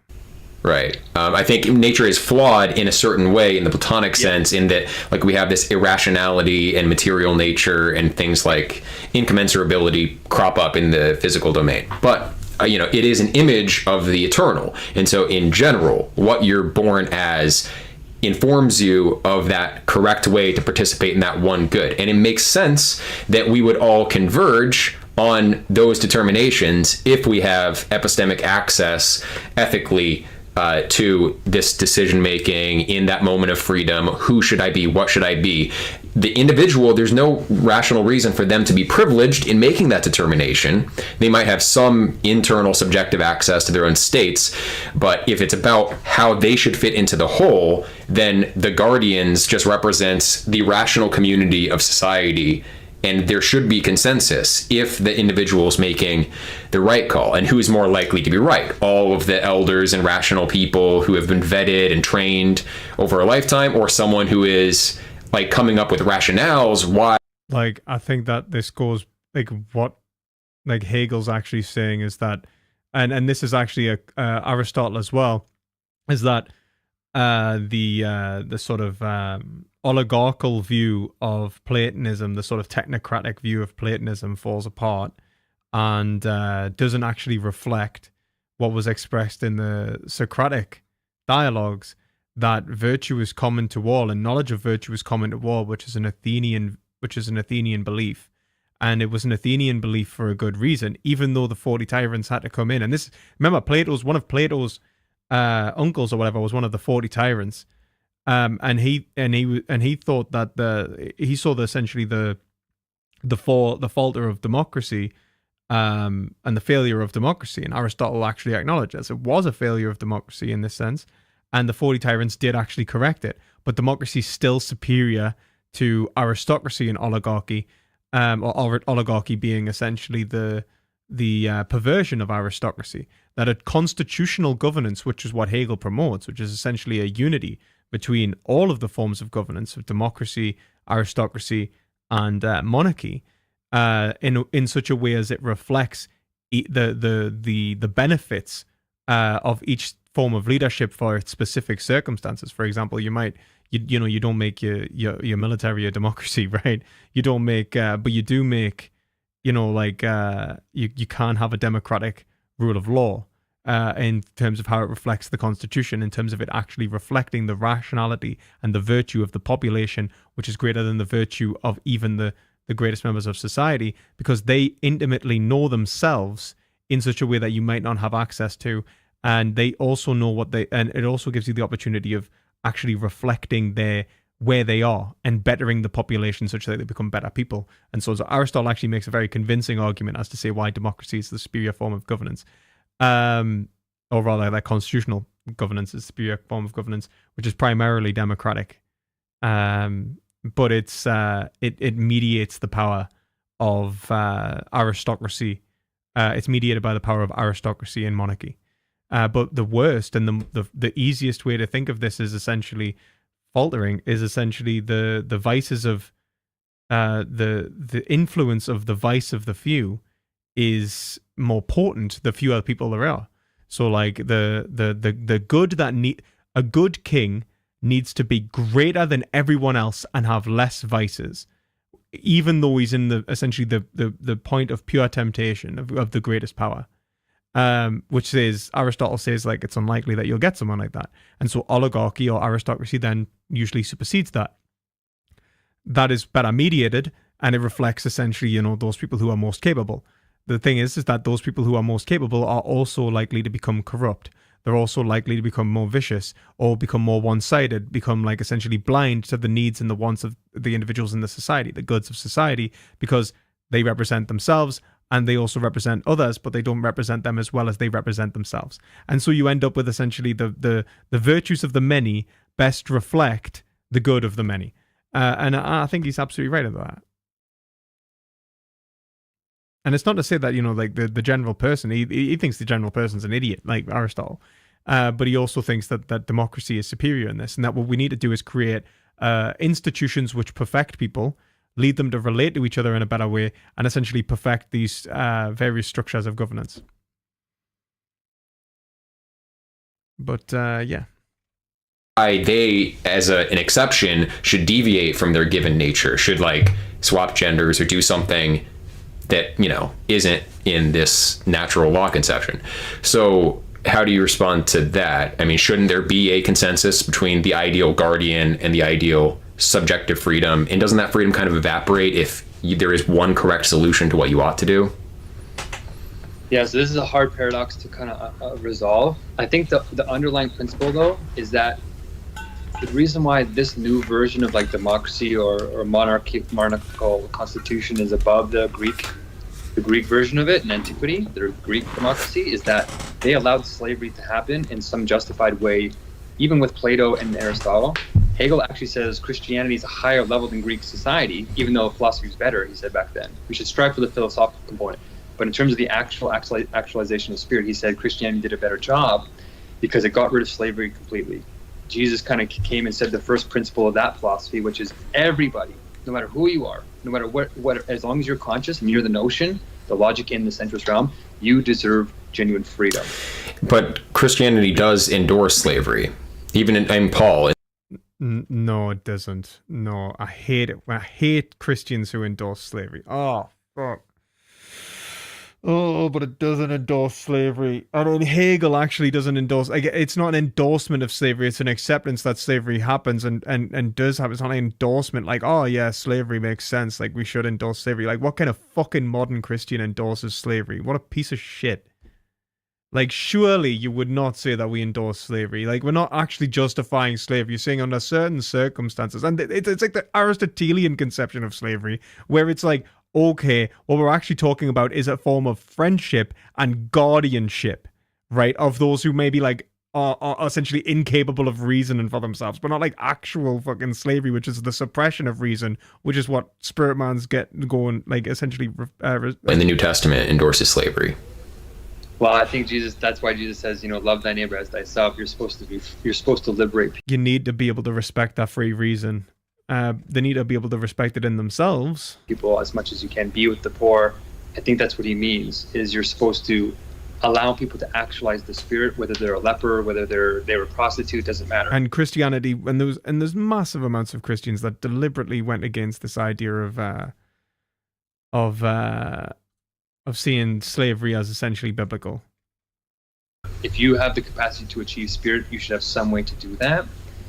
And I think society often restricts that, and it kind of keeps this artificial between the guardians who know everything, the elders, and then it kind of keeps people down. He says, to prevent the bias from the top or the bias from the bottom, he says, you can have the rule of the mob, which Socrates warned us about, or you can have wisdom of the crowd. All that matters is the level of reason. And he says, if you are being suppressed from the top down in some kind of corruption, the only way that the bottom, if they do have more reason than the top, the only way that they can challenge the guardians is through an objective. Yeah, it's like saying Lord of the Rings has slavery, therefore Tolkien believes in slavery. Yeah, 100%, Mario. Like, I honestly, I think this guy, like, I've really, like, I'm the more I watch this guy, the more I dislike this man. Like, at least in this debate, like the way that he's engaging with, like, I think Spirit Man is well intentioned, but like, I can sympathize. He's a Hegelian. He's abstract. He's very, and maybe he's even like deflecting quite a lot, and he's not really engaging in specifics as much. But I think in many ways he's just being an abstract Hegelian, and he's talking in like ways in which like essentially make him hard to understand. But I think he's being sincere for the most part. But like this other guy's like, he's just trying to dunk on him, right? And he's making it about reactionary politics. He's making it about like specific stuff that is going to enrage his audience. He's smug and unbearable. Mechanism where the rules are there for everybody to challenge, and whoever has the best reason wins. So it's all about reason and implicating reason. So as long as we have that going. But one more thing I would say is in terms of the genders, like in some ways you can look at transgenderism or like this fluidity of gender politics as abhorrent and terrible and as deviating from the idea, or you can look at it as actually a higher level of human evolution where we're totally breaking free of the physiognomy, the carnality. But there's a right way to do it and a wrong way to do that. And there's a caprice way, an abstract way, where you're making the choices out of confusion, you're not sure what to do, and in the end you regret your choices. Like there's some people that are regretting transgender surgery and stuff like that. I think the right way to look at it is that they most likely have gender dysphoria. Like that they do have gender dysphoria. That's when we know, okay, that wasn't in alignment with real trans reason. people are the next stage of evolution. That is a very spicy take, right? People who think, yeah, actually, this is where I belong. And they trans fetish confirmed.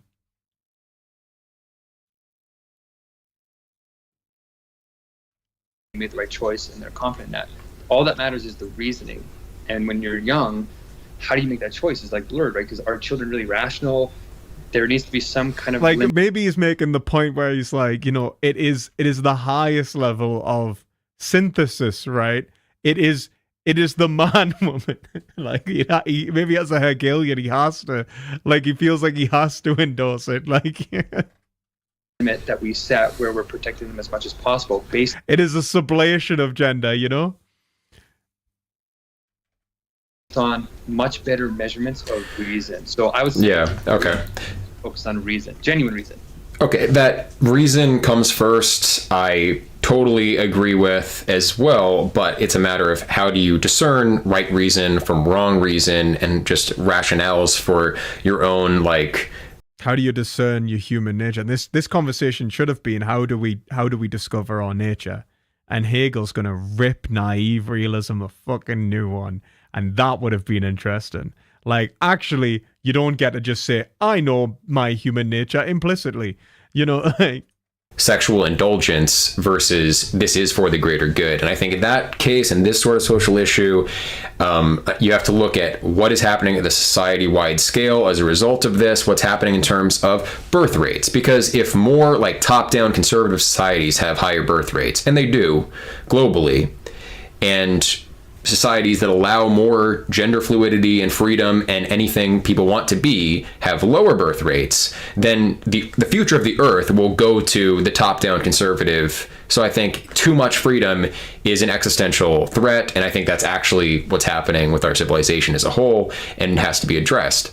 So I think I don't like the Hegelian emphasis on the freedom here, and I know there's a... No, because Hegel wants the proper mediation. I argue that you could be obligated to reproduce, like, you know, and I'm a Hegelian, like, so it's kind of like, no, that's not what Hegel... subtlety to it, but like I said in the beginning, like, if you follow Hegel's logic, maybe he justifies, in a certain sense, his use of the language in the way he wants to use it. But my argument is not that the logic is necessarily wrong that Hegel uses. It's that I disagree with the language that he is using, because the language has more than a logical content. It has a symbolic content. It has a resonance with certain archetypes. And the indefinite, the infinite, has a resonance with that kind of left-handed path, that, you know, more feminine path, that receptive rather than active, all of the, you know, adjectives that you give to that in the Pythagorean scheme, it has that. And when that is emphasized as the highest value in society, like in liberalism or libertarianism, you know, freedom-based political systems, I think you're seeing what we see now, which is we in general have been feminized, and we're not sufficiently ordered. Oh God.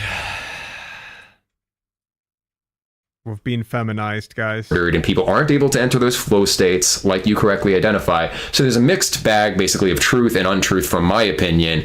And it's a complex thing. So I admire that you're trying to do something. I want to see more specifics about, like, what does good art look like in this? What does good law specifically look like in this? And how do you build the institutions that build the right laws? But I do have to go, like, pretty much right away. So I'll give you the last word, and then we'll wrap this up. I appreciate that. I think you're right. I think that so Hegel introduced this principle of the next philosophy 200 years ago. And he says, when the principle comes on the scene, it comes on in immediacy, kind of like the idea in a way. And then it negates itself, and it makes itself plural. And that's where you said the many are the evil, and then the one converges. That's only true in the beginning. But actually, he says, once the principle permeates the plurality, it actually turns... You reach the kingdom of heaven. ...into spirit, and the one and the many become in one spirit, and that's what the spiritual community is supposed to be. The kingdom of heaven. And I think that if we simplify our educational systems for people by teaching one logic, that essence, all the different parts of disciplines, physics is warring with... Yeah, the guy on the left is looking at a mirror, not the computer screen. Chemistry, all these types of things, they're seen as silos that are warring with each other when there's supposed to be a plant-like harmony, this idea of working together. If we change the way we do education young enough, then we can get people thinking rationally younger and then growing into adults that are real philosophers that have this wisdom in our institutions, in our laws. Because when they come out with that education, they do make our institutions. And next time, it would be really fantastic to get into those details, because we're trying to amplify the voice of putting these kind of simplified laws. Because Hegel is about genuine freedom, but I also said, he said the rule of law is really important. So he's doing both, right?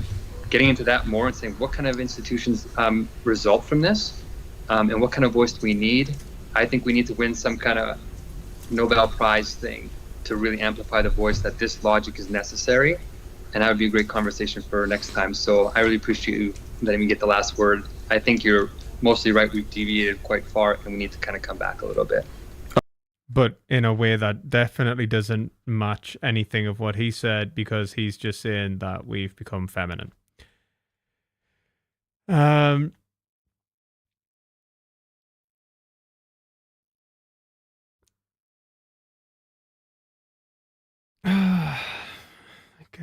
Sorry, that's going to do damage to me, isn't it? Some of...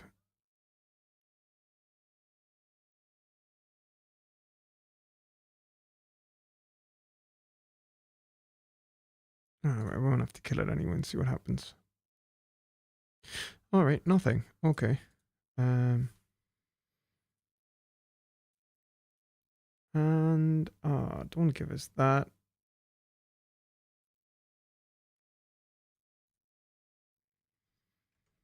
I've just realized I've not got the game on there. So, Guy, the guy on the left is in Fred's with her. What do you guys think?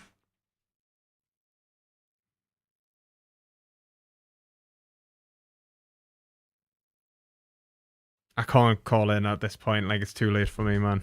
Sorry, man. Next time. What do you guys think of that?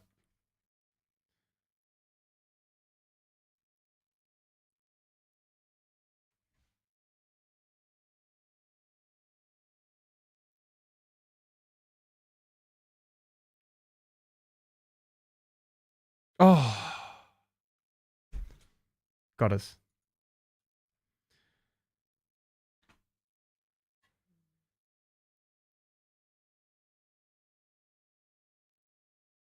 The shaman had a ton of cool ideas.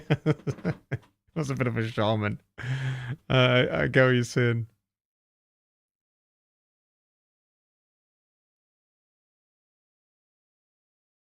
The guy on the right was confusing me, not gonna lie. The guy on the left was a bit crazy in bad faith. Yeah, that's how I felt. I think Spirit Man, was making sense to me as a Hegelian. I get what he's trying to express. But even the way that he was expressing it was like unorthodox for Hegelianism. So it took a little bit of work to put together. But interesting. And then the other guy I thought was really bad faith most of it. At least it seemed like that. The guy on the left never broke his mewing streak. I don't know what that means, Mario.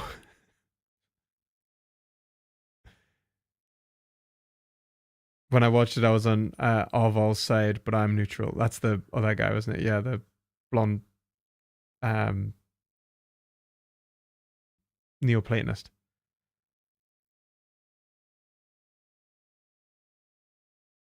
Hearing Spirit Man talking is how you sounded to me the first time I heard you talk. Yeah, probably. I think it's like something. It's over for me. I don't know what that. I don't know why, Mario. What have I done? Oh, right. Is that what it is? Oh, like shit. I should probably do those. I know that. I know the people that do the ball ones, like where they've got the ball in their mouth and shit, and they've like there's that guy that like blew up his. You've got to like you're supposed to work these ones as well. I saw like a facial surgeon talk about it. Like you're supposed to work these as well as working these. I just and they get like that like gum and stuff that you can do. Yeah, I should. I and like they tape your mouth like, you know, so you don't like have the.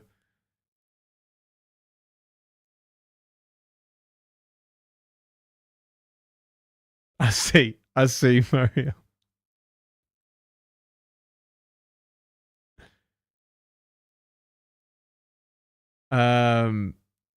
Yeah, I think that Spirit Man probably does sound like ping pong. I think like I probably did sound like Spirit Man. I think I've gotten a little bit better, right? But also I think that people have like I've spoke enough to the people that watch this channel now that they're starting to understand what I'm saying, which is like I don't know whether you just understand us a little bit better because you've watched us enough, or whether I'm actually better at explicating.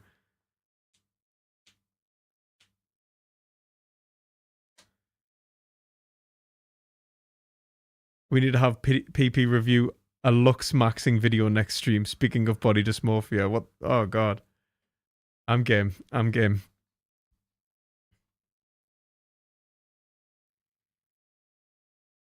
I think I got sidetracked last. I used to go off on tangents way more. I make a mental effort now to make sure I don't do that.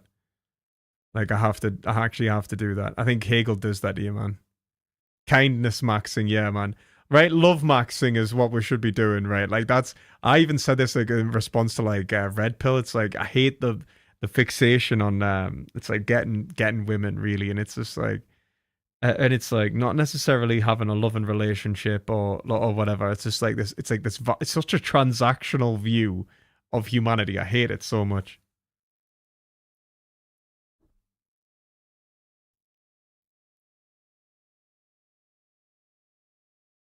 Review your viewers' looks. How I don't even. What is it like? How much do they look like Hegel? Out of 10. That's the.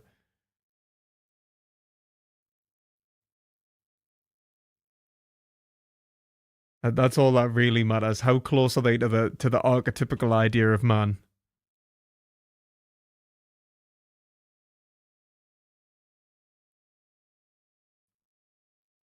Araval has read too much Nietzsche and has got the same anti-life acts that Nietzsche's got against Hegel. Really? That's is he actually? Like it sounds like quite the opposite, like where he's like, because Nietzsche would be saying the exact opposite of Araval. Where like it's like he's ascetic, right? Like he wants to restrict. He's like the exact opposite. Just sounds like the typical Neoplaton, not even typical Neoplatonist, like quite like a very, very specific conservative interpretation of Neoplatonism, right? But like to the point where it's like its own, like, you know, it's oh no, thank you.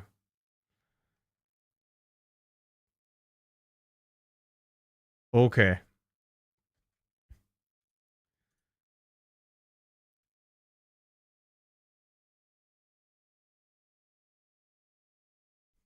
Depends on the takes as well, though. Epic, like it depends. The guy was he's got some pretty spicy takes there. Yeah, a lot of the time dogmatism. And that's the kind of dogmatism I'm going to bring to the table when I'm reviewing how all of you look, because apparently that's what I've got to do. I hope you're ready, boys. How many of you go to the gym? The only one that's winning this is Houndon. Actually, you know, was it like Allgate? Allgate's a handsome man.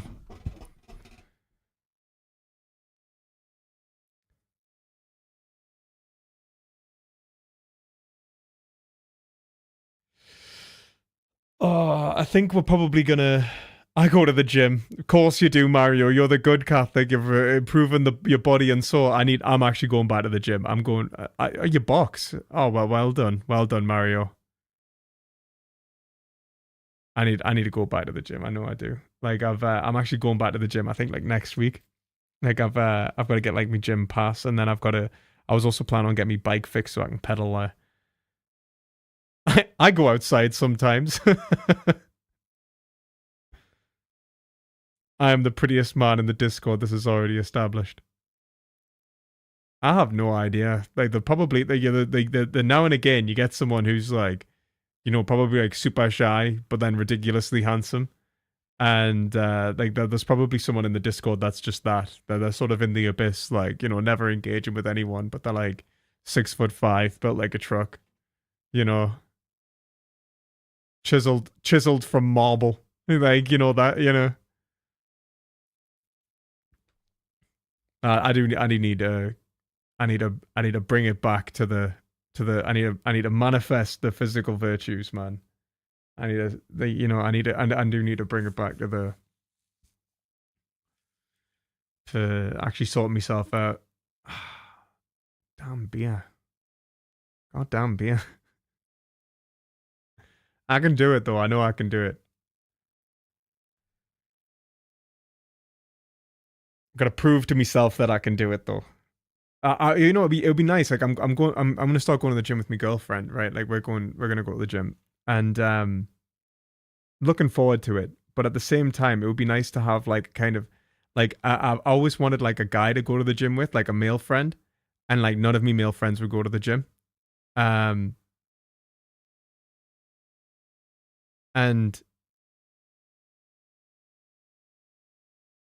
like they just didn't, they wouldn't like go to the gym. And then like there was one that would go to the gym and then he just stopped. So like he went like a couple of times and he just stopped, and just getting them to go to the gym was impossible. It's fucking impossible. Just wouldn't go to the gym. Just wanted to go to the gym. I just wanted a gym buddy, man. And you like my girlfriend, it's kind of cool, but at the same time it's like you can't like let's say you wanted a spotter, right? You can't like there was one time like, because it had been a while since I'd like worked out, so I went back to the gym and I go to bench press and I'm like, fuck, I've like totally fucked this up. Like the bar's coming down and I'm like, I'm going to crush myself. And luckily, out of nowhere, there was two vegans to the left of us, right? Like two vegan, like one of them who's like an ex-bodybuilder and one of them who was like, he works at like Tyne Cheese. They're like really nice lads. And luckily they came and fucking rescued us as I'm like trying to offload this to the side. I'm like, thank fuck for that. Like,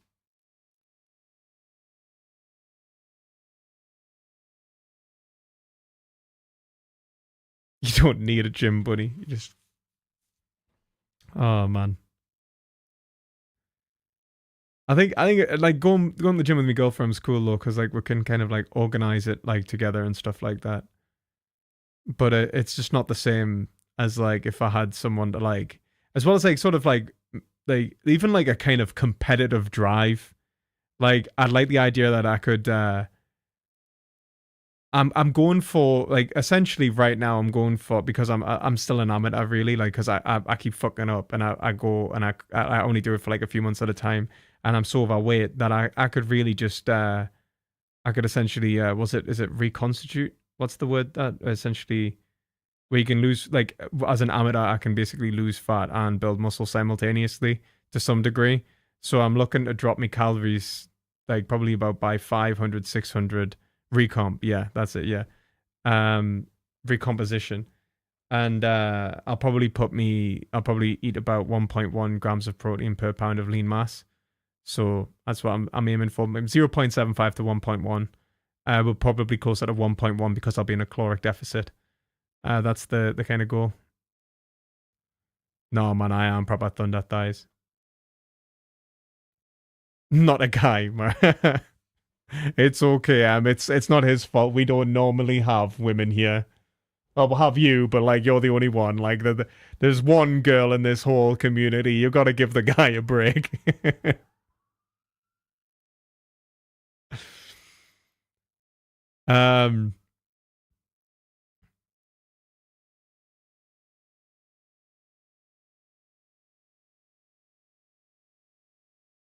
Anyone who's chunky will go through recomp when they get back into training. Yeah, that's essentially what I'm hoping for.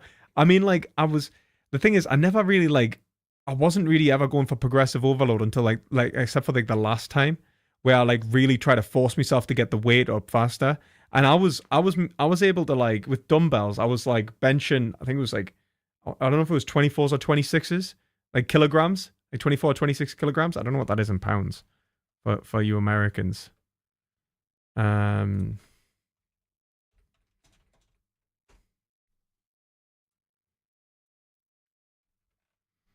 57 pounds. So that's like 114 pounds or something, or like that's if it was 26. I don't know.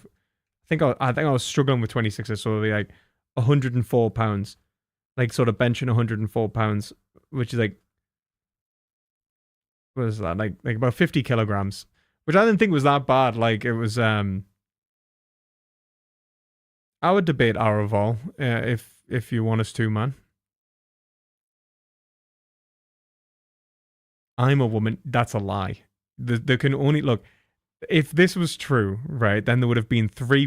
From what I can understand, there would have been 3 women in chat today, and my analytics basically tell me that 100% of the people in this channel, there are so few women that 100% are men. So I don't believe. I'm unconvinced whether anyone is a woman on the internet at this point. It must be a lie. It has to be. Hegel and Catholicism are easily reconciled, Maximo. Like I'm not gonna lie. I don't think there's an issue. We've been feminized. Oh no, you like the red pill. I'm only joking. Oh, it's okay. You can be a woman. Yeah, you could convert your unit to the superior system. I mean, the Americans. Pounds sounds nicer. Like this, the American. It's just like big numbers, right? Like that's what it comes down to, right?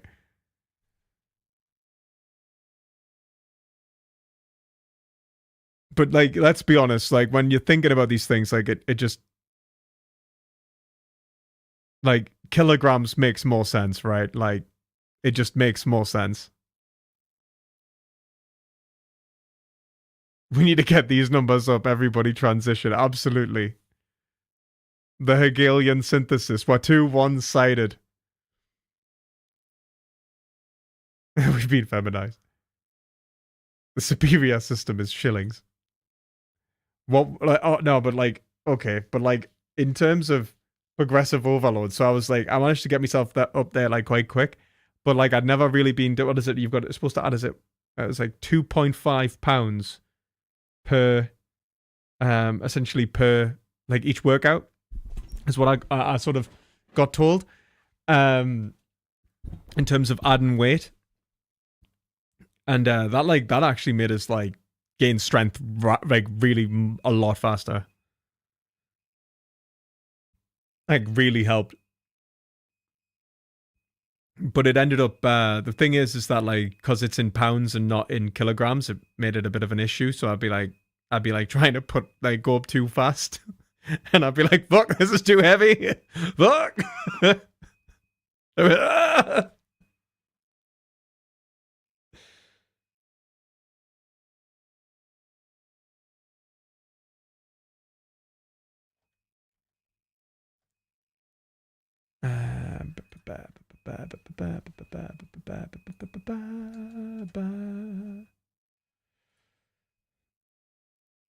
I've been trying to get more into calisthenics. Yeah, man, I would love. I've got gymnastics rings. I'm just too fat to use them. Right, like I did parkour when I was a teenager. Ooh, la-dee-da. No, that's cool. I'm jealous though. Calisthenics is really hard.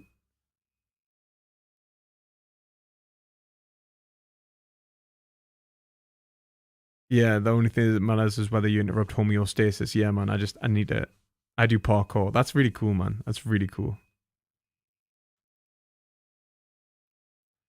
We'll need to create like a perspective fitness, and we'll manifest the Greeks, right? Philosophically speaking. PP do a workout stream. That would be terrible, right? I don't think I could do a workout stream. That's vegan gains. Maybe after like 6 months, maybe to a year, then I might consider doing a workout stream. But like, nah, man. Like watching me fuck up form and lift too much and hurt myself. Like, nah, that's you get to read 1 page of Hegel for each mile you run for motivation. That's not motivation. That's misery for misery. Imagine if we all met and went to the gym. That would be hilarious. You do a Diagonese workout stream where you just cling to pillars in the snow. Learn to handstand this year. I'm doing it. Bootcamp philosophy, absolutely. Okay, guys, I think it's been fun. Buy my course. It's really good. It'll help you learn philosophy. The link's in the description. Take it from the ancient Greeks all the way to the contemporaries. I really do recommend it, and sort of others who've taken it. Okay. I hope you've enjoyed this stream. Give it a thumbs up, subscribe, ring the bell, right? Ring that bell. And as always, try to gain some perspective. Have a lovely night, everyone.